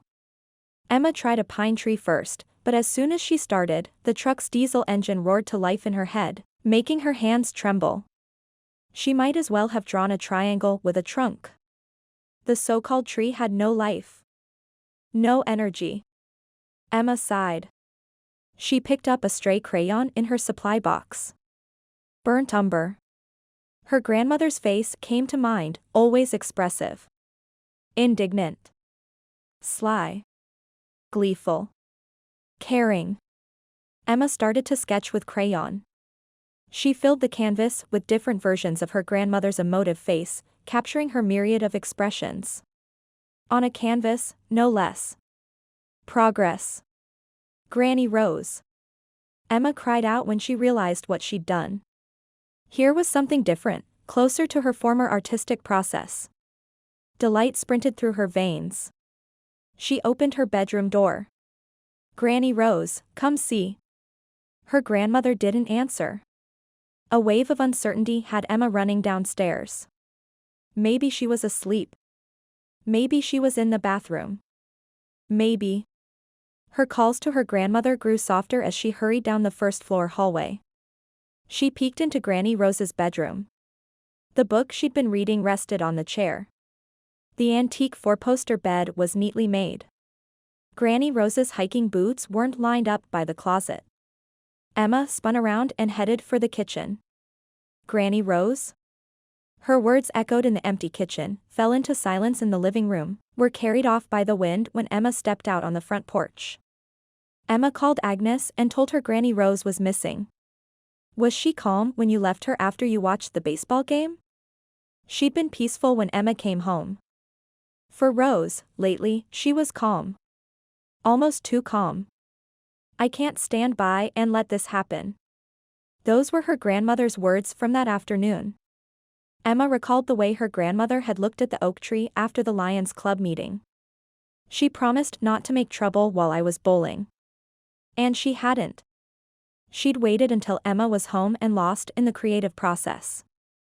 Guilt stabbed at Emma's heart, so sharp she wanted to double over. This is my fault. Chapter 18. The only good thing about Tracy's doctor not allowing her to drive was that she could get out of cars quicker and be in her bedroom before Will or her dad came through the front door. After Rose was rescued, Tracy hopped out of Will's truck as soon as he stopped in the driveway. Once inside her room, she locked the door behind her. Black walls greeted her.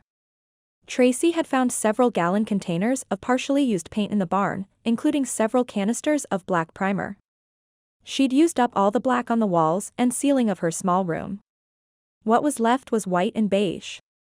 Her pink bed and matching dresser were islands in the midst of her own blackout version of art therapy. She may only be finding zen through painting walls, but she could finally see why Emma loved working with paints so much. Painting helped her sort things out. And right now, things needed sorting. She'd seen Will and Emma holding hands under the oak tree. What had happened to Will hating Emma? He was such a hypocrite. He'd kept Tracy away from her best friend all this time and now he was being nice to her? Perhaps even hitting on her. He just denied an interest in Emma at the bowling alley.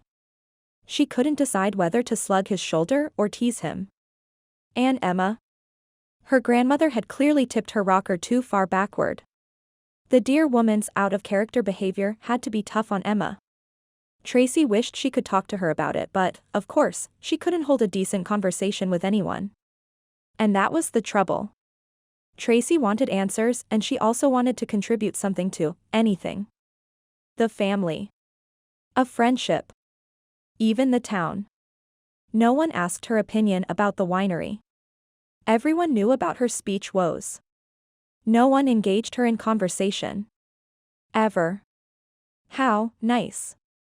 How annoying. Frustration built in her chest. It was time to paint. Tracy bunched up her pink chenille bathrobe and shoved it along the crack at the bottom of the door to prevent paint fumes from drifting into the hallway. Heaven forbid Will found out what she was doing. He'd think she'd lost her mind. Dad's back, Tracy. Will's footsteps sounded farther down the hall. Good night. Tracy opened her window, letting in a brisk breeze that did nothing to cool the heated emotions that built inside her. Tracy began to paint, white over black. White clouds. A white sun. A white picket fence. Nothing as detailed and true to life as Emma would have done. But it didn't matter. Tracy worked at a pace that had her breathing heavily and sweating. She painted until long after midnight, long after she heard anyone moving about the house. She painted until her arm ached and there wasn't any more white paint left in the can. She stood in the midst of all that emotion. And finally, a feeling of joy spread through her chest. She wasn't in control outside her bedroom. But here, she was queen and master of all things. No one completed her sentences in her room. No one treated her like an invalid. Here she felt the way she had before the accident, in charge of her own destiny. She didn't want to think about how small her world had become. She'd take things one day at a time. Tomorrow, she'd have to get more paint. Fire engine red would do nicely. Paint smudged, exhausted and smiling, Tracy crawled into bed. Chapter 19. Will was waiting for her at the base of Parish Hill. The realization made Emma pedal faster. He was stretching. He spotted Emma the moment she crossed the bridge and came into view. He'd tossed out a challenge last night at the bowling alley for a race on Saturday, but somehow Emma knew he'd be here this morning. She hadn't planned on showing up, preferring to stay with her grandmother. But Agnes had appeared early to have coffee with Granny Rose, who was lucid once more and planning her daily rehearsal of The Music Man. And somehow, this prickly friendship she and Will had developed was helping to soothe the hurt over losing Tracy's friendship. Emma wasn't going to examine her feelings more closely because this was as far as her friendship with Will went, bowling challenges and races up Parish Hill. Ahead, the fog hovered in the trees and clung to the ground in wispy tendrils. Beads of water dotted Will's blonde hair like a crown. The morning was gray. And still Will managed to look bright, shiny, glowing. When she got closer, Will grinned and spun around, heading toward Parish Hill. Emma pumped the pedals. Soon she was inching past him up the first switchback. Careful of those gears. His voice was deep, supportive. Emma didn't waste words answering. She didn't dwell on those places inside her that sparked when he spoke.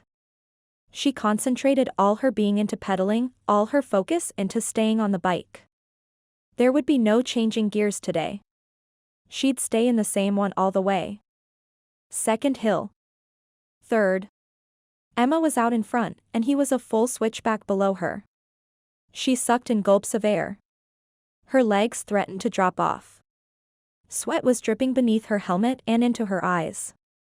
And then she realized she'd made a tactical error in accepting this challenge.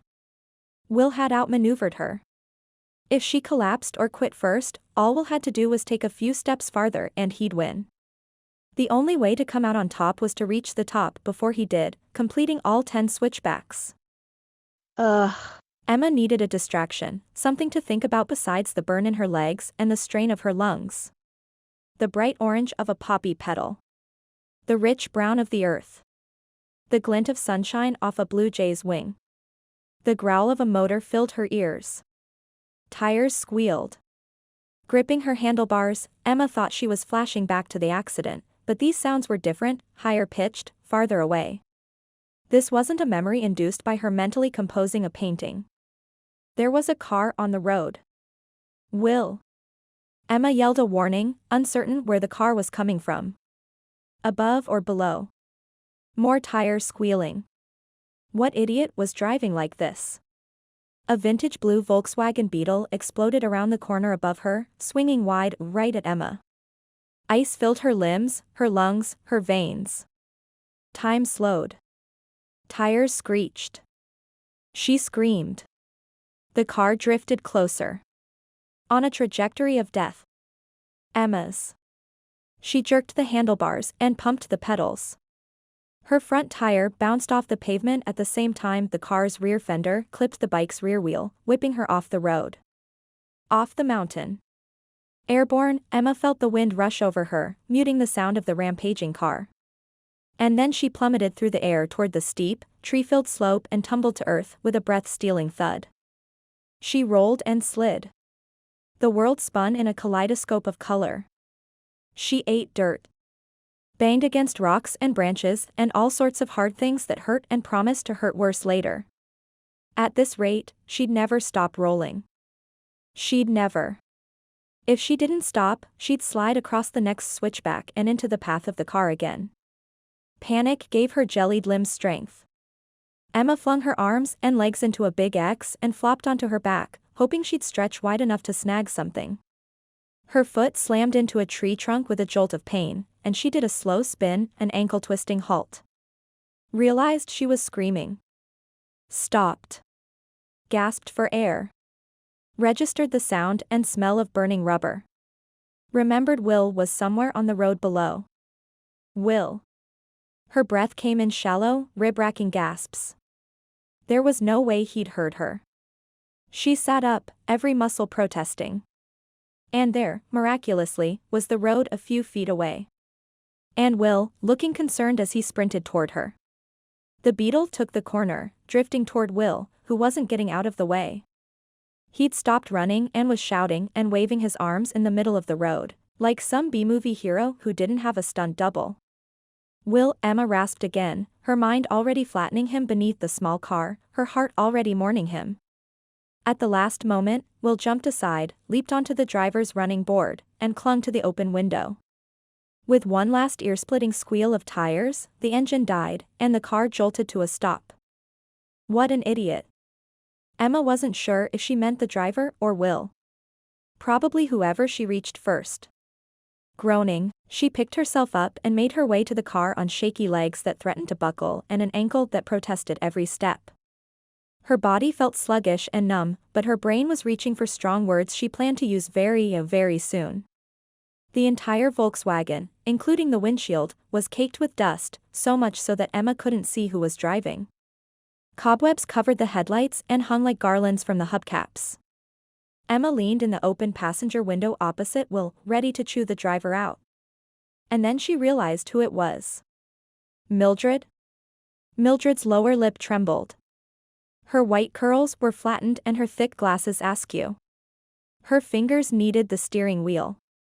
I just wanted to prove I could still drive. And then she started to cry.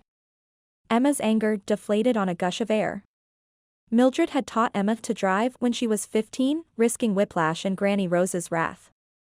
It was Mildred who'd loaned her a vintage Mercedes-Benz coupe one weekend when Emma was a dateless bridesmaid. It was Mildred who'd traded in her car keys, well, almost all her car keys, for a candy apple red Walker. Will's gaze found Emma's. You okay? She nodded. Now that the anger was gone, feeling had started returning to her body. Her battered, scraped up, blood-oozing body. Emma leaned more heavily on the car door. Dirt from her arms sprinkled onto the seat. She could feel debris in her shoes, in her sports bra and down the back of her shorts. Mildred wiped at a tear. I'm worthless. I can't see. I can't walk. I can't do anything anymore. That's not true. Emma's heart went out to her. You've been taking care of yourself for years. That's not easy for someone with a walker. Will gave Emma an approving look. Don't try to make me feel better. I've made up my mind. I'm worthless. Mildred's hands dropped to her lap. Drive me down to the morgue. I've outlived my reason for being. Mildred, Will said gently. No more talk like that. You're on the town council, aren't you? You picked the wrong road, is all. You should stick to straightaways. Will shot Emma a significant look that seemed to say, go with me on this. The problem was that a tiny voice in Emma's head wanted to go with Will everywhere. Curves are tough, Emma agreed hollowly. Especially curves with 50-foot drop-offs, bike riders, joggers, and unsuspecting squirrels. Not to mention that Mildred was lucky she hadn't killed herself on one of the other switchbacks above them. You won't tell Agnes and Rose, will you? Mildred gave a juicy sniff. I'll put the car back in the carport, I promise. It'll be our little secret if you let us drive you home, Will assured her, using his forearm to wipe at the caked dirt on the windshield. Emma very carefully promised nothing.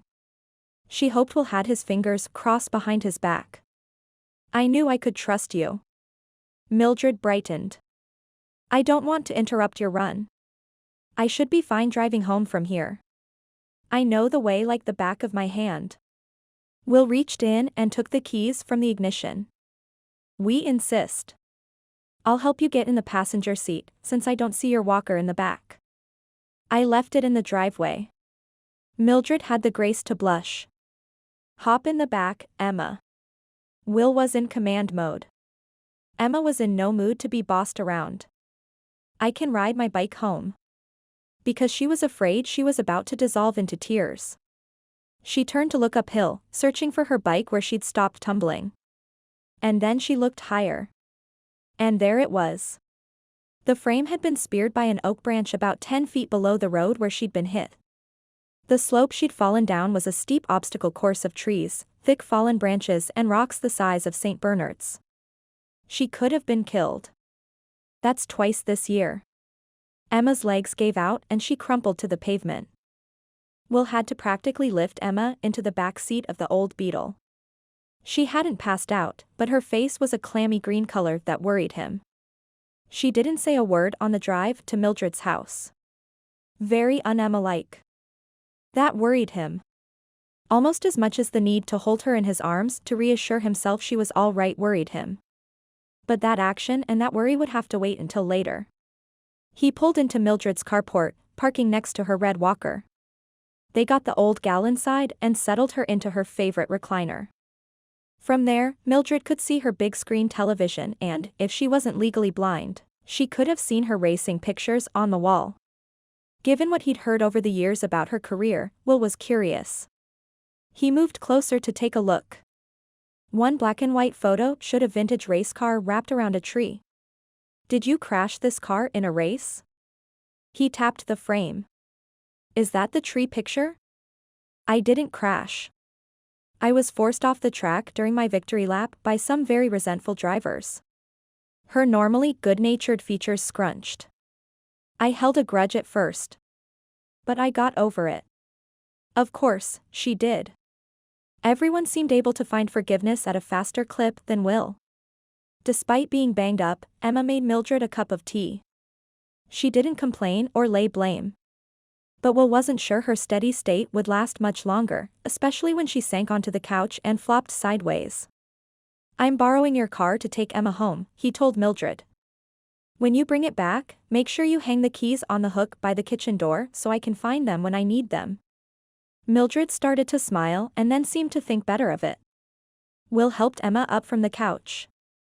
She had to be hurting, otherwise she'd be telling him not to boss her around or that she could walk just fine without his help. Thank you very much.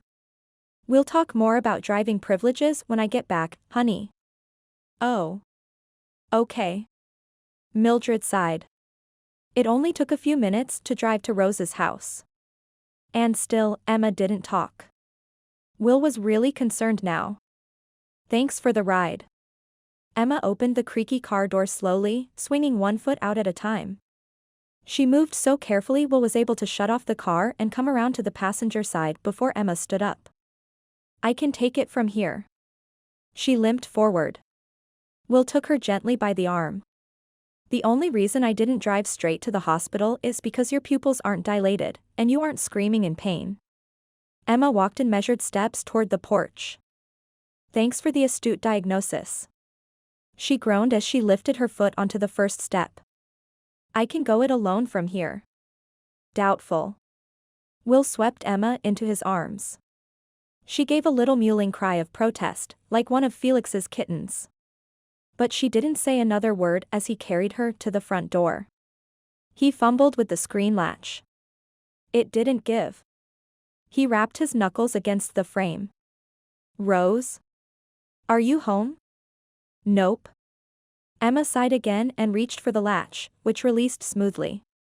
She's working on the Music Man with those kids in Cloverdale this morning. Agnes drove her. Will opened the door and carried her inside, just as he would if they were newlyweds. Emma was cradled against his chest as if she belonged there, her arm looped around his neck, her head resting on his shoulder. And Will. He didn't want to put her down. Ever. No. None of that. He cleared his throat. The way you cheat injury, you should buy a lottery ticket. You can put me down now.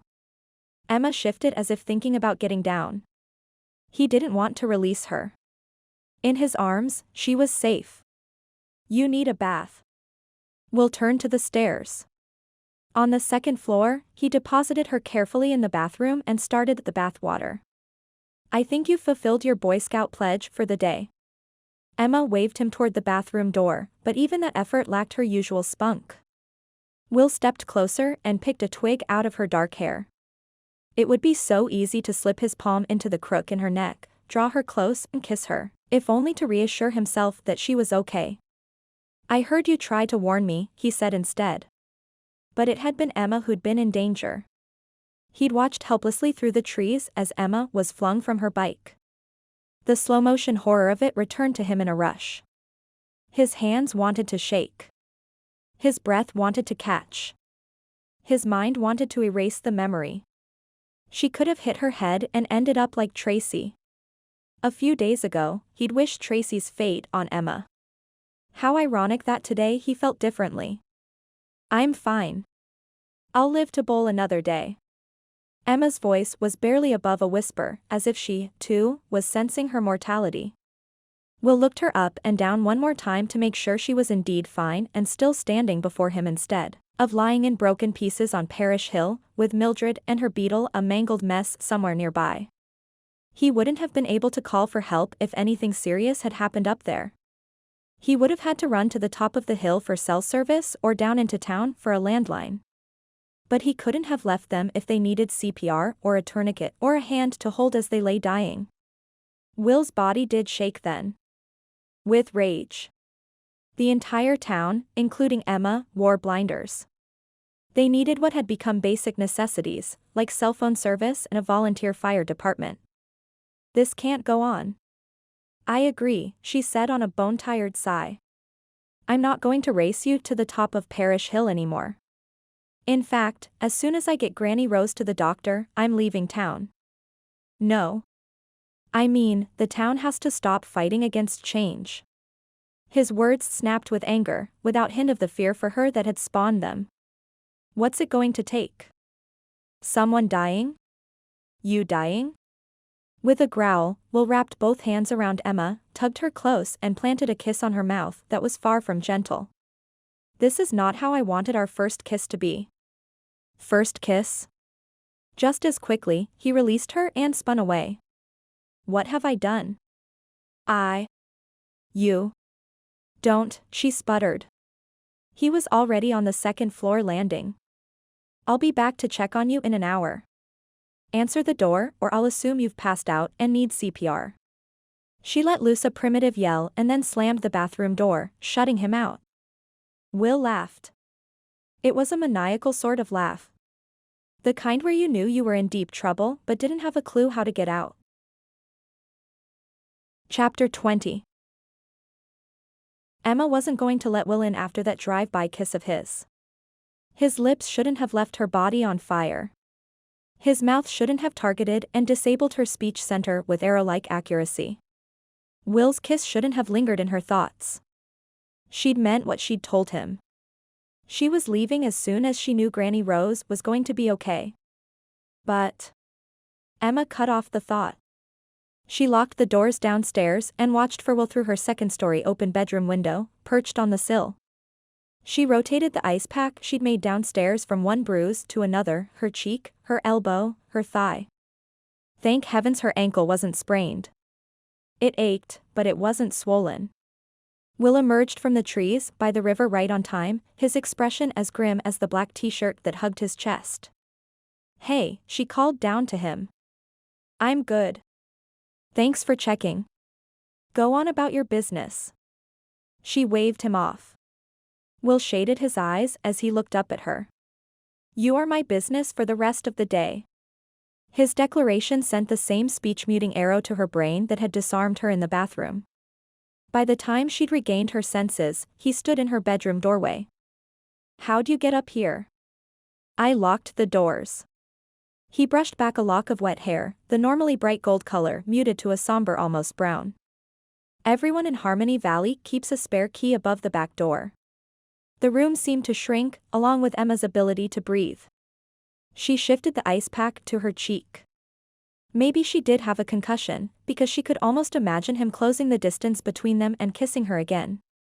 Slowly and deeply this time. Emma sighed.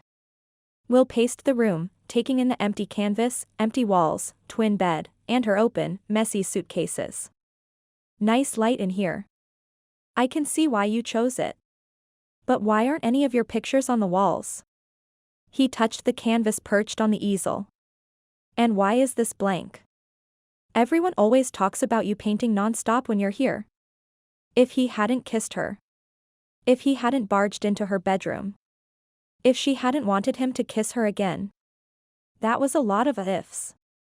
But without them, Emma might have deflected his question. As it was, she was caught totally off guard.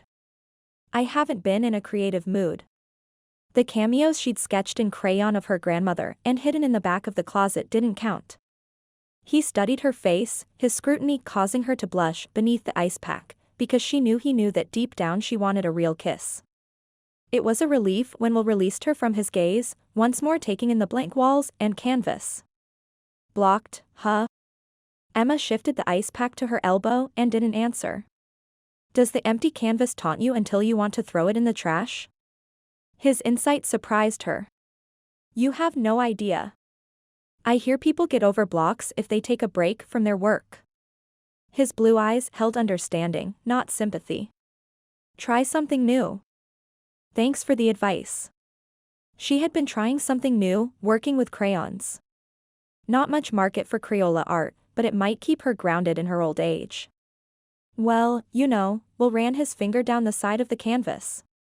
She imagined him running that finger down her neck, along her collarbone. "I'm going through something like that myself." Emma laughed. "When does a computer programmer get blocked?" He gripped the corner of canvas so tight she thought he might stretch it out of shape.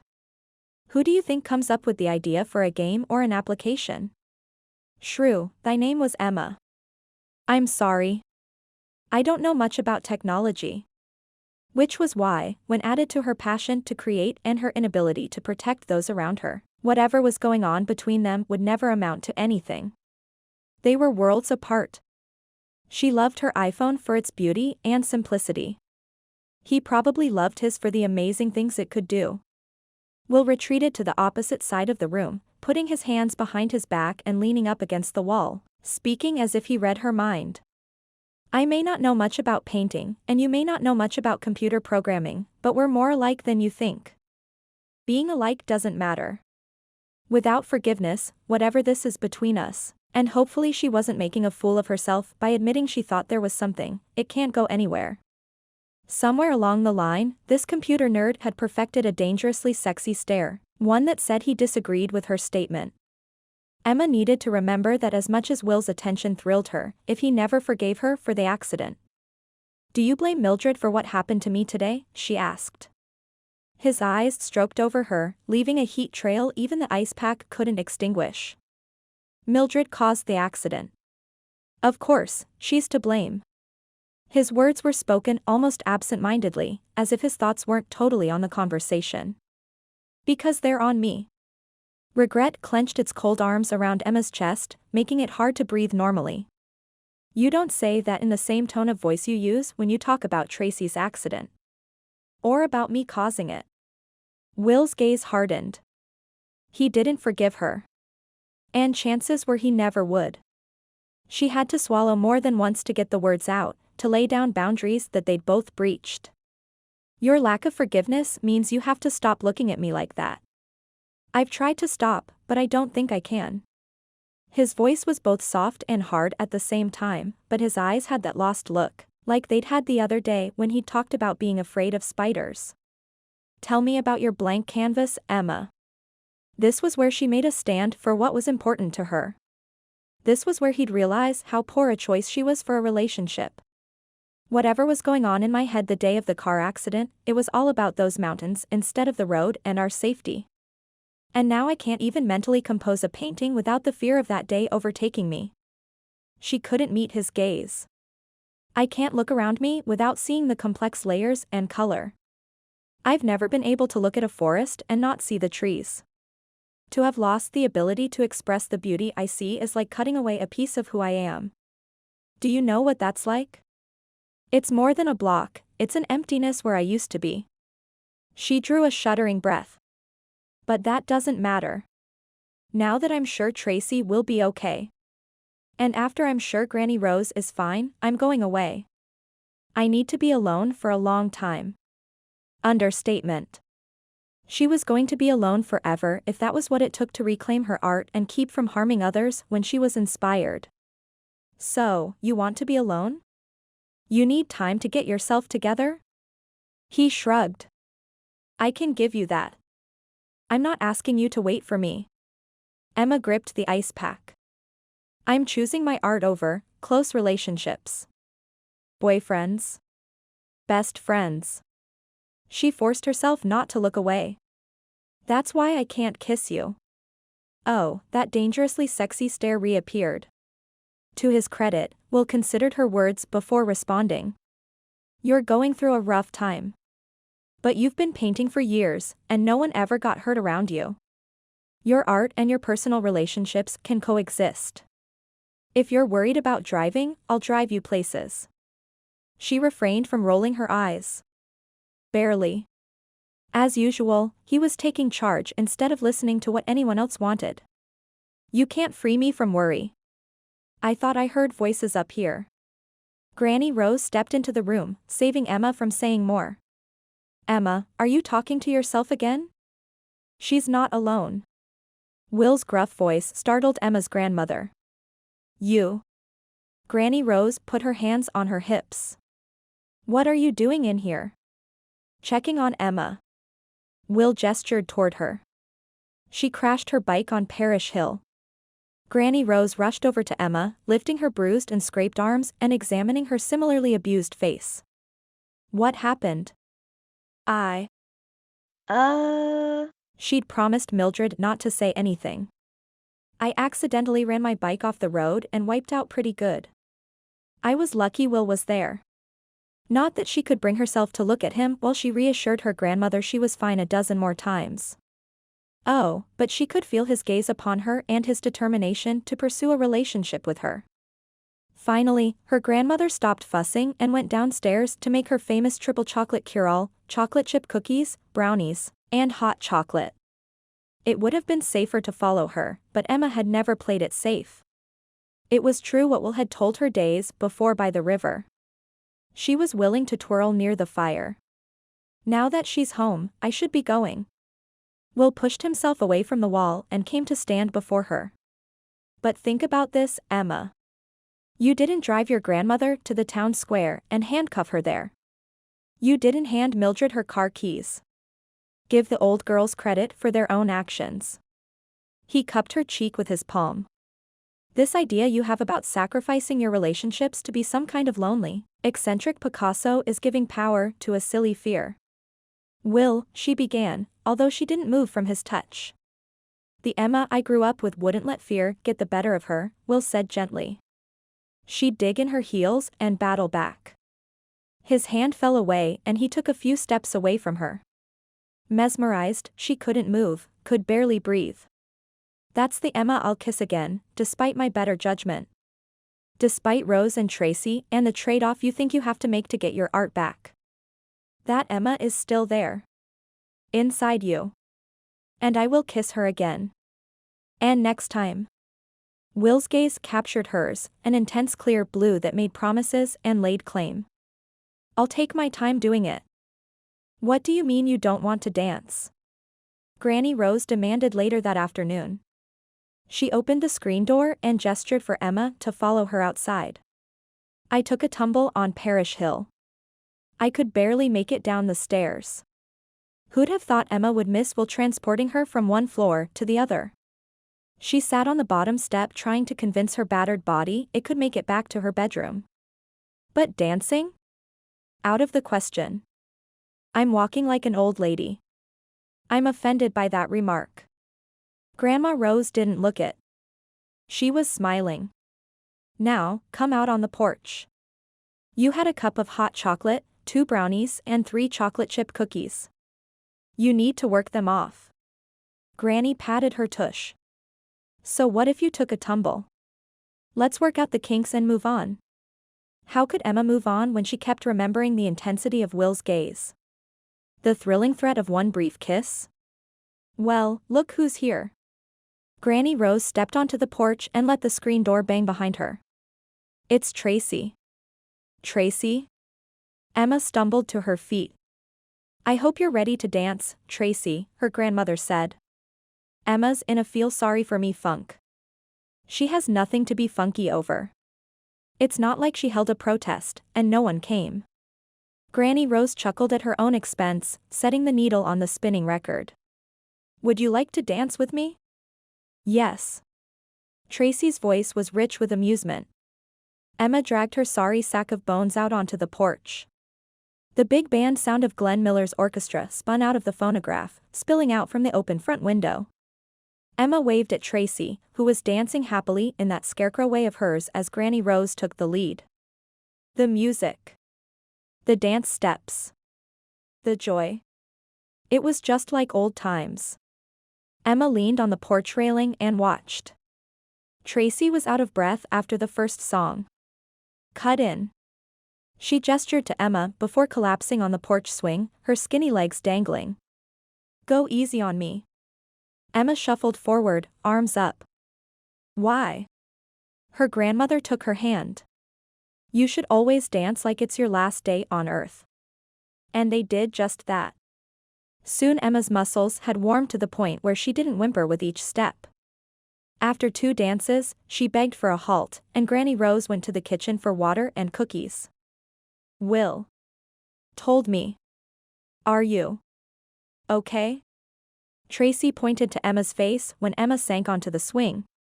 You fell. Racing Will? Emma nodded. I'm not very good at keeping people safe, even myself. That's not true. Tracy scowled and pounded a fist on her thigh. Don't believe what Will says. It's true. Tracy made a frustrated sound.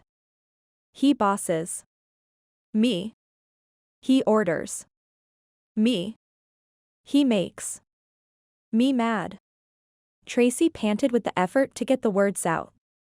You too? He makes me angry sometimes, Emma allowed. Although Will could have ordered her into his arms this morning or the other day beneath the willow tree and she might not have minded. But there's truth to his sentiment. I can't explain what happened in the car that day, but my mind wandered, and you got hurt. And now I'm struggling to paint and you're struggling to talk. And you have so much to say. Will wants me to have shock therapy. Tracy touched her forefingers together and made a zapping noise. Bye. Brain. Holy smokes.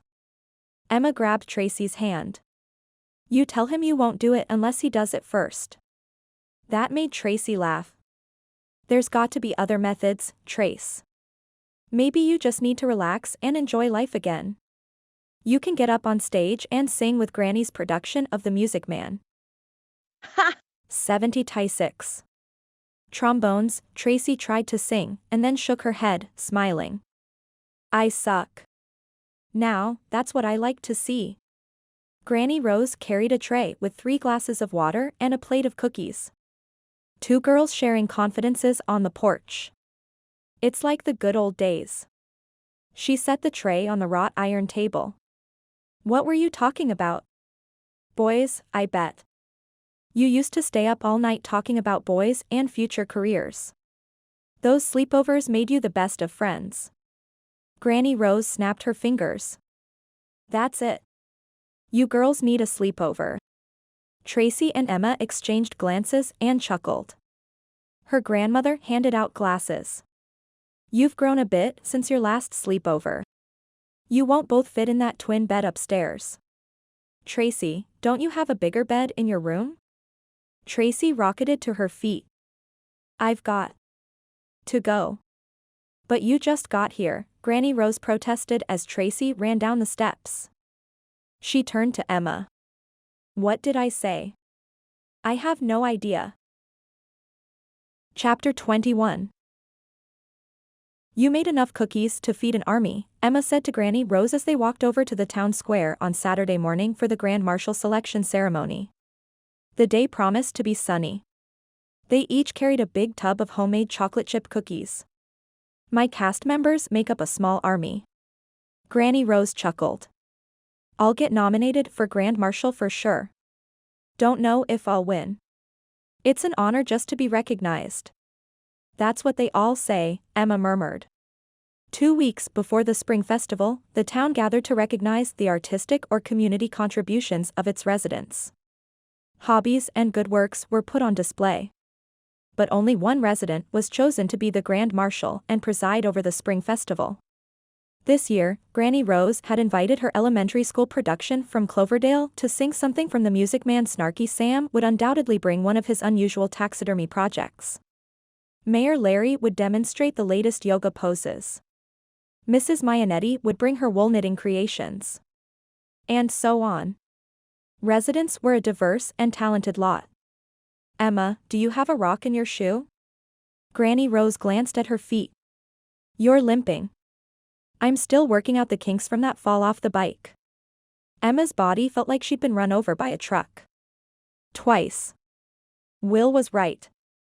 Progress needed to be made in the town's economy before someone died waiting for help. But about the kissing. Will was wrong. Kissing her was a bad idea. Granny Rose nudged Emma with her elbow. How sad that there won't be a painting from Emma Willoughby this year. How sad, indeed. I'm no longer a resident, so I can't enter. There was a chill to the spring morning that seemed to rise from the dewy, fresh-cut grass, making Emma glad she'd chosen to wear black yoga pants and a plum-colored hoodie, which also hid most of her scrapes and bruises. Or maybe it was the chill of anticipation Emma felt at the possibility of seeing Will today. They stepped onto the Harmony River Bridge. In the distance, Emma could see people buzzing around the perimeter of the town square, setting up tables and chairs. Everyone was working together. Maybe next year there'll be wine poured at the festival, Emma mused. I told you not to listen to that computer nerd. Granny Rose frowned. Emma's scared. I want you to have a safety net here in town. Will's plan isn't perfect, but it's the only plan out there. I warned you about Will. He fascinated you even as a child. Granny Rose stopped long enough to shake her finger at Emma. But he never saw you as more than a nuisance. Nothing has changed. You chase after him and he ignores you. That's not true. But the words slid slowly from Emma's lips as she realized the truth beneath the complaints she'd brought to Granny Rose when she was younger. Will wouldn't let me swim with him. Will wouldn't let me play baseball with him. Will wouldn't. The feelings she'd been dealing with since returning to town weren't new. She'd always been attracted to Will. Granny Rose huffed and continued walking, leaving Emma alone with her thoughts on the bridge where town lovers traditionally shared a goodnight kiss. I like Will. She was afraid to think of how much. When had that begun? Emma flipped through memories, rafting, fishing, hiking, going back further and further, Easter egg hunts, 4th of July sparklers, until one memory stuck. This one. She'd been too small and weak to throw the basketball in the hoop above Will and Tracy's garage. She'd been trying for what seemed like forever, so long that her best friend had gotten bored and run over to the swing set. But Emma, stubborn even back then, had kept at it in the hot sun. Sweaty, her hands smelling like dirty rubber, she dribbled and leaped and wished the ball into the hoop. To no avail. And then Will had rounded the corner of the house from the barn, looking as hot and dirty as she felt in his scuffed work boots and dusty blue jeans. A few years older, a few feet taller, with a lot more responsibility on his plate. He was her idol. "You'll never sink that," he'd said. Crushed, she'd wanted to toss the ball to the moon, along with every other basketball on the planet.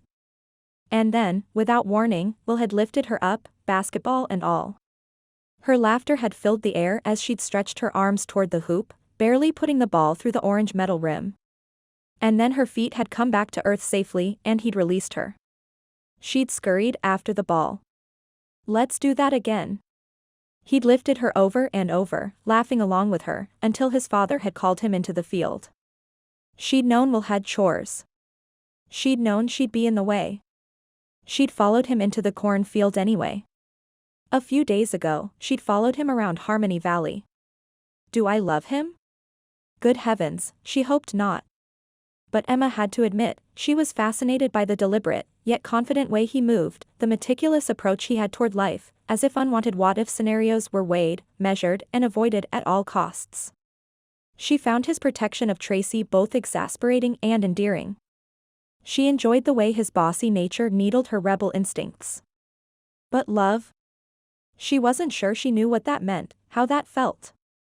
Thankfully, the object of her soon-to-be non-existent affection was nowhere in sight when Emma collected herself and ventured into the town square. Would it be too much to ask that he and his friends had taken the day off from schmoozing Harmony Valley residents?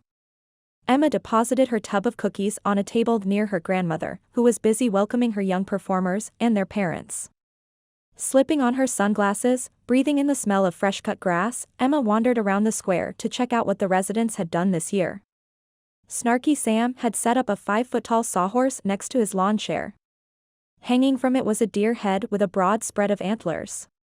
Sam had somehow given the deer human-like shoulders and dressed him in a white shirt and black vest, a sloppy gray toupee, and a hoop earring. It was classic Sam. A group of young children from Granny Rose's production swarmed around the pawnshop owner in blue jeans and t-shirts painted like blue band jackets. They worshipped his work as if he was a rock star. "Nice," Emma praised the pawnshop owner over the children's heads. "It's better than the skunk, don't you think?" Sam's Sherlock Holmes skunk had won him the Grand Marshal title one year. Worth your vote? Worth somebody's. I can't vote anymore. Not a resident. Wishing him luck, Emma moved on. Hiro Takata sat at the next table. "How did the colonoscopy go?" Emma asked politely, hoping the pictures on his table weren't of his insides. "I'm smooth as a baby's bottom in there." Old man Takata, as he liked the younger generation to call him, patted the back of his hip. He used to be an undertaker and still did special requests. He displayed 2 framed pictures on his table, both extreme close-ups of Nadine Tarkley's face. "Can you tell which is before and which is after?" Emma's stomach threatened to sour, but she gamely took a closer look. "I'm going to guess the one with the white silk background is the after. The one where Mrs. Tarkley's dead eyes were closed." "Correct." He clapped his hands. "I hear you took my place at bowling and smoked the competition. I don't care how good of a bowler you are, I'll be back week after next." Message received. "I'm just a substitute." Emma moved on. She was admiring Mrs. Maionetti's knit wool lampshade covers when Will appeared next to her. He handed her a travel mug. "Thought you might need an extra cup of coffee this morning. I like you. I really, really like you." Emma held the coffee between them like a much-needed barrier. "Where's Tracy?" "She and my dad went to the hardware store in Cloverdale first thing. They should be back soon. Flynn and Slade went into Santa Rosa to catch a movie." He eased into Emma's space, examining the bruise on her cheek, the one Emma thought was barely visible beneath a layer of makeup. "You look good. How do you feel?" "Okay." Emma walked away with a nervous gait she hadn't experienced since high school. She stopped in front of Felix's table. The big, retired fireman had brought pet crates filled with cats. One was occupied by a rather large, one-eyed Siamese. Upon seeing Will, the Siamese started yowling and rubbing against the cage. Will reached in a finger to scratch the cat behind one ear. The Siamese purred. Emma could relate. Ping's bonded with you, Felix said stiffly to Will. I'd ask if you'd adopt Ping, but I want him to have a stable home with a person who cares about others. Will retracted his finger. I keep telling you and everyone else, I'm building the winery and running the winery. It's not for sale. That's stable, even if I don't live here full time. He's selling, Emma. Felix reached into a crate to take out a small white kitten, passing it to one of Granny Rose's young, musical cast. Will clenched his jaw. I'm not. Emma laid a hand on Will's arm. People would be more likely to believe you if you gave them a reason. An honest reason for starting a winery and retaining ownership. Go on. Say it. She waited for Will to admit he was doing it for his dad and Tracy. Will's lips remained sealed. He's selling. Felix passed another kitten to another child. I'm not. He's definitely selling, Felix repeated gloomily. Chapter 22. Tracy stood next to her dad at the Grand Marshal selection ceremony. The sun and light breeze had chased away all traces of fog, leaving the late morning squintably bright. She'd rather be home painting in her dark room, but her father had driven straight from the hardware store in Cloverdale to attend the festivities. Heaven forbid he miss out on a town event. Tracy's paint cans were in the back of his truck. Thankfully, her dad hadn't asked her why she needed 5 gallons of paint in 5 different, loud colors. She would have left the ceremony to paint, but there were too many cans for her to carry home by herself. Even if she left with 1 or 2, her dad would notice and ask questions she didn't want to answer. The votes are in, Mayor Larry announced, from the stage set up in front of El Rosal. And we have a tie between Rose Casillas the Music Man. The kids jumped up and down, cheering. Their parents clapped in the background with benevolent smiles. And Sam Smith's corporate deer. Tracy remembered the last time she'd qualified to cast a vote. She'd cast a ballot for Snarky Sam's bikini raccoon. The roadkill taxidermist was always her favorite candidate for Grand Marshal. In case of a tie, the town council may appoint an independent board to break it, Mayor Larry said, glancing toward Tracy. In this case, we've chosen judges who've left Harmony Valley and made us proud, Will Jackson, Emma Willoughby, and Tracy Jackson. Startled, Tracy pointed at her chest. Me? Her father hugged her. You. Folks, in case you don't know or don't remember, these are 3 former Harmony Valley residents, among them a self-made millionaire, an up-and-coming artist, and a survivor of a serious accident. Let's bring them up here with a big round of applause. Survivor of a serious accident? Was that her claim to fame? Tracy gritted her teeth. She's the artist, one little boy said, pointing at Tracy's paint-stained fingers. Tracy tucked her hands in her jeans pockets as she followed Will over to the podium. She felt the pitying eyes of the townspeople on her and could almost hear their whispers, she's the one who can't talk. She edged away from the podium, trying to escape their scrutiny, but someone grabbed her arm. It was Emma. Smile, Emma said before Tracy could succumb to panic and shrug her off. Smile like this is the best day of your life and they'll smile right back at you. It was either break free of Emma's grip and make a fool of herself as she ran away, or smile. Tracy wasn't sure which was worse. Smile, Emma said again. And so, Tracy smiled. She smiled at the kiddies in front of the podium, waving at them as if she was Miss America. There was a laugh.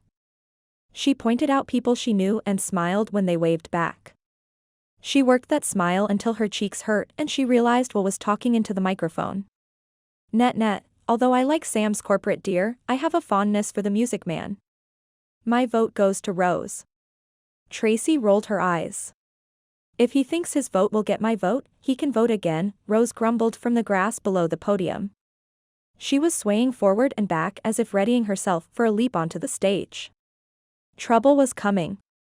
Emma scurried down the stairs to calm her grandmother. Will drew Tracy toward the microphone. There was no question who Tracy was voting for. Sam. She moved clear of the podium. Her underage The Music Man fans in the front row groaned, presumably because she hadn't voted for them. Don't you want to tell us why? Mayor Larry asked. No, she didn't. But Emma was still down talking to Rose and Larry was giving Tracy the they go on hand signal, so Tracy stepped back to the mic and expanded on her answer. I liked it. The kids applauded. Tracy went back to smiling at anyone who made eye contact with her, wishing she could disappear. Mayor Larry waved Emma to the podium. It comes down to you, Emma. With one last finger shake at Rose, Emma returned to the stage. Her speculative gaze fell on Tracy. Tracy recognized that look. It meant Emma was making a right turn when her GPS and everyone else recommended she turn left. Sometimes it was a deviation that headed toward fun. And sometimes it wasn't. Pointing at Tracy, Emma grinned, an unspoken "Are you in?" Tracy shook her head. Are you sure? Emma put her foot on the bottom step. It's your year. She couldn't mean. She wouldn't. Tracy opened her mouth to say no, but nothing came out. Rose took advantage of their near-silent exchange, darting past her granddaughter up the stairs to snatch the microphone from Larry. This man, she pointed at Will, wants to change things here. And we all know what happened the last time promises of change and prosperity were made. A few in the crowd nodded their heads. Mayor Larry made a grab for the mic, but at the last second, Tracy caught hold of his arm. She didn't like Rose picking on Will, but he could take it. She wasn't sure Rose in her current state could stand up to Larry or a disapproving crowd.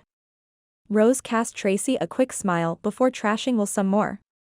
I don't know about you, but I want Harmony Valley to survive. I acknowledge that we need some improvements in town, but we have to choose our allies carefully. Granny Rose.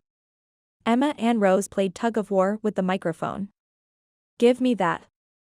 Mayor Larry dropped a string of colorful curses in between platitudes about meddling members of society upsetting the status quo. Tracy held on to his arm. Don't trust the computer, nerd. Rose gave up the mic and made her escape back to the grass. The gathered crowd dissolved into a raucous mess. Neighbor shouting at neighbor. Fists shaking. Hats tossed to the ground. Please. Emma yelled into the microphone. Let me finish casting my vote. Too late, Mayor Larry said, shaking Tracy off. Besides, you're going to vote for Rose. No, I'm not, Emma said. Woo-hoo. Another win. Sam hooted. I'm sorry, Sam, I'm not voting for you either. Emma's voice carried through the speakers and seemed to echo down empty Main Street. The Grand Marshal is supposed to represent the best we have to offer. And this town is a survivor. A survivor? Tracy cringed at the word, realizing where Emma was going with this. Tracy shook her head. But that wasn't enough to stop her friend. Words. She needed to find the right words. But the words wouldn't come. Emma caught Tracy's eye. And I think this year, the person who best represents survival. No, is my dear friend Tracy Jackson. So, my vote for Grand Marshal goes to her. Emma was looking as if she was giving Tracy the gift at the top of her wish list. Didn't Emma realize the Grand Marshal had to preside as the master of ceremonies over the spring festival events? Had to stand up on stage and speak into a microphone all day? Tracy's stomach roiled. After a moment of silence, a few people began to applaud. And then a few more. And then everyone in the town square was applauding. Mayor Larry took the microphone from Emma with a slightly distant look that seemed to be calculating popular opinion against established procedure. He was Tracy's last hope. I know we have rules and we counted votes, but I think in this case, we can make an exception. Mayor Larry drew himself up and waved an arm in Tracy's direction. Our Grand Marshal for this year's Spring Festival is Tracy Jackson. Tracy didn't graciously accept. She ran. Chapter 23. And you think I'm overbearing? Will confronted Emma beneath the oak tree after his sister had been named Grand Marshal and fled. Emma looked toward the spot where she'd last seen Tracy, consumed with doubt. Mayor Larry was having a powwow with the ladies on the town council over by the stage. Granny Rose was looking abashed, clutching a cookie tin to her chest as if she was being scolded. The crowd was dispersing, folding chairs, packing up displays, walking slowly home or climbing into cars. Did you see how upset Tracy was? Will was so close to Emma she could smell coffee on his breath. What were you thinking? I was thinking Tracy needed a little adventure. She needs to face life head-on. Emma lifted her chin, refusing to admit she might have been wrong. Yesterday I was joking with Tracy about her getting on stage with Granny Rose's elementary school kids instead of going to shock therapy. You do know she doesn't want electrodes on her brain? Surely, this is a better choice. Will frowned. I know she's scared, but there's been a lot of success with transcranial direct current stimulation. What a fancy name for such a barbaric action. Emma's scared. And what kind of success will she have if she's petrified of the therapy? None, I'd wager. Will paused, and then waved her concern aside. The best and brightest doctors in California are behind the trials. I was lucky to have gotten her in. But that's beside the point. You had no right. You keep forgetting Tracy is an adult and capable of making her own decisions. Or that she and Tracy had been best friends for more than 2 decades. Emma wasn't going to back off this. And with good reason. I warned her that I was going to choose her, and she didn't stop me. Deep down, she knows she can do it. She may not want to, but she'd run away. Emma kept her gaze locked on Will. No, Will drew back. When did you ask her? Right before Granny Rose stole the microphone. Emma had been half hoping she'd see the old spark in her friend. The "you can't put one over on me" grin as Tracy leaped forward to prevent her from taking the microphone. But this might be even better. Grand Marshal. It was a perfect challenge for Tracy. Will scrubbed a hand over his face. He looked tired.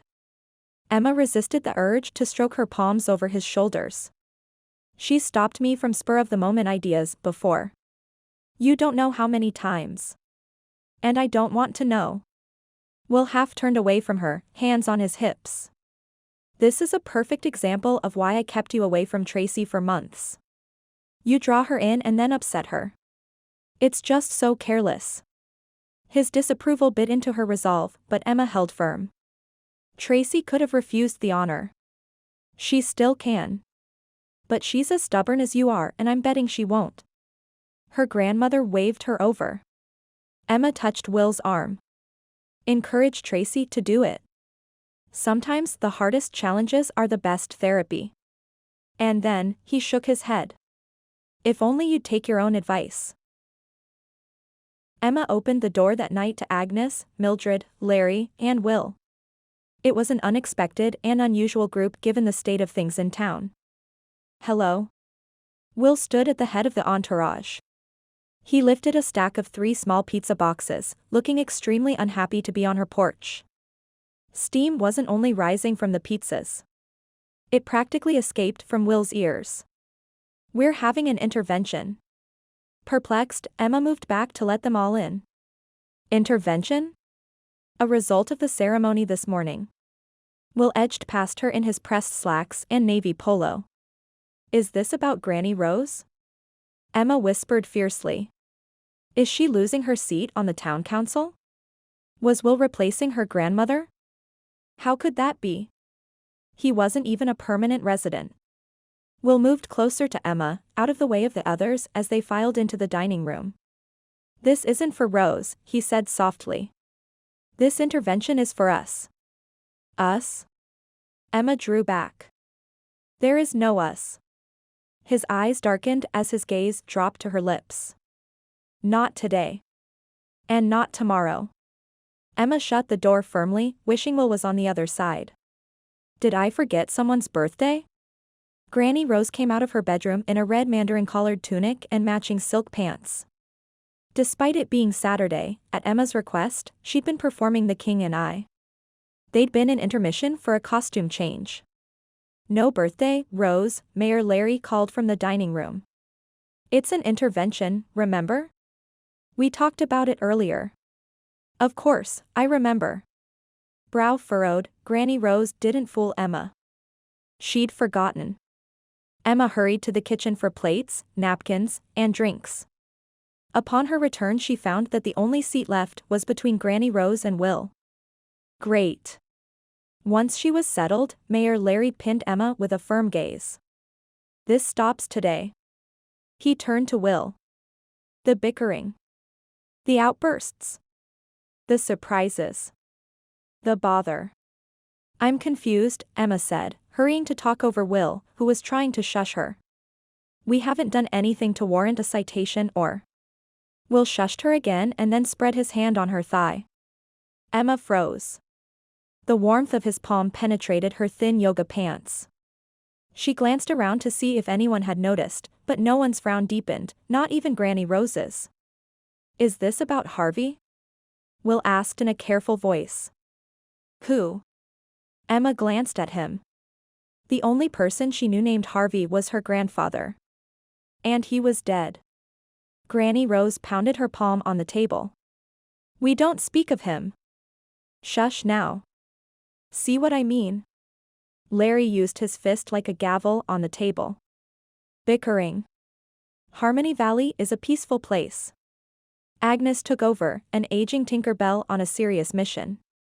We pride ourselves on our decorum, which was conspicuously absent at the Grand Marshal ceremony. "Oh, Granny Rose." Emma gave her grandmother a quick squeeze with her free arm. Larry and Agnes turned expectantly to Mildred. Clearly, this was going to be a tag team intervention. Lips pursed, Mildred wasn't saying anything, perhaps afraid that Emma and Will would start an intervention of their own about driving when legally blind if she spoke up.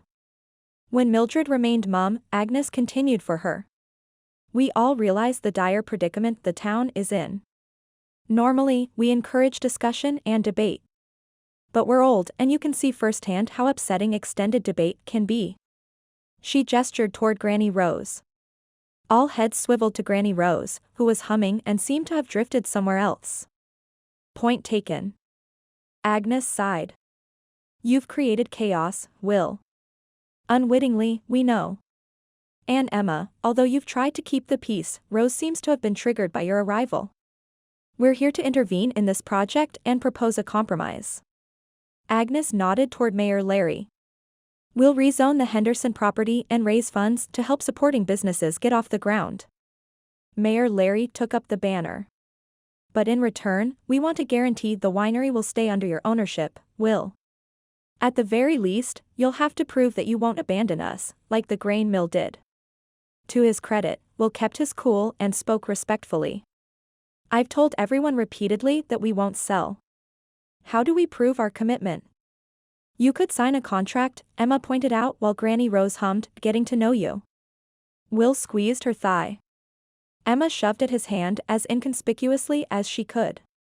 Will flipped his palm up and appropriated her hand with his.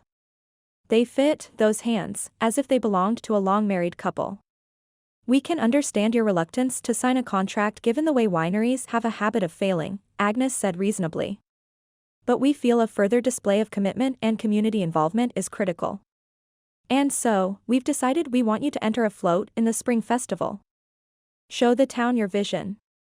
Agnes glanced toward Mildred, but her sight-challenged associate was staring at the ceiling. "And to make sure Rose's interests are represented, we want Emma to help you. We feel her input is important." "A float?" Emma sucked in a breath. She'd worked on festival floats in her time.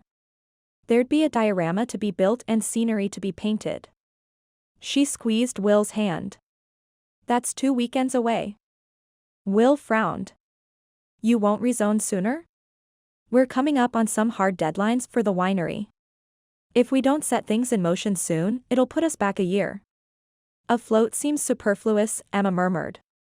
"It does," Will agreed, using his free hand to ease the tension in Emma's fingers. Her grip eased. Her gaze dropped to their joined hands. A dangerous corkscrew of longing spun slowly up Emma's arm, encouraging her to forget about paintbrushes and brush strokes. She could be happy with her hand fitted in Will's. Except.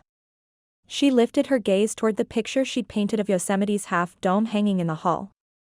She remembered catching the light just right, choosing the right shade of gray and adding just a tinge of yellow highlight. The joy. The satisfaction. Painting is my passion. Painting. Not this. Not, love. Emma tugged on her hand. But to no avail. You have 2 weeks to convince us, Will. Mayor Larry leaned forward. If your float wins at the festival, you'll be able to speak your piece during closing ceremonies to sway popular opinion. Something Will would need to sway Mayor Larry. But more importantly, we'll have a bargaining chip. If you feed us to the wolves, we'll have pictures and video and witnesses to whatever you promise. We'll put our foot in any future business dealings you have and make anyone who tries to deal with you think twice about taking you at your word.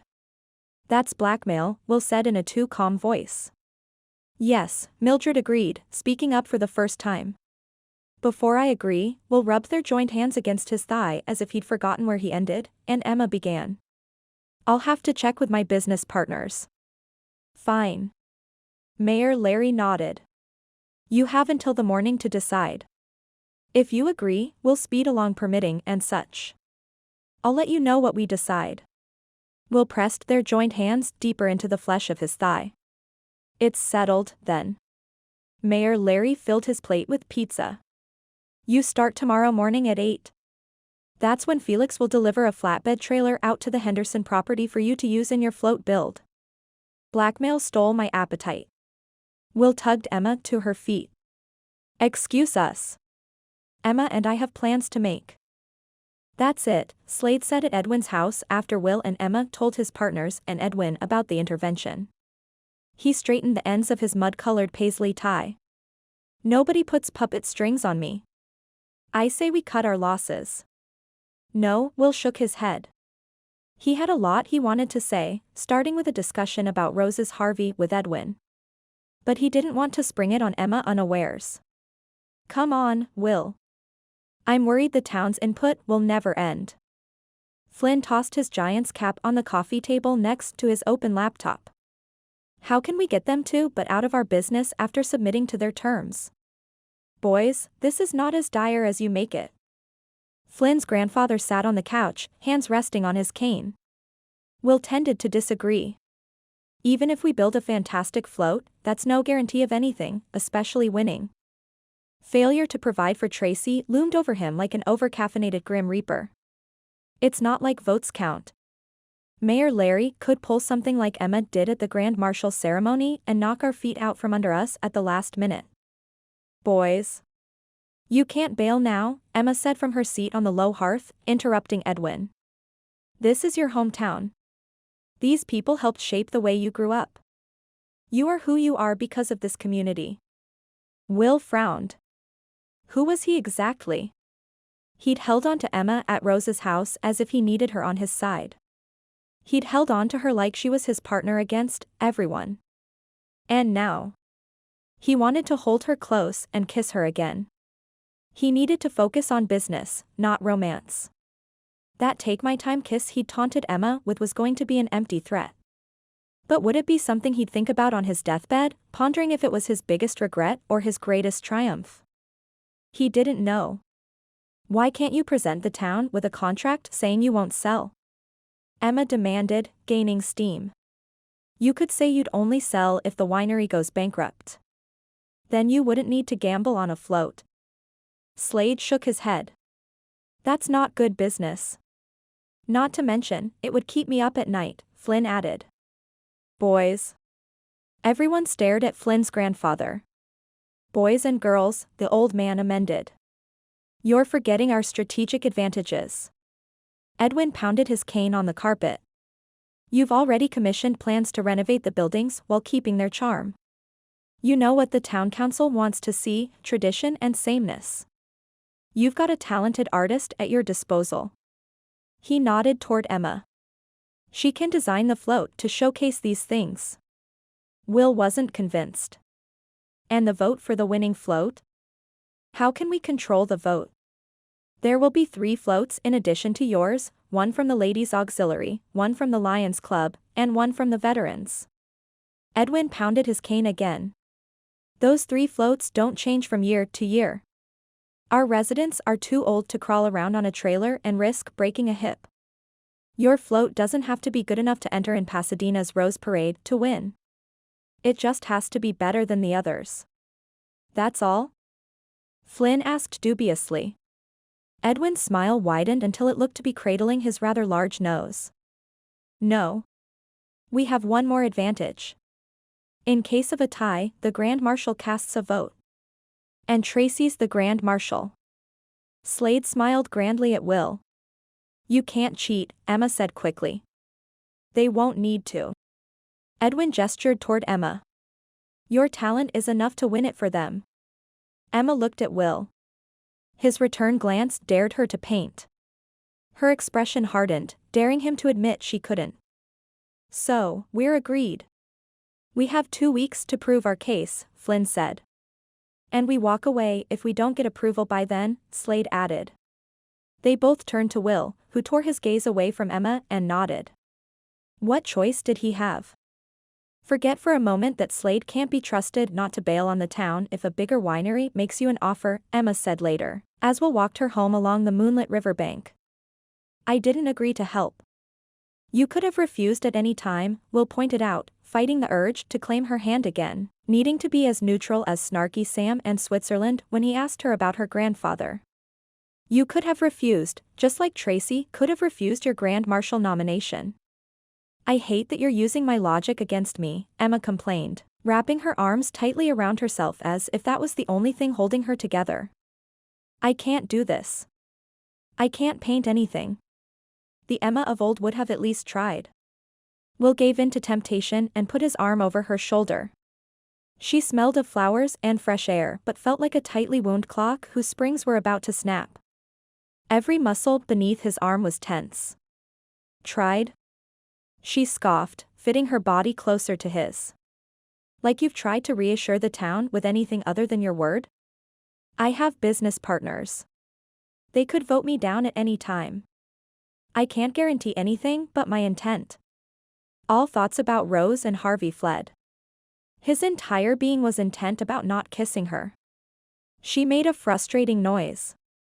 You shouldn't put your arm around me. I'm not going to kiss you. Not that the idea was ever far from his mind when she was near. You're cold.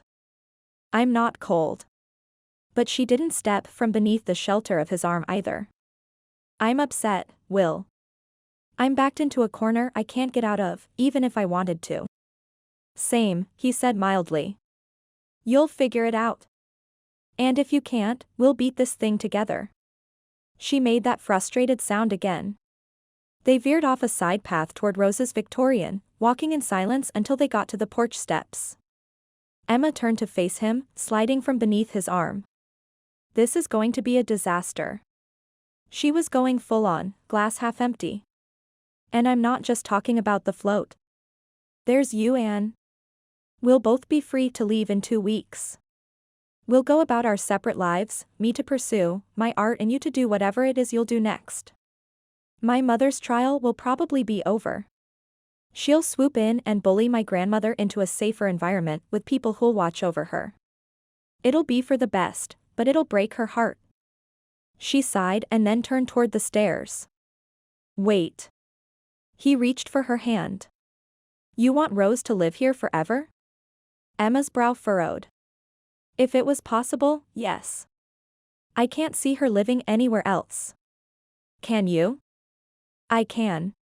He tugged Emma closer until they stood mere inches apart. Not because he intended to kiss her, but because upheaval in a family was hard. She might need a supportive hug. One friend to another. I can see Rose staging a production of South Pacific in a retirement center. Emma's grin was reward enough for not kissing her. His hands were only sliding up her arms to make their goodnight hug quicker. Emma's glance angled toward his hands. Her grin faded. Will? A whisper. His hands reached her shoulders. His fingers traced along her collarbone, moved up, coming to rest on her neck. All he had to do was drop his arms around her shoulders to give her that friendly hug.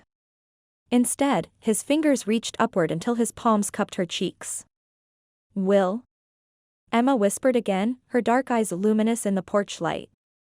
He leaned closer. A hug and a kiss on the cheek. An appropriate goodnight between friends. Her eyes drifted closed, and he experienced his first twinge of trouble ahead. His lips brushed hers. A light caress. Still chaste. Still friendly.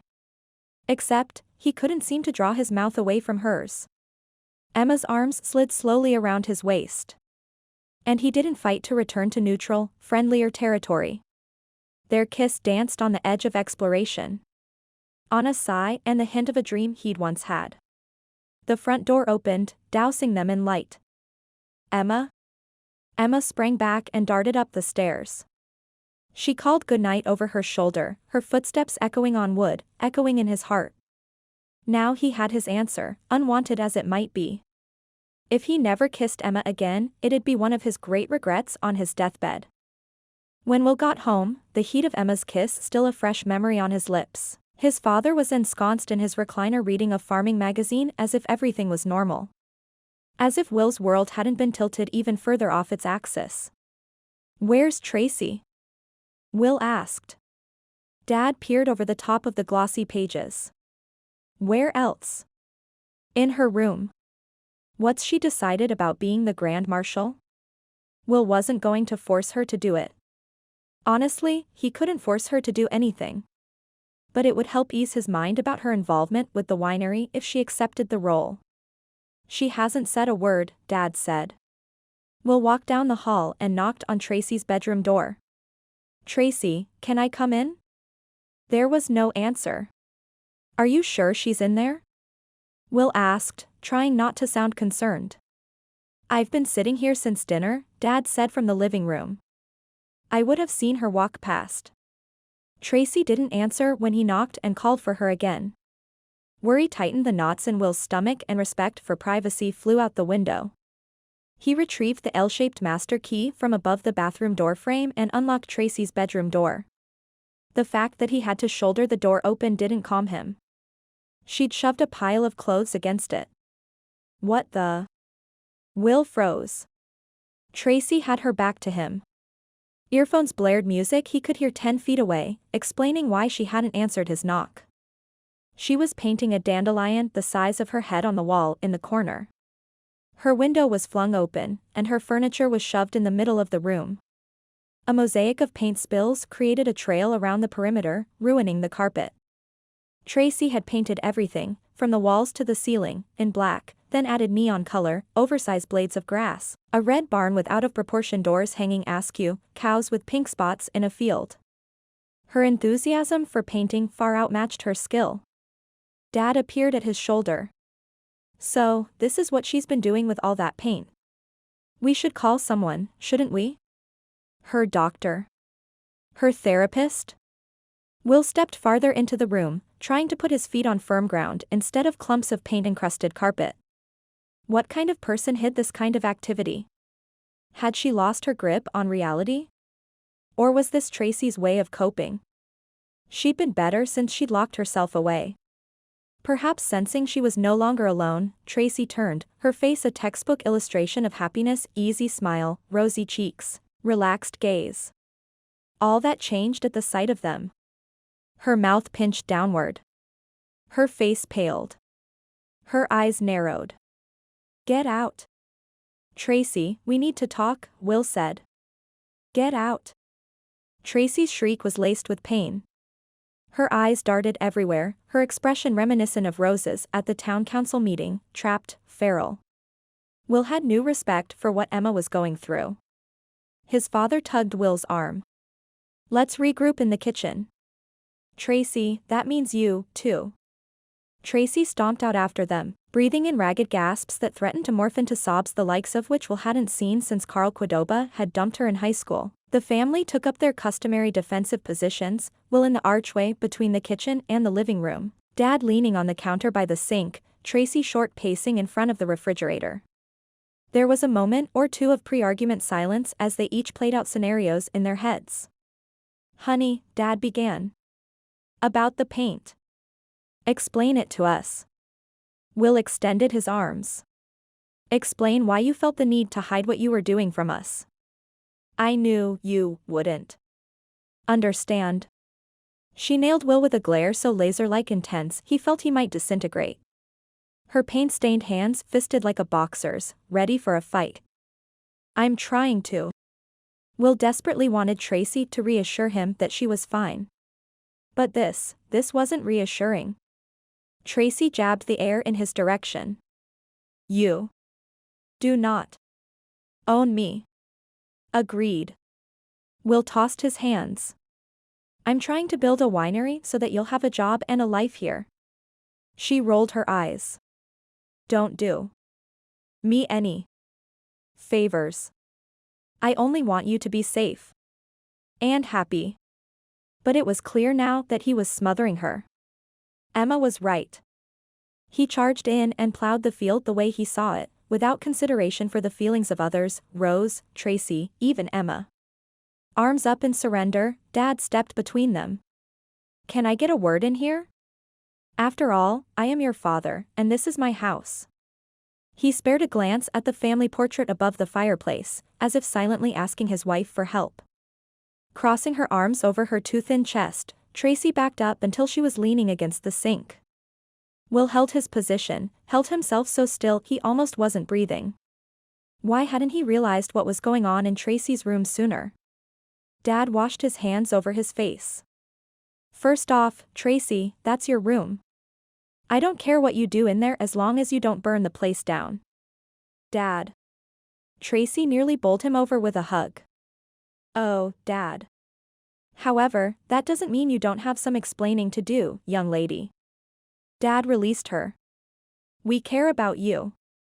We've sat at your hospital bedside and made decisions that we thought were best for you until you were at a point where you were capable of making them yourself." Dad gave Will a significant look. "Now, Will. He likes to set boundaries, start things, and throw money at a problem." Will had heard enough of his faults recently not to argue. What was the point? No one listened. That didn't mean his father's opinion didn't sting. Dad's gaze drifted back to Tracy. "If you agree, I'm sure he'll pick another fancy rehab hospital for you to go to." Eyes suddenly brimming with tears, Tracy shook her head vehemently. Will's throat thickened until when next he spoke, his voice sounded rusty. "She's not going to another facility. She's fine right here." Tracy's mouth began to form a battle cry, making Will quickly amend his statement. "That is, if Tracy wants to stay. She doesn't have to work at the winery. It's not like you could make her." Dad stroked Tracy's short blonde curls twice before letting his hand fall to her shoulder. "I'm a believer in giving people a chance to work through the bad stuff in their own way. And lately, you seem to be doing better. Is it because of the painting?" Tracy hesitated a moment before nodding. "You hated painting in the hospital," Will pointed out. She tossed her hands in the air between them. "They tell me to paint. Emotions. So stupid." Will wasn't sure he understood the difference with what she was doing in her room, but if it made Tracy happy. "They told you to paint out anger." Dad watched Tracy closely. "You plopped a big red glob of paint on the paper and went back to your room." "I was angry." She crossed her arms over her chest. Will chuckled. "You got Mom's temper." "As if you didn't," Dad teased. In that moment, Will knew they were on a path to a new normal. All of them. "The painting makes you feel better?" Will asked, needing a final bit of reassurance. Tracy nodded. "Yes. I control what I paint." Control was something Will understood. He nodded. "Well, then, let's make sure you have a good supply of paint." Chapter 24. Emma had spent far too long last night thinking about Will's kiss to dwell on it this morning. She had better things to do. Like stare at the bear, 30-foot trailer Felix had delivered 20 minutes ago. Not one of the 3 winery musketeers had shown up for its delivery. Had they decided to give up after all and not told her? There was nothing to do but stand around, listen to some overly happy birds chirp, and look at the scenery, rows of overgrown grapevines and an unobstructed view of Parish Hill. But she couldn't do that. She'd risk another panic attack while she passed the time waiting for those 3 prima donnas. And so, that kiss. Nope, nope, nope. I'm heading back to check on Granny Rose, Emma said to nobody. She made it as far as the corner of the barn when she heard a truck coming down the gravel drive, horn honking. It was Will. Sorry. I needed a peace offering. He hopped out of the truck. I didn't think it would take me that long to rescue this. The back rim is bent, and the rear sprocket broken, but with a little work, you'll be able to ride again. Will lifted her bike out of the truck bed and set out the kickstand. The bike leaned at a dangerous angle but didn't fall over. Thank you. Emma was touched. She came closer to inspect the damage, running one hand over her cheek. I expected it to be a lost cause. Nothing's ever completely lost. Will drank her in for a moment before reaching across the truck seat. I brought my laptop, too. The revised architectural designs are on it. A cat meowed from inside the cab. Emma peeked in the open truck window. A one-eyed Siamese stared at her through the slats of a small carrier. You adopted one of Felix's cats? Sort of. He'd moved closer to Emma in that way he had, lowering his voice as if afraid someone else might hear. I got Ping for you. I thought you could paint with him. Emma stared from Will to the cat and back. You're kidding. I'm not. And, Ping is kind of impossible to ignore, Will added when the cat meowed again. But it's nice to have someone around to keep you company when you're struggling with something. Emma crossed her arms over her chest. I can't have a cat in my apartment. You can have one here, Will said softly. And you said you might be moving. Maybe your next place will allow cats. It's an impractical gift. Impractical, but thoughtful. She was touched, darn it. What if it doesn't work out? It will. At her smirk, he added, if it doesn't, I'll take him. Emma sighed and looked at the cat again. The cat's fur was the color of faded sandstone with rich dark chocolate highlights. How did you convince Felix to let you have him? He wasn't about to let you adopt one of his cats yesterday. Ping can be very persuasive. On cue, Ping meowed, confirming Will's story. Now, about the new vision for the winery. Will set a laptop on the driver's seat and keyed in his password. I got these this morning. Emma leaned in to look. This architectural design salvaged the existing red barn, and the welcome center was the original farmhouse. Felix will be thrilled. Never mind how Will got architectural plans on a Sunday. This is why he let you have Ping. Will grinned. We all have our secrets. Like goodnight kisses. Emma desperately needed to back away. Her feet remained firmly planted. This is exactly the kind of idea I can get behind, except, Emma looked up at Will, reached out to touch his arm.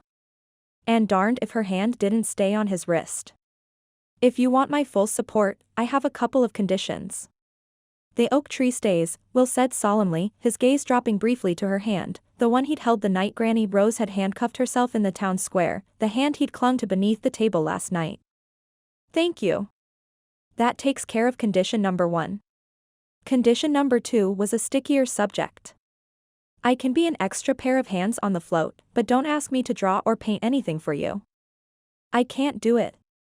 It was Will's turn to study Emma. But instead of arguing, his gaze softened. I may have a solution to that. Are you sure you can't sketch? Because if you can rough out our plans for a revitalized winery, we can use that for the theme of the float. I figured this would be a 3D diorama, Anne. Emma's hands had started to tremble at the word sketch. No. Emma. We'll need someone else to draw and paint. She thrust her palms in the back pockets of her jeans. You know I'm beyond blocked. I'm lucky I can edit print ads with someone else's photos and artwork. There wasn't enough distance between them. He was looking at her too intensely, as if considering taking her into his arms. Thankfully, her feet moved this time. I'm going to get through this, but I can't do it overnight. He kept staring. She could almost see his brain working. I give you permission to sketch this out. Not forgiveness. Permission. Emma bit back a groan. Your permission doesn't matter. I don't have permission here. She tapped her heart, suddenly realizing the truth. It's about forgiving myself. In order to create, I have to lose myself in the moment. I lost myself when I was driving Tracy. And the other night after bowling when Granny Rose slipped away, I was trying to sketch and didn't hear her leave. I'm not ready to forgive myself. My grandmother's safety is at risk, as well as the safety of others in my care. Will, his name fell between them in one husky syllable. Don't ask me to do this. His stare probed. He considered. After a moment, he nodded. Get in. You need to see something. Will. For once in your life, Emma, do something I tell you without asking. He turned her around. She dug in her heels, which only increased the pressure of his hands on her shoulders. You're assuming you know what's good for me. Throw me a bone and I'll go with you. The bone being our destination. Okay. He led the way to the passenger door, opening it for her. We're going to my house. Now get in. Ping me out, echoing the command. A few minutes later, Emma ascended the steps to the Jackson home. Why are we here? You'll see. Will led her inside and down the hall to Tracy's room. The smell of fresh paint increased as they moved deeper into the house. And yet, the walls she saw were a dingy white that hadn't felt a brush or roller since Will's mother died. Will took a master key from above the door frame. Whoa. Emma backed up. If Tracy locked the door, we shouldn't go inside. Ignoring her, Will opened the door. Okay, don't go inside. You can look from the hallway. Emma stood firm. It's not right. Look. Will tugged her forward until she bumped into his solid chest. She kept her face averted, but the smell of paint was intense, calling to her artistic curiosity. Emma turned her head. Oh. So much black. A bold statement as a backdrop to the colorful murals on every wall. There was so much black that Emma almost didn't notice the disarray of Tracy's furniture. Or the canvas with a flying worm on the dresser. She recognized the squiggly line as the worm she'd tried painting days ago, but Tracy had filled the rest in. Tracy's been painting her walls for a week now. And she's been more confident, happier even. Will ran his hand down the slope of Emma's back. Art heals, Emma. It heals and it forgives. You can't just stop creating. But I have stopped. In my case, art doesn't heal, it disables. It puts those I love at risk. Will shook his head. You don't get it. Tracy. The back door opened, and Tracy charged down the hall. What are you doing? My room. Mine. I'm sorry. Emma held up her hands and stepped out of the room. Why hadn't she left when Will took down the key? This was a horrible mistake. I wanted Emma to see this, Will started to explain. I brought her here. I made her come inside. It's beautiful, Emma said gently. Get out. Get out. Get out. Get out. Tracy slammed the bedroom door in their faces and locked herself in. What's going on in here? Ben stood at the back door, looking as worn out as Emma felt. I was trying to help Emma and I messed up. The pain in Will's voice was wrenching. I'm sorry, Tracy. Without thinking, Emma put her arms around him and rested her head on his chest. I screwed up, Dad. Will sat on the living room couch, his head in his hands. Emma had left and already he missed the feel of her arms around him. How am I going to make this right? It's my fault, son. No, Will raised his head and stared at his father, who stood across from him. You didn't invade Tracy's privacy. No, but you're my firstborn. I raised you to take on responsibility from an early age. And then your mother," he shook his head. "And now you take on too much. You can't make things right for everyone. People need to find their own way." His sigh carried the weariness of too many years as a single dad. People will still ask for your help from time to time, but you have to put the brakes on your impulse to fix everything for everybody. It's a hard habit to break. Will felt so defeated. "It's apparently what I think I do best." He knew now that he could never broach the subject of Emma's grandfather with her. That was her business, not his. "We're all a work in progress. You're ahead of most people in this world just by knowing what your faults are." Dad glanced up at the family portrait. "I'm sorry I didn't do better by you after your mom died." "You don't have to apologize to me," Will said gruffly. His father stood and patted Will's knee. "Apologies are part of every relationship, along with forgiveness." He headed toward the front door.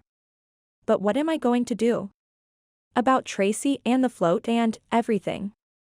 Dad paused, shuffling his feet a little. "You have to give things up, son. The responsibility, the control, the judging. Life's mountains are high. Let someone else carry the load for a while." Impossible. If he let things go, everything around him would be chaos. His dad opened the door. "Wait."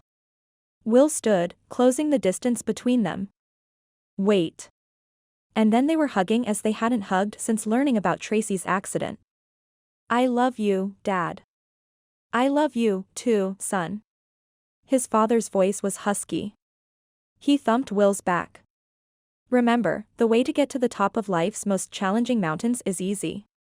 Just take one step at a time."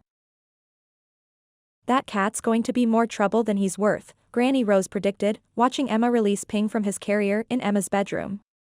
She'd taken the cat when she'd left Will, along with the small bag of kitty litter and cat food she'd noticed on his floorboard. Granted, it was an armful, but she hadn't had far to walk. And Ping's cries had helped drown out the memory of Tracy's anger.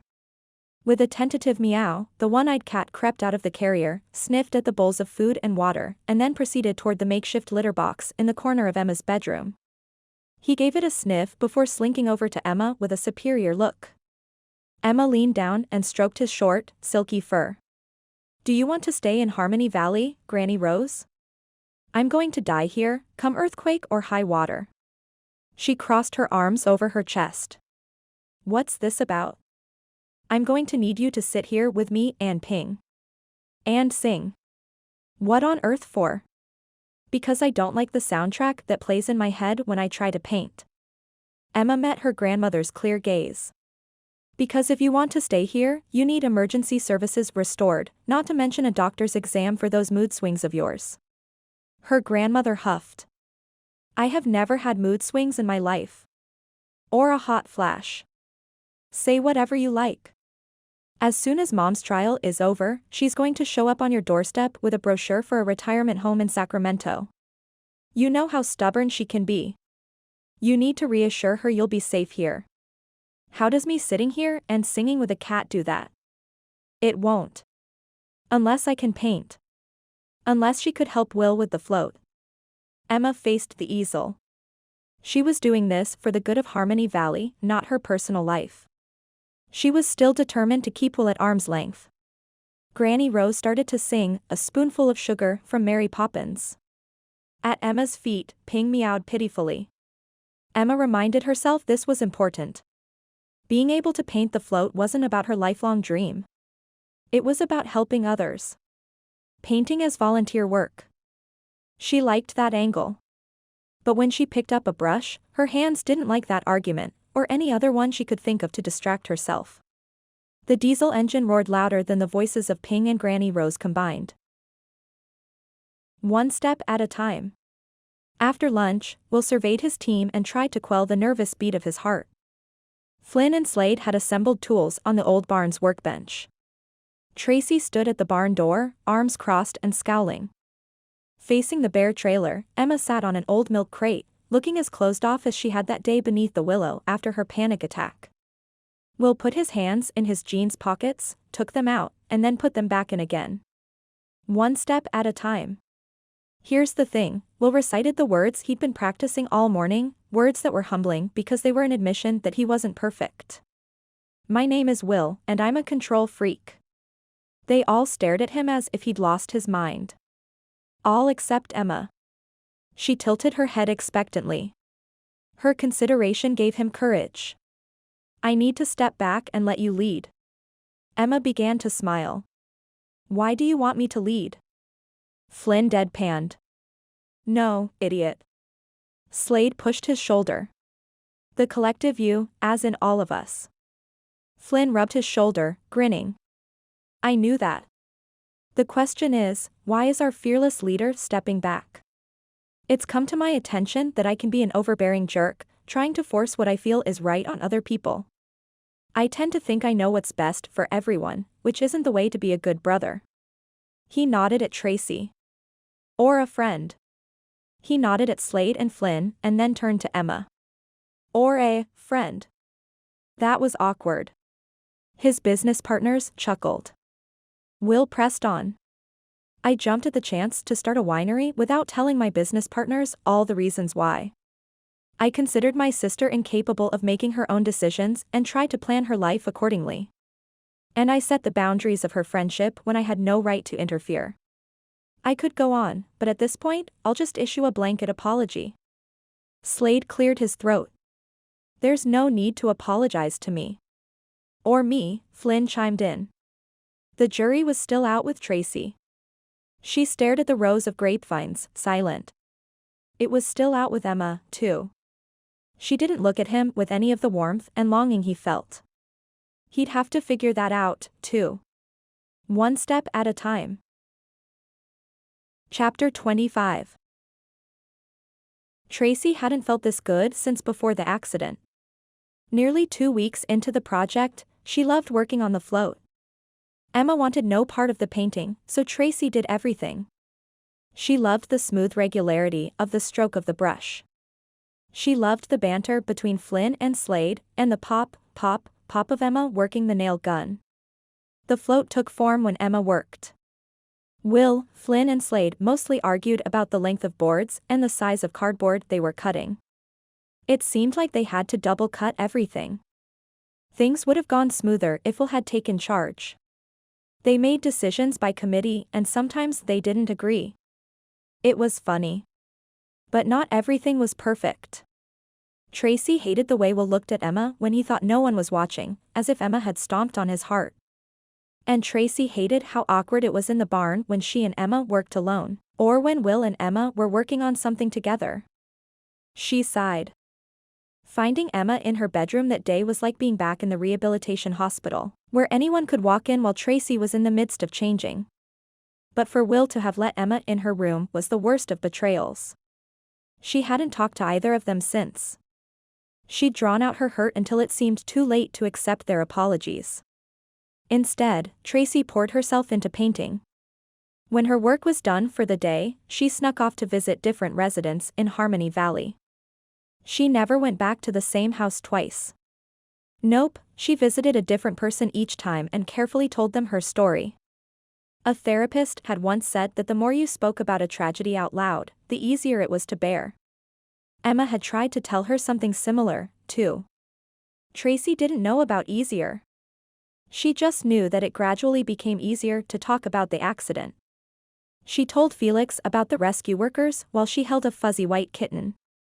She told Agnes about the stomach-churning helicopter ride over a cup of tea. She traded Walker war stories with Mildred as she baked cookies. And every day, Tracy's speech felt smoother, easier. Who needed shock therapy? She could control aphasia all by herself. Just not in time to be the town's grand marshal. The thought still made her feel nauseous. And then one afternoon, while she was painting, alone for once since Emma had print ad work to do and the men had gone into Cloverdale for supplies, an SUV pulled into the barn doorway. "Excuse me." A handsome man with the slick smile of a salesman got out of the passenger side. He was dressed like Slade, slacks and a tie, and wore a lightweight gray jacket. Tracy felt a moment of panic. This stranger would expect her speech to be smooth. "Yes?" I'm looking for Will Jackson. He was checking out her legs.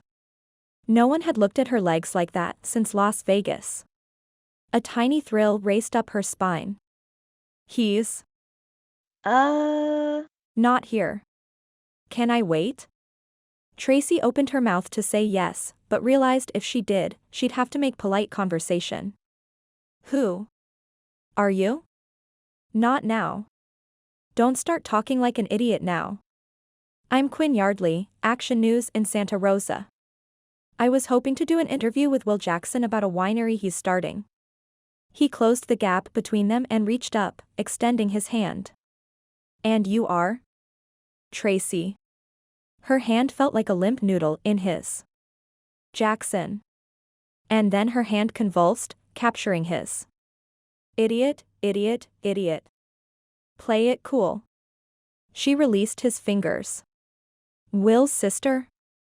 Quinn's smile broadened like a snake's mouth right before it unhinged its jaws to swallow its prey. It's always great to have additional insight on a story. You don't mind if we ask you a few questions? The driver of the SUV had been standing near its door. He retrieved a camera from the back seat. Tracy drew back, nearly tumbling onto the gelato parlor she'd been painting. Great. I didn't think you'd mind. Quinn turned to his cameraman, pulling a microphone out of his windbreaker pocket. Is there enough light in here? Tracy could feel her throat closing, and her tongue thickening. The air lodged inside her lungs. There's enough light, but she'll need to come down off that trailer, the camera operator said. No, Tracy croaked. Quinn looked at her as if she was refusing the highest of honors. No? It'll only take a few minutes. What is it you're painting? You need to go. Now, Tracy, Quinn said in a cajoling voice, the same tone of voice her therapists used when they wanted to make her feel guilty for not completing an exercise when she was too tired, too demoralized, or, more often, too angry. I will not be on camera. Tracy drew a breath. You need to leave. Quinn looked at her as if she were a curious lab specimen. She hated herself for being imperfect. She hated aphasia. What's all this? Emma appeared in the doorway wearing her old paint-splattered overall shorts and a messy ponytail. Who are you? Quinn stepped forward and introduced himself. Emma took one look at Tracy's face and ignored his outstretched hand. Gentlemen, you're trespassing. We didn't mean to upset anyone, Quinn said smoothly, lowering his voice. What's wrong with her? Nothing is wrong with her, Emma said in icy tones that matched the temperature of Tracy's insides. She walked over to the nail gun compressor, turned it on and took aim at the tire of their SUV. Now leave, before walking becomes your only option out of here. We're here for a story. We won't come back, Quinn said, as if that meant something to either one of them. I don't care. Emma stood guard until the SUV disappeared down the driveway. She shut off the compressor but remained facing the driveway. I'm so sorry, Tracy. Tracy barely heard her as she ran out the back door. Chapter 26.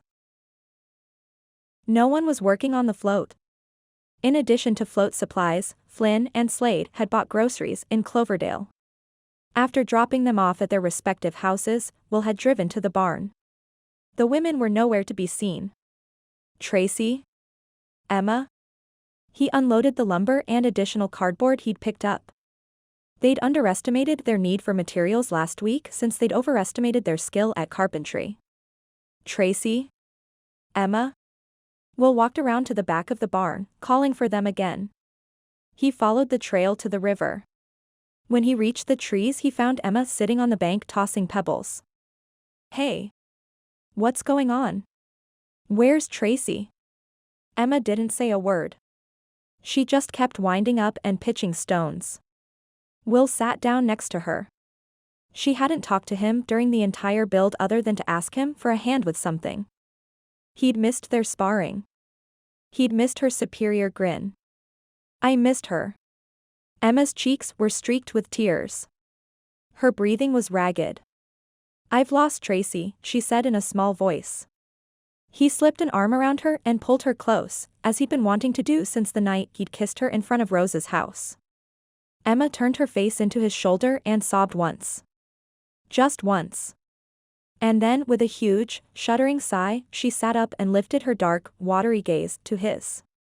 "People think Tracy's broken," Emma whispered. Will nodded. He used to be among them. Now he viewed her aphasia more like a handicap in a horse race. Tracy carried more weight than the rest of them. Life would be harder for her, but that didn't mean she wouldn't run. "She's not broken." Emma straightened, but kept her gaze locked on his. "She's so much smarter than I am. And quicker at putting things together up here." She tapped her temple. How could anyone look at her and think there's something wrong with her? She disengaged herself, grabbed a sizable rock and threw it into the river.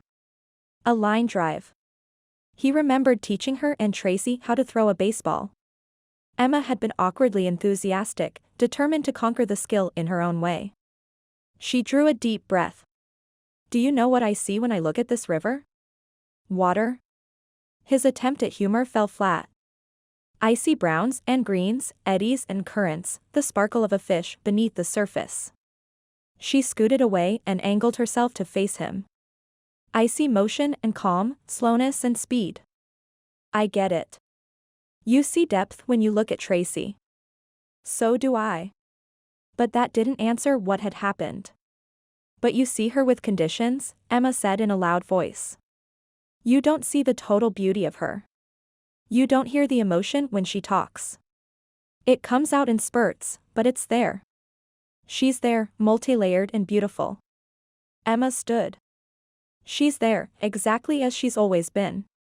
Will opened his mouth to argue, and then closed it again. Emma was right. Will couldn't see beyond the challenges Tracy faced and the limited tools she had to meet them. It was like the first day they'd raced up Parish Hill when he'd realized Emma was a dreamer and he was a realist. The distance between their outlooks was vast and unbridgeable. At least, it was if he didn't have Emma by his side to build those bridges. The world sees Tracy the same way you do, as if she can't get as far in life as anyone else. Emma stared out over the river, her face drawn in sadness. "I'm the reason the world sees her that way. And she knows it." Her gaze dropped to his. "And now I know why you can never forgive me."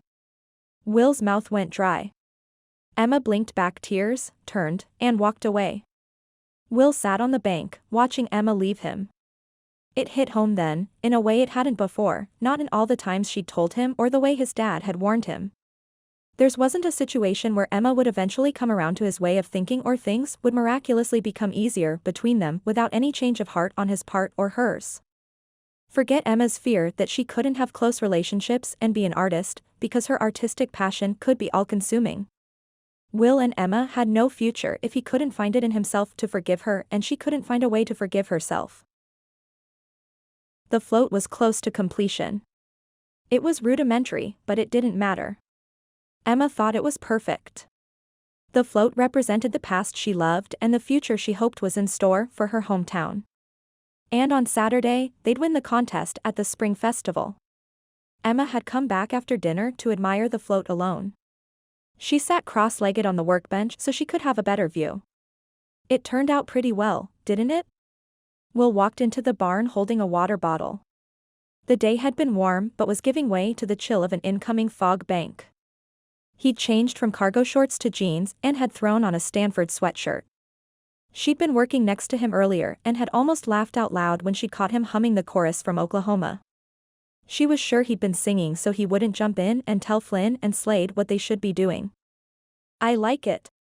Emma slid down, wiping sawdust from her shorts. "I'm going to miss working on it. I enjoyed getting to know Slade.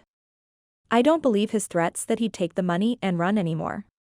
And I'd forgotten how fun Flynn can be." She went over and shifted a grapevine in a 5-gallon container so that the vines hung off the front of the trailer. "Flynn still hates the barber chair, though, doesn't he? You braided his hair." There was something odd in Will's tone, but Emma was paying more attention to the float than him.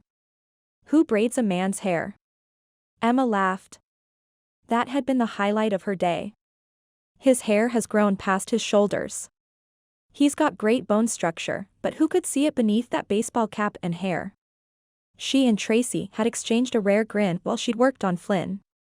She stood on a step stool and fiddled with the ribbon on the stuffed sheep Slade had found online. It had arrived today. The sheep was life-size, with a pink bow and dark eyes that begged for a hug. After the festival, they decided to donate it to the nearest children's hospital. I didn't like you touching Flynn's hair. Will was behind her, his breath wafting gently across the shell of her ear. Emma's heart slowed to a limb-freezing halt. Other than the day that nosy reporter had showed up, she'd successfully avoided being alone with Will. She'd tucked away crushes, infatuations, and fascinations. She'd parted ways with what-ifs and what-could-have-beens. She was on the path of recovery, not discovery. Turn around, Emma. Oh, she recognized that tone of voice. It was the same deep rumble he'd used to tell her he was going to kiss her that day in her bedroom. I can't. To turn around meant she'd fall into his arms. There'd be tender touches and the warm press of lips. And that would only reignite feelings she'd been doing her best to shut off. A kiss could break her hold on the precipice of love, sending her tumbling down where she'd be vulnerable and lost. Emma. Will's voice sounded defeated. I don't like it when you braid Flynn's hair. You don't? She almost turned around then. No, his hands settled on her shoulders, warm and heavy and full of what she wanted to imagine was love. And I don't like it when you tease Slade about his ties. His hands circled her shoulders slowly, as if learning their shape. I almost nailed Slade's tie to the gelato shop. You can't not tease a man about that. Turn around, Emma, he pleaded gently. I can't. Her voice dropped to a whisper, as featherlight as her hold on her control. Will might want her, but he could never forgive her. She knew because she hadn't forgiven herself. His hands glided down her arms until they came to rest over her hands. His fingers tangled with hers. He moved closer, the heat of his body begging her to turn around and close the distance between them, begging her to surrender to the feelings between them. I can't do this, Will. Emma. His lips pressed against the back of her neck just above the collar of her t-shirt, soft as dandelion fluff. I miss you. Despite her best intentions, Emma tilted her head to one side, inviting his lips upward. He accepted the invitation, pressing his mouth beneath her ear, advancing to her jawline. She turned her head slightly, giving him better access. Again, he accepted the invitation, the press of his lips against her flesh more urgent now, demanding she turn, demanding she acknowledge that there was more here than attraction, that there might just be love. And then he stopped. Emma. His stubbled cheek rested against her smooth one. He spoke with aching tenderness. Emma. What are we going to do? Her resistance dissolved. And she was lost. Will leaned against the wall of the barn, cradling Emma in his arms as he watched the moon rise above the crown of her dark hair. She turned and lifted her face. One last kiss. Will couldn't resist. One last kiss to end a perfect evening, one where neither of them argued. Will drew her closer, deepening the kiss. One last, sweet kiss, Emma murmured against his mouth. The regretful way she said it, as if this was Goodbye. had Will pulling back. I'll walk you home. Emma covered his lips with her fingers before he could say any more. No. Here at the barn, it's only the two of us, without pasts, without futures. I know you can't forgive me, and I don't expect you to. But out there, she sighed, out there, we have baggage and responsibilities, to ourselves as well as to others. I knew when I turned around that you and I only had this one moment. Her words created a void in his chest where his heart used to be. Don't say that. She stared at him expectantly. Does that mean? He hadn't forgiven her, and he was sure she could see it in his eyes. He'd hoped they could forget about it, put the issue in a corner and not discuss it. He was foolish and naive. The evening chill nipped at him. But Emma, it can wait until. No. Forgiveness can't wait. Emma pushed her way free of his arms, eyes filled with hurt. Her pain seeped into him, making him feel emptier than before. I can't be this person, she said raggedly. I have more respect for myself than that. You should never have promised to kiss me. You should never have asked me to turn around tonight. And you can't tempt me like this again. Instinctively, he reached for her, but she backed away. Promise me, Emma winced, swallowed. Started again. Promise me you'll never look at me like you want to hold me. Promise me you'll never touch me like you have tonight. And promise me you'll never kiss me again. The weight of her request clawed at him. How could that be? He didn't understand the meaning of the powerful emotions churning inside of him. I know you'll honor a promise, she said, eyes luminous in the moonlight. The words she wanted to hear hung bitterly on his lips, reluctant to take form. Promise her? In the end, he could only nod his head. Rose was waiting for Emma on the porch swing when Will walked her home. The old gal held a piece of paper in her hand that looked like a letter. There was a grim set to her mouth that didn't bode well for a man who'd been making out with her granddaughter 20 minutes ago. Not that it mattered now. Still, Will had insisted on walking Emma home. She'd kept a half step ahead of him the entire time. Their time, their moment, was over. Will felt broken and numb. And now, he had to face Rose. There you are, Emma. Rose stood, still gripping the paper. I should have known you'd be with him after receiving this. She shook the page. Larry gave it to me. What is it? Emma trotted up the stairs.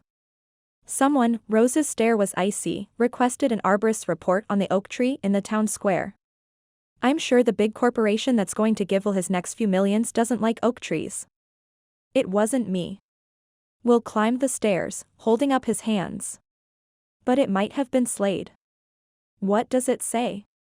Emma reached for the report, but Rose yanked it away. It says my tree has a fungus. Rose peered at the page. Anthracnose. What does it matter what it's called? It's obviously Latin for death. She clutched the page to her breast in a dramatic turn worthy of a stage production. Then Will came into her line of vision and she drew herself up like an avenging goddess. You killed my tree. You killed it so you could put your hot spot there. Granny Rose, you know that's not true, Emma said levelly. People don't infect trees with fungus. And besides, Will's changed the plan so that the communications tower will go on Parish Hill. For a moment, Rose seemed to drift back into reality. She blinked, casting her gaze about the worn porch floorboards. May I see it? Will reached for the paper. There might be something on there that tells us who requested the test. Or what they could do to save the tree. Rose's eyes widened. Don't you touch it.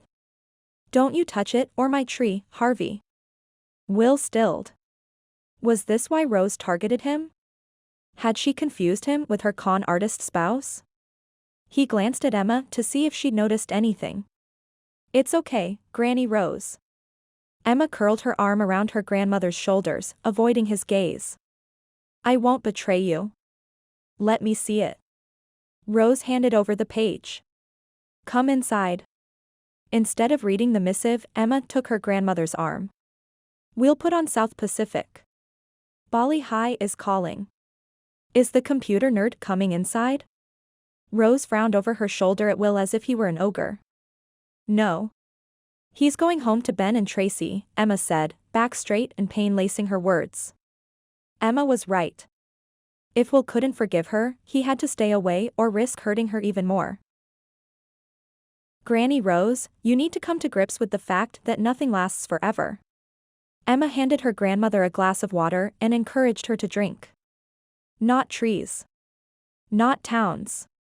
Not marriages, Granny Rose said, not without a hefty serving of defeat.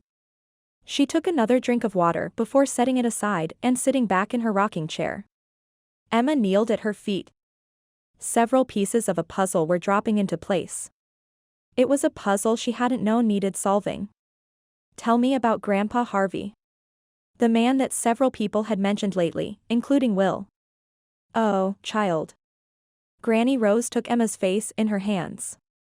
I wanted to save you from all this. All what? Emma whispered. Your grandfather was easy to love. And at the same time, so untrustworthy. Her grandmother sat back in her chair, staring off without seeming to see anything. Everything was glorious when we were first married. I had a trust fund. And it was enough for us to live comfortably. Her misty gaze shifted to Emma. But Harvey always had big ideas. He'd start a business venture with the best of intentions and then lose interest. Starting a business is hard work. Emma knew that firsthand. Yes. And somehow, his failures were always someone else's fault. He became rather bitter. He couldn't forgive himself, Emma guessed, not quite willing to embrace the idea of the man she'd never met, but heard such glowing things about, being the cause of her grandmother's distress. Perhaps, Granny Rose said absently. Things changed after your mother was born, but not for the better. Harvey had this idea to build a concert hall. People will come from miles around, he said. Everyone's business will improve, he said. She sipped her water. I bet that sounds familiar. I was on the town council then and convinced the other members to support the idea. But afterward, when the government grants and investor dollars came in, Harvey started showing up with things. New things. A new car. A fancy ring for me. An expensive doll for your mother. And none of it came out of our family banking account. That's how I found out he was skimming funds. Oh, no.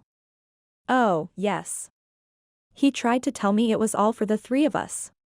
But a woman with a baby on her hip should face the hard truths. He was breaking the law. And finally, I saw the light. A tear spilled down her cheek. I told him to leave or I'd turn him in. I told him he was dead to me. Another tear tracked down her sweet face. I was a wreck for a long time. I got a job and spent years paying off his debts. And when anyone asked, I told them he was dead. Because he was. To me. She reached for Emma's hand. The town rallied around me. And we all started talking about Harvey as if he had died. I didn't mean it to be a secret. Emma squeezed her hand. Does Mom know? Oh, yes. She wanted to know her father. I suspect she asked around town about him. She searched for his grave at the local cemeteries when I wouldn't tell her where he was buried. And eventually, she found him living in Las Vegas. He died for real about a decade ago. I'm sorry. Sorry that she'd been so hurt she'd constructed a lie. You shouldn't be. Granny Rose's gaze grew cold. I'm the one who should apologize for not telling you the truth. Just look at you now, ready to trust a man who won't put his terms on paper. I saw you walk up. I have two eyes. There's something going on between you and there shouldn't be, Emma. You can't repeat my mistakes. There's nothing going on between us.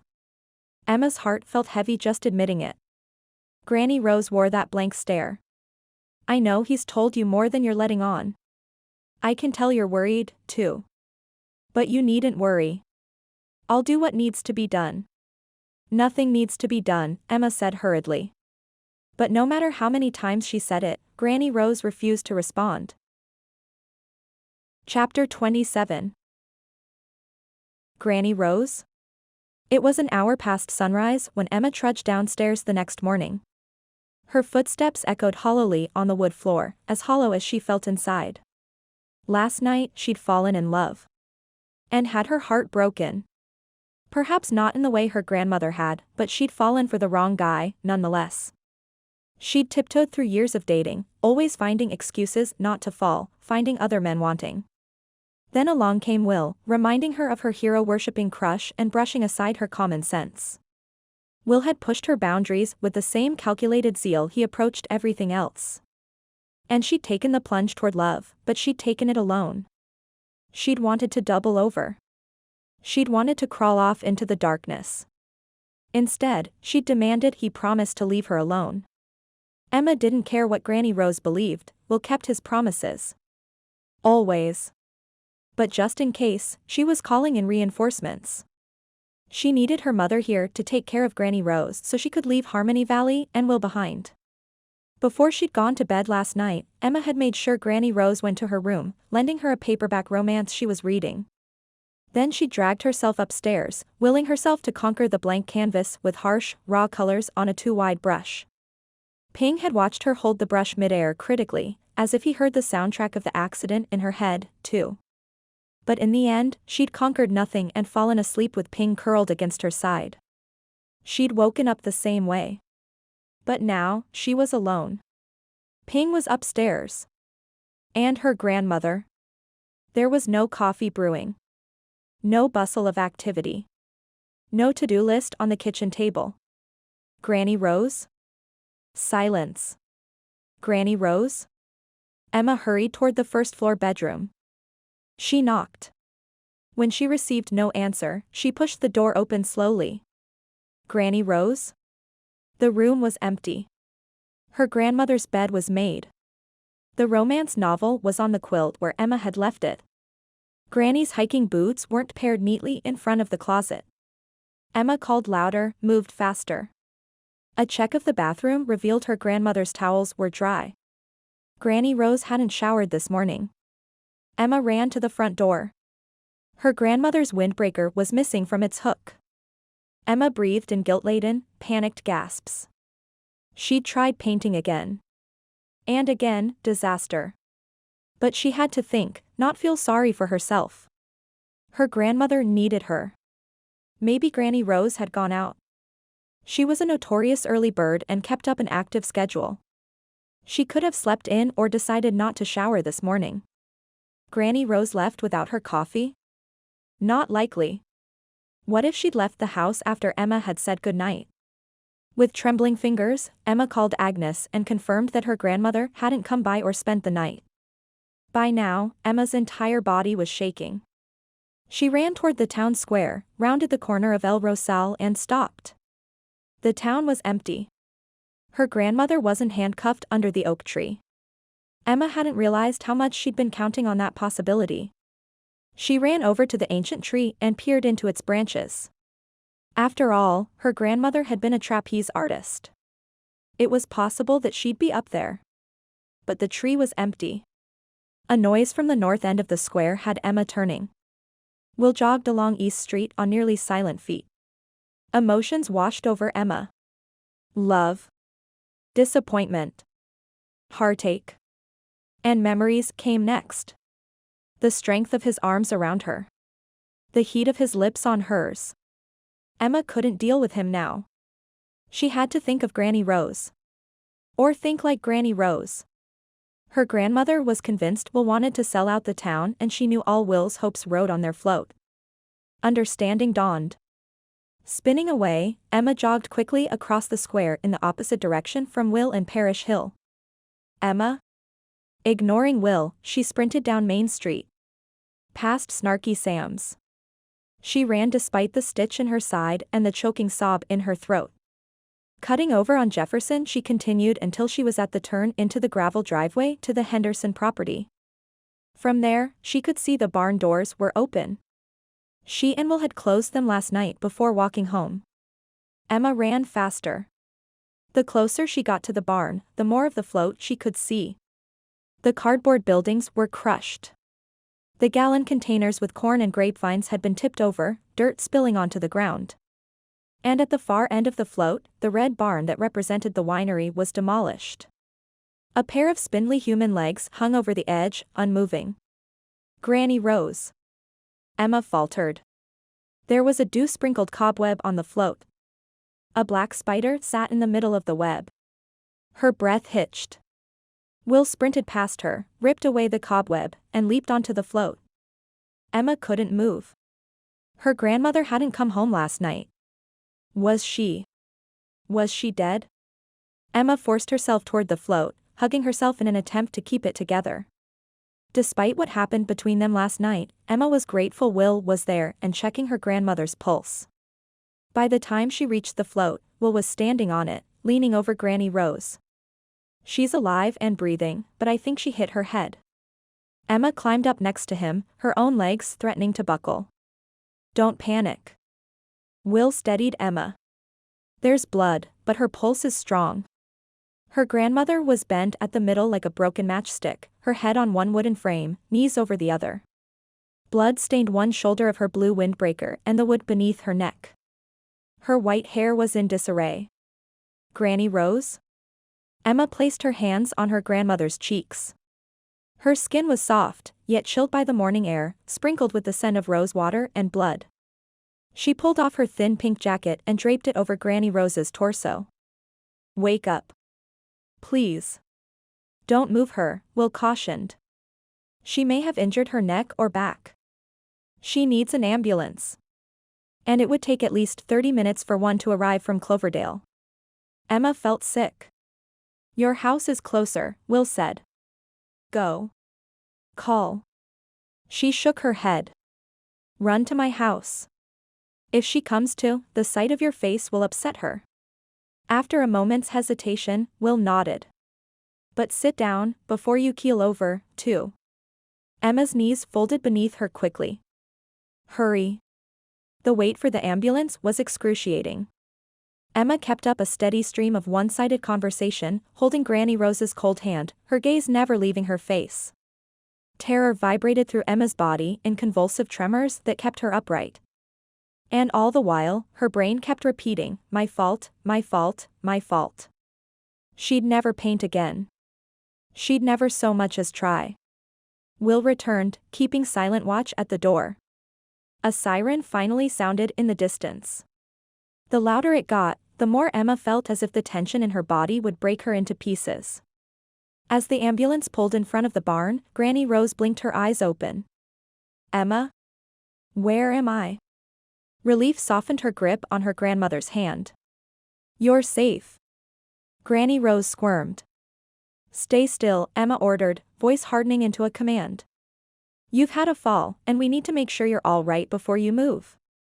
Flynn and Slade appeared, right on time to finish working on the float. They surveyed the damage without a word. Will pulled them aside and explained what had happened. Tracy showed up, took one look at Granny Rose, and retreated to the door of the barn, crossing her arms and staring down the driveway.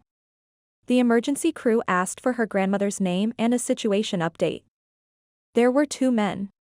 One looked like he'd graduated early from high school and the other looked like he was ready for retirement. Both frowned when Emma couldn't tell them how long Granny Rose had been lying there.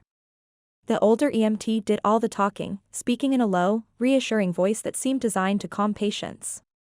"Rose, how many fingers am I holding up? You're giving me the Boy Scout pledge." Emma patted the back of her grandmother's cold hand. He was indeed holding up 3 fingers. "What year is it?" Granny Rose told him. "Who's the president?" Granny Rose answered correctly. He closed his hand around the toe of her boot. "Can you feel me squeezing your toes?" "I think you're impertinent." Granny Rose sniffed. "The last person to touch my tootsies was my husband." The older EMT tipped his head. "But can you feel me squeezing?" "Yes." Granny Rose meekly kicked out the foot he was holding. "I'd like to get up now. I'm not sure how I got here, but I'd like to start my day. I have a dress rehearsal of the Music Man before lunch." "Ma'am, I need you to hold still." All ease disappeared from the older EMT's tone and demeanor. "I have your best interests in mind." Granny Rose drew a deep breath. "I said. Ma'am, we'll get you out of here as quickly as we can, but your safety is our first concern." The way he said it brooked no argument. "I see nails and sharp wood splinters. You don't want to be cut, do you?" "No," Granny Rose grumbled. It took a few more minutes for them to determine her grandmother could be moved. They put a brace on her neck as a precaution before they lifted her onto a stretcher and loaded her into the back of the ambulance. When Emma started to climb in with her, the older tech stopped her. "No one's allowed to ride with us, ma'am." Emma frowned. "But she's my grandmother. It's policy. We're taking her to the Healdsburg District Hospital. If you check in at the emergency room desk when you arrive, they'll take you to her when they have her stabilized." "Stabilized?" "But..." "Emma." That was Will, soft and reassuring, speaking from a few feet away. Emma stepped back, crossing her arms over her chest, trying to hold it together. They started in 4 on Granny Rose and then drove off. Emma turned around to face everyone and the devastation her grandmother had caused. Everything was ruined. Granny Rose had sabotaged the best chance for a stable future the town had. "This is my fault," she admitted in a strained voice. "I should have heard her leave last night." Somehow, Emma managed to hold her head up, but she couldn't look at Will. "I've let you all down. Since the accident, I've been of little use to anyone. And whenever I try to paint or sketch, someone gets hurt. I hurt Tracy and I haven't been able to take care of my grandmother. I don't know who I am or where I fit in." She wanted to stop talking. She really did. "I'm just so lost." No one looked her in the eye. Not even Will when he weakly tried to argue. "You shouldn't blame yourself for something Rose did." "But I do." Emma swallowed back tears. Tears would help no one. "The float is ruined. There's no way we can recreate it in time for the festival Saturday." She hauled an air. "A few weeks ago, I couldn't believe anyone would feel so low they'd call themselves worthless. But that's how I feel. Worthless." Flynn kicked at a torn piece of cardboard. Slade stroked his gray tie. Will registered the pain on Emma's face, but it was a distant feeling, because she was right about one thing: his chance to speak to the entire town about this new vision of Harmony Valley was lost. On top of Emma ending things last night, this felt like the last straw. "We can rebuild," Flynn said optimistically, writing a planter with a grapevine in it. "No," Will said coldly. "There's no point trying to fix anything." A fire raged inside of him, demanding someone suffer as much as he was. He knew it was wrong to wish that. He knew it was wrong to look at anyone. And despite that, his gaze collided with Emma. It was all a dream, like one of those Dandelion Wishes kids make that never come true. Choking back a sob, Emma ran out of the barn. "Dude, that's harsh." Flynn frowned. The lid on Will's temper blew. "I may be a control freak, but I'm a realist. I know when to cut my losses. I can't fix this any more than I can fix Tracy." Tracy gasped and stalked off. Will bit back a curse. "I know this is a surprise, coming from me," Slade said in a surprisingly calm tone, "but I stand with Flynn. We can rebuild. But we'll need to duct tape your mouth shut, because if you start in on me or Flynn, like you did with the girls, we're gone. What's the point of rebuilding?" Will gestured to the destruction in front of him. "Half the town hates the idea. How many more setbacks do we need before we realize this wasn't meant to be? It's time we turned our attention to developing our next app. We can brainstorm ideas this afternoon."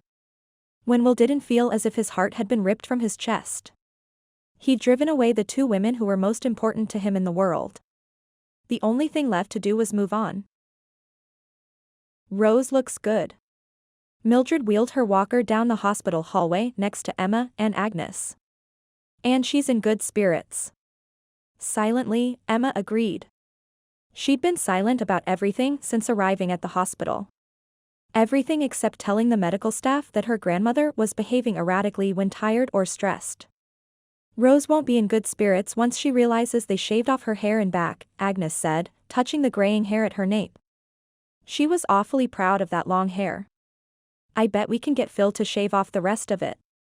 Mildred paused to let an attendant with a wheelchair move past them. "Then Rose would look like one of those punk rockers. Even if she let Phil near her hair, she won't be happy about it." Agnes waved to a nurse behind a counter as they passed. "Nor will she be happy that we're suspending her from the town council, at least until her doctor approves her for activity again." "Do you have to do that?" Emma sensed stormy waters ahead. "It's so important to her." Agnes nodded. "You know it's the right thing to do." "I do." "It's just," Emma gnawed on her lip. "If I'd have kept a better eye on her." "Emma." Mildred stopped wheeling and looked squarely at Emma. "It wasn't your fault. If anything, we're to blame. We've seen the signs for some time, but we didn't tell your family." "No, it's my fault," Emma persisted.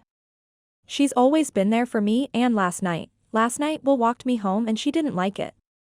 I knew she'd focused her fears on Will and still I let him walk me home. Because she'd been hopeful that he'd change his mind and find it in his heart to absolve her of blame. Ah. Mildred chuckled. So, you've found a compromise after all. We haven't, Emma said miserably. He can't forgive me for the car accident and I can't seem to forgive myself. Self-forgiveness is hard for high achievers, Mildred said kindly. But take it from me. Life is too short to carry remorse and regret inside you. I agree, Agnes seconded. Life isn't perfect. It's not even a linear progression. There are ups and downs, highs and lows. You have to learn how to move on. Emma knew that what they said was true. It was convincing herself that was the hard part. Enough about me. What about the float? Is there any way the council will let Will speak at the festival without it? Agnes shook her head. If we allowed him to speak at our festivities, we'd have to grant the microphone to anyone who wanted to speak about anything. He's been given time at our council meetings. Fair is fair. Rules are meant to keep order. It's bad enough Larry bent them at the Grand Marshal's ceremony. Agnes hugged Emma. Even though I support Will's efforts to revitalize Harmony Valley, if he can't convince enough residents to stand with him, Larry will never vote his way. Chapter 28. It was late when Emma flopped onto her bed at Granny Rose's. Her grandmother was being kept overnight for observation in Healdsburg and her mother had come down from Sacramento to stay the night in the hospital with her. While Granny Rose napped, they talked briefly about Grandpa Harvey, but there was much more to say. Emma returned to Harmony Valley alone with her guilt. She'd messed up royally, starting with the accident and ending with Granny Rose being in the hospital. After trying unsuccessfully to sleep for several hours, she dragged herself out of bed before dawn. Ping yawned, stretched, protested her waking him up, and then went back to sleep. Emma pulled on an old pair of jeans and a sweatshirt and returned to the scene of her grandmother's crime. The float hadn't been touched since they'd rescued Granny Rose. It was still a wreck. If she was going to make things right, she had to start here. She considered approaching Flynn, Slade and Tracy to help her, but it hadn't been their inattentiveness that caused this disaster. No. Emma had to do this on her own. She lifted the 5-gallon planters off the trailer. That left the buildings they'd created with wood frames and cardboard. They'd had to special order enough cardboard to complete the float and only had one sheet left, so the salvaged float would need to be simple in design. She climbed onto the platform and began tearing off the ripped cardboard. With the help of a crowbar, she pried off the 2x4s that framed the buildings. It was hard work. By the time she was through, Emma regretted doing such a thorough job with the nail gun. She stepped back and looked at what she had to work with. Tracy had painted rolling green hills on the bottom half of the plywood backdrop and a blue sky on the top half. There was only an inch left in the bottom of the paint can Tracy had used to depict the red brick buildings in town and nothing of the gray. She'd need paint. And her sketch pencil. Emma's hands started to tremble. Her heart thudded. And her ears reverberated with the screech and rumble of a big diesel. She curled her fingers into tight fists, forced herself to breathe slowly. She could do this. It didn't matter if it looked like a kindergartner painted the float. She had to do it. You're giving up. Edwin leaned forward in his recliner to shake Will's hand. The older man's skin looked pale. His eyes weren't their usual bright blue. Edwin glanced at Flynn, who was removing flags from the Harmony Valley map in the kitchen. I had hoped. I'm sorry, Will said woodenly. Will had been lost in his own pain when the ambulance had taken Rose away, so much so he hadn't listened as closely as he should have to Emma's speech. It wasn't until the middle of the night, when he couldn't sleep, that he'd recalled Emma's words. I'm worthless. Her words had struck him hard. Emma wasn't worthless. She was intelligent and caring. She made people laugh.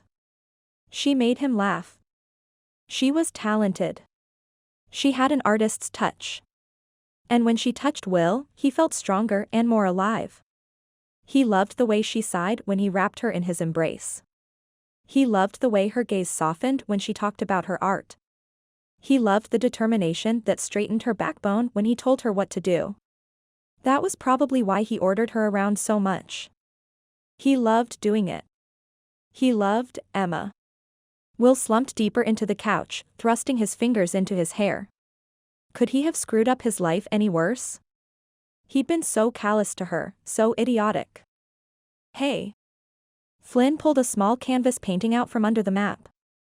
I remember this. Is that one of Emma's? Will stood, needing to touch something she'd created. His biggest fear was to lose someone, or something, in the case of the float, and yet he'd thrown a chance at love away because he couldn't forgive Emma for things beyond her control. An accident. His father was right. Accidents had no clear line of blame. Emma wasn't careless. She was caring. Emma wasn't worthless. She was worthwhile. This is horrible. Will forced levity into his tone as he looked at the painting and tried to forget the pain in Emma's eyes yesterday morning. You've got a big butt in this painting. That's politically incorrect, Slade pointed out. Yeah. I didn't have a big behind.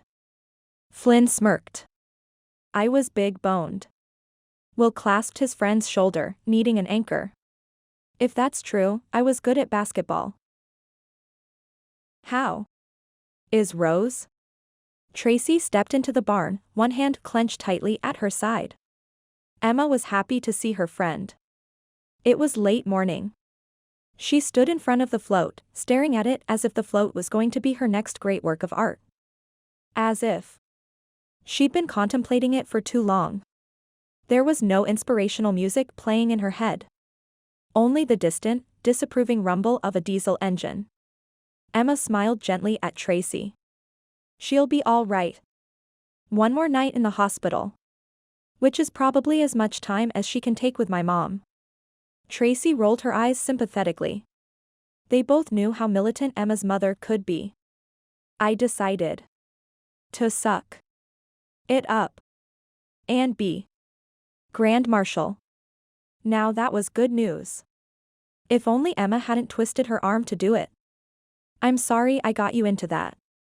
But I know you'll do a great job. Knock wood. Tracy rapped on the barn door. What are you doing? Emma turned back to the float, clenching and unclenching her fingers as if they'd cramped. I'm going to fix the float. Somehow. But you can't. Paint. Emma laughed, but it was an empty, sad sound. Thanks for reminding me. Tracy walked inside and stood next to Emma. I heard what you said. About worthless. Emma fisted her hands tighter, knowing she deserved Tracy's censure, but nonetheless feeling the stab of hurt. I agree, Tracy said flatly. Emma imagined herself crumpling to the ground, beaten by life's obstacles. The smell of dirt and defeat were so sharp, so real, she was surprised she remained standing. No, no. I am worthless. Tracy sucked in a breath, blew it out forcefully. 2. You're not, Emma whispered. You're not broken or disabled. But I don't care what anyone says. I know you. Emma practically shouted as she poked Tracy's shoulder. I see the anger when Will finishes your sentences. The joy when you paint. You aren't broken. And I should know. She laughed, this time bitterly. I see the way you hide your laughter when Flynn and Will talk in movie quotes. I hear your frustration when the words don't come fast enough. And I feel your pain when you hold words in rather than try to join a conversation. If anyone ever tells you you're disabled, you tell them they don't speak your language. You are not broken. Tracy grabbed Emma and hugged her tight. I'm sorry. I'm a big bee. Me, too. Emma knew Tracy wanted to say more, but she didn't need to hear her friend's words. Because Emma knew. She knew that today she'd finally had her apology accepted and forgiveness offered. Today was the day she'd been waiting for since the accident. After a brief episode of tears on both their parts, Tracy sniffed. Do you forgive me? Emma wiped at her eyes. Shouldn't I be saying that? No. I've been letting people boss me around, Tracy said with a determined expression on her face. Should have insisted to see you. And said, I forgive you. Emma couldn't work words past the tightness in her throat. I brought you something. Tracy opened her fist to reveal an artist Karina career doll. An artist. Tears filled Emma's eyes again. She plucked the doll from Tracy's hand and looked at Karina's paint-stained coveralls and perky brown ponytail. Karina looks confident no matter what her career. Emma could use some of her chutzpah. You draw. Tracy pointed at the float. I'll paint. We'll fix it. Together. Emma's pulse beat so loud it drowned out all the sounds of the accident in her brain. And yet, above the pounding, she heard her grandmother's high-pitched singing, Pink's distinctive meow, Tracy's ripple of laughter and Will's deep voice telling her most fears were silly when you spoke them out loud. I know people believe in me. Emma drew a deep breath and stared at her hands. The question is, do I believe in me? What are you doing? Tracy appeared in Will's bedroom doorway the morning of the spring festival. Without looking at Tracy, Will transferred another stack of shirts from his dresser to his suitcase. A painting was propped on his dresser, Emma's painting of Harmony Valley. He'd bought it from Snarky Sam. I'm leaving. Because of Emma? Among other things. Tracy sat down on the bottom bunk, slouching so she wouldn't hit her head on the wooden rails above. You like her? I do. Will looked at Tracy, expecting to see the frail woman he'd taken home from the hospital. But there was color to her cheeks now, even if there were circles under her eyes. Harmony Valley was good for her. At least, he could take that with him. I realized something in the past day or so. You can't blame people for accidents. I forgive Emma. I'm going to tell her before I leave. But he wouldn't tell her he loved her. He couldn't stand to see her disdain when she rejected him. And she had many reasons to reject him. You like her, Tracy repeated, wonder in her voice. Will rolled his eyes, which was usually Tracy's go-to move. Do we have to have this conversation? Yes. Tracy snorted. You don't know best. For anyone, not even you. The truth to her observation struck him in the area where his heart should have been. Will stopped packing and sat on the bed next to her. Am I really that much of a mess? Yes. But Tracy grinned. A friend called me about a job in Santa Rosa. I want to take it when I can drive. Will hugged her, proud and happy for his sister. That's wonderful. But you realize I'm going to call you every day. Call? Tracy pulled back to look at him, her blue eyes sparkling with laughter. Talking on the phone was definitely not the best way to stay in touch with her, at least for now. You're right. He nodded. I'll text or email. Okay. Now. Come to the festival. She pushed his shoulder a little. No, that would rubbing his nose in his many, many failures. Tracy nudged his shoulder again. I have a surprise for you there. I can't. Rose will be there. And you know how I upset Rose. And Emma. She'd be there. He didn't think he could stand to see Emma in front of everyone. He had to see her alone. Tracy stood up and held out her hand. Come on. Why, you'll like my surprise. And I'm the Grand Marshal. His sister was the Grand Poobah of the parade? He'd thought she was going to back out of that. Okay. Will relented, letting his sister lead him out to the living room. But I might have to lurk behind a tree. Tracy let go of his hand and walked over to their dad, who was reading a farming magazine in his recliner. Dad. Time to go. Their father lowered his paper and looked at his two children, expression carefully neutral. I think I'll skip the festival this year. Grand Marshal. Tracy tapped her chest and walked to the door without looking back. Come on, old man. Will went out after her, followed by Dad. Who are you calling old? Dad joked. Tracy led them into town and to the far side of East Street, where the floats were hitched to trucks and lined up for the festival's parade behind Mayor Larry's white convertible. Do I really need to see them? Will muttered, meaning the floats from the Ladies' Auxiliary, the Lions Club, and the Veterans. Tracy turned around and shook her finger at him. Dad walked past him, laughing. And then Will realized that there was a fourth float at the end of the line hitched to Flynn's black truck. It was their float, stripped down to nearly nothing but the plywood backdrop and painted with the delicate lines and brushstrokes of a true artist, Emma. Oh, there were still thick strokes that had Tracy's magic on them, but the buildings, the oak tree in the town square, the communications tower on top of Parish Hill, all had Emma's finesse. A group of kids from Rose's production of The Music Man, complete with their t-shirts painted to look like band jackets, started swarming the float that depicted a new vision for Harmony Valley. Careful. Tracy helped some of the smaller kids up. They're riding on our float? Will asked. Does Rose know? Yes, and yes. I'm going to go really slow. Flynn hopped over the hitch, a grin splitting his face beneath his ball cap. Nobody's going to fall off. Uncle Will is going to walk next to the float to make sure of it. Will gave him a double take. But it was all Emma, Slade explained, leaning out the window of Flynn's truck, his bright red tie a signal flare of hope. Hey! Tracy protested. What about me? And Tracy, Slade amended with a salute her way. Together? Will couldn't believe it. The sun had never shined so bright. She's my best friend. Tracy grinned. She said she painted this because of Rose and me and you. Emma had done this for them. For all of them. For those she loved.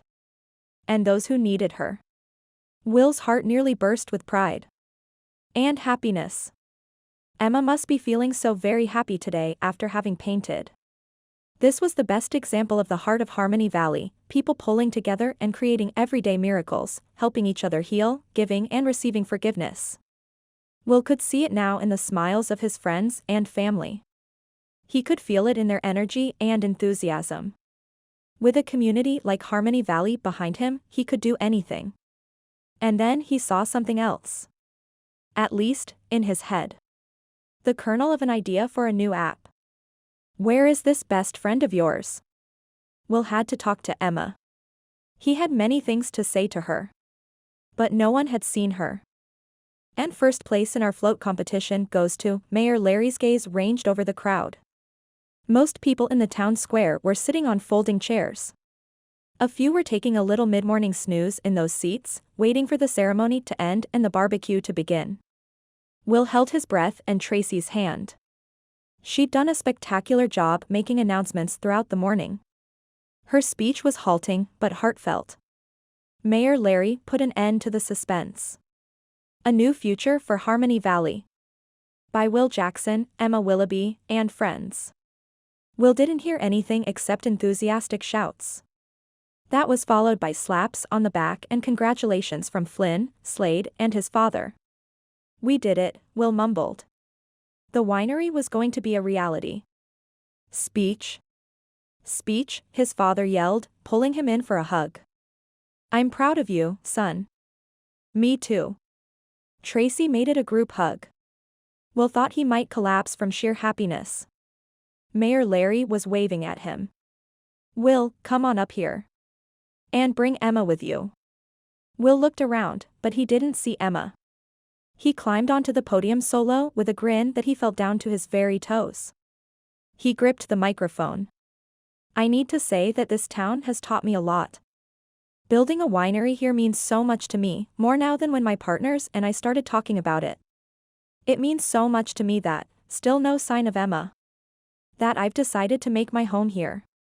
On the grass below him, Flynn and Slade exchanged surprised looks. Bringing back jobs means that fire and medical services will return to town. Where's Rose? Several people pointed and Will found her sitting behind him on stage. No one should have to wait 30 minutes for emergency services, right? Right-o. Rose wore a pink hat worthy of the Kentucky Derby, but it still failed to cover the big white bandage at the back of her head. Will saluted her. And I promise, if we can't save the old oak tree, we'll plant a new one. Rose grinned. The wineries got my vote, once they let me vote again. The audience chuckled. You don't know how much your support means to me, Rose. You were a strong advocate for what was right in this town. Will scanned the crowd. Where was Emma? He experienced a moment of panic. Maybe she'd left already, taking Ping with her. Focus, man. People are staring. Will pressed onward. This winery means that you or my sister or your nephew or your grandchild can find a job in town if they want it. Or go searching for their place in the world if they don't. Yay! Tracy waved at him. And then, she covertly pointed to the oak tree, where he finally found Emma, half hiding behind the trunk. Her hair was in a messy ponytail, her jeans were paint-stained and her pink t-shirt looked slept in, and yet she couldn't be more beautiful in his eyes. But he had the podium, and he was going to use his few minutes to make a difference. A winery here means that our traditions, unique as some of them are, will be passed on to our children and grandchildren. But only if we embrace some change, not only in town, but here, in our hearts. Will tapped his chest lightly, sparing a glance toward the grain silo, knowing his mother would approve of the speech. The hard decisions had been made, but they'd been made with compassion. It had just taken a long time to get to this point. But he'd gotten here. That was the important part. All he needed now was Emma. The crowd's enthusiastic applause died out. It looks as if you boys are going to get your rezoning permit. Mayor Larry gave him a thumbs up. And that was great. But none of this would have been possible without my business partners, my wonderful sister, and one very special woman. Will's gaze locked on Emma's. She's an amazing, talented person. A woman who reminded me that you have to let people choose what's best for them, and that you have to keep being introspective until you find yourself, your courage, and a place in your heart for forgiveness. Who is he talking about? Rose asked. Will turned but kept the microphone close so that everyone could hear. I'm talking about Emma. She makes me a better man. Oh. Rose grinned and fluttered her hands. Proceed. Will turned around. Emma had her hand over her mouth. But she wasn't running, and she wasn't frowning. It was hard to tell from this distance, but the look in her eyes seemed almost hopeful. I forgive you for the accident, Emma, Will said thickly. In my heart I forgave you long before I realized it in my head. He'd locked away his softer emotions when Mom died, and doubled the lock when Tracy was injured. It had taken Emma to pick those locks. But more important, Emma, I'm asking you to forgive me. I wasn't ready for you. Not the way you make me look at life or the way you make me feel inside. I may look rich on paper, but I'm poor without you. And he'd be destitute if she never forgave him. Over the years, I've tried to keep every promise I've made, at least, the ones that counted. But I've made you a promise I don't think I can keep, the one about never kissing you again. You do realize you're saying all that into the microphone? Mayor Larry asked, but he was laughing. Yes, sir, I want everyone to hear, because in keeping with Harmony Valley tradition, I have something to say to Emma underneath the oak tree. Will abandoned the podium and walked down the steps, never taking his eyes off Emma. The crowd began to murmur, and those who were standing parted to let him pass. In his wake, Flynn, Slade, Tracy, Rose and his father followed. When did they fall in love? Rose piped up behind him. Looks like I'm going to have to get her a pair of handcuffs sooner than I expected. Will chuckled. Something in the grass caught his eye and he knelt to pick it up. When he reached Emma, he took one of her hands in his. Life put you in my path again for a reason. And now I find it difficult to contemplate going through life without you. Will dropped to one knee. In his free hand was a dandelion. He twirled it, made a wish and blew. He ignored his father's muttered words about weeds. He didn't ignore Emma's intake of breath or the sparkle in her dark chocolate eyes. I won't tell you what I wished for. Although I think you know. He'd wished for forgiveness and everything that went along with it. Patience and kindness. Love that was everlasting. I love you, Emma. I think I've loved you for years without ever knowing it. You'll recognize it now, Mr. Mayanetti said from Will's right. She'll never let you forget it. His wife elbowed him. The trouble with public proposals, Will realized belatedly as the crowd laughed, was that your audience considered the experience interactive. Everyone was speaking their mind except the object of Will's affection. Tracy moved closer, exchanging a soft smile with Emma. It was approving, not that Will and Emma needed it. But he appreciated it, nonetheless. It was time to press his point home. Emma Willoughby, I love you. Please do me the honor of becoming my wife. And then Emma was in his arms, tumbling them to the grass with a kiss that said yes, and one that said I love you, and another that said forever. Epilogue. I'm singing in the rain. Emma was happy, from the tips of her dancing feet to the ends of her paint-stained fingertips to the off-key notes of Will's baritone floating beneath Gene Kelly's flawless voice. She was happy because her friendship with Tracy was repaired, and Will loved her. It was a love she had faith in. Will twirled Emma in his strong arms on Granny Rose's front porch. Nearby, Tracy and her father spun in a less energetic circle. Granny Rose sat on the porch swing, drinking lemonade and bobbing her head to the music. Things were going to change in Harmony Valley, but they were on pace to be closer to something that honored the heart of the town. And a winery wasn't the only thing new in the lives of those on the porch. A pretty diamond ring glittered on Emma's hand. An easy smile beamed on Will's face, matched by the one on his father's. A purple streak gleamed in Tracy's blonde hair. And with Granny Dottie on medication, there were no longer episodes of wild-eyed destruction. You want to ride to the top of Parish Hill tomorrow while I jog up?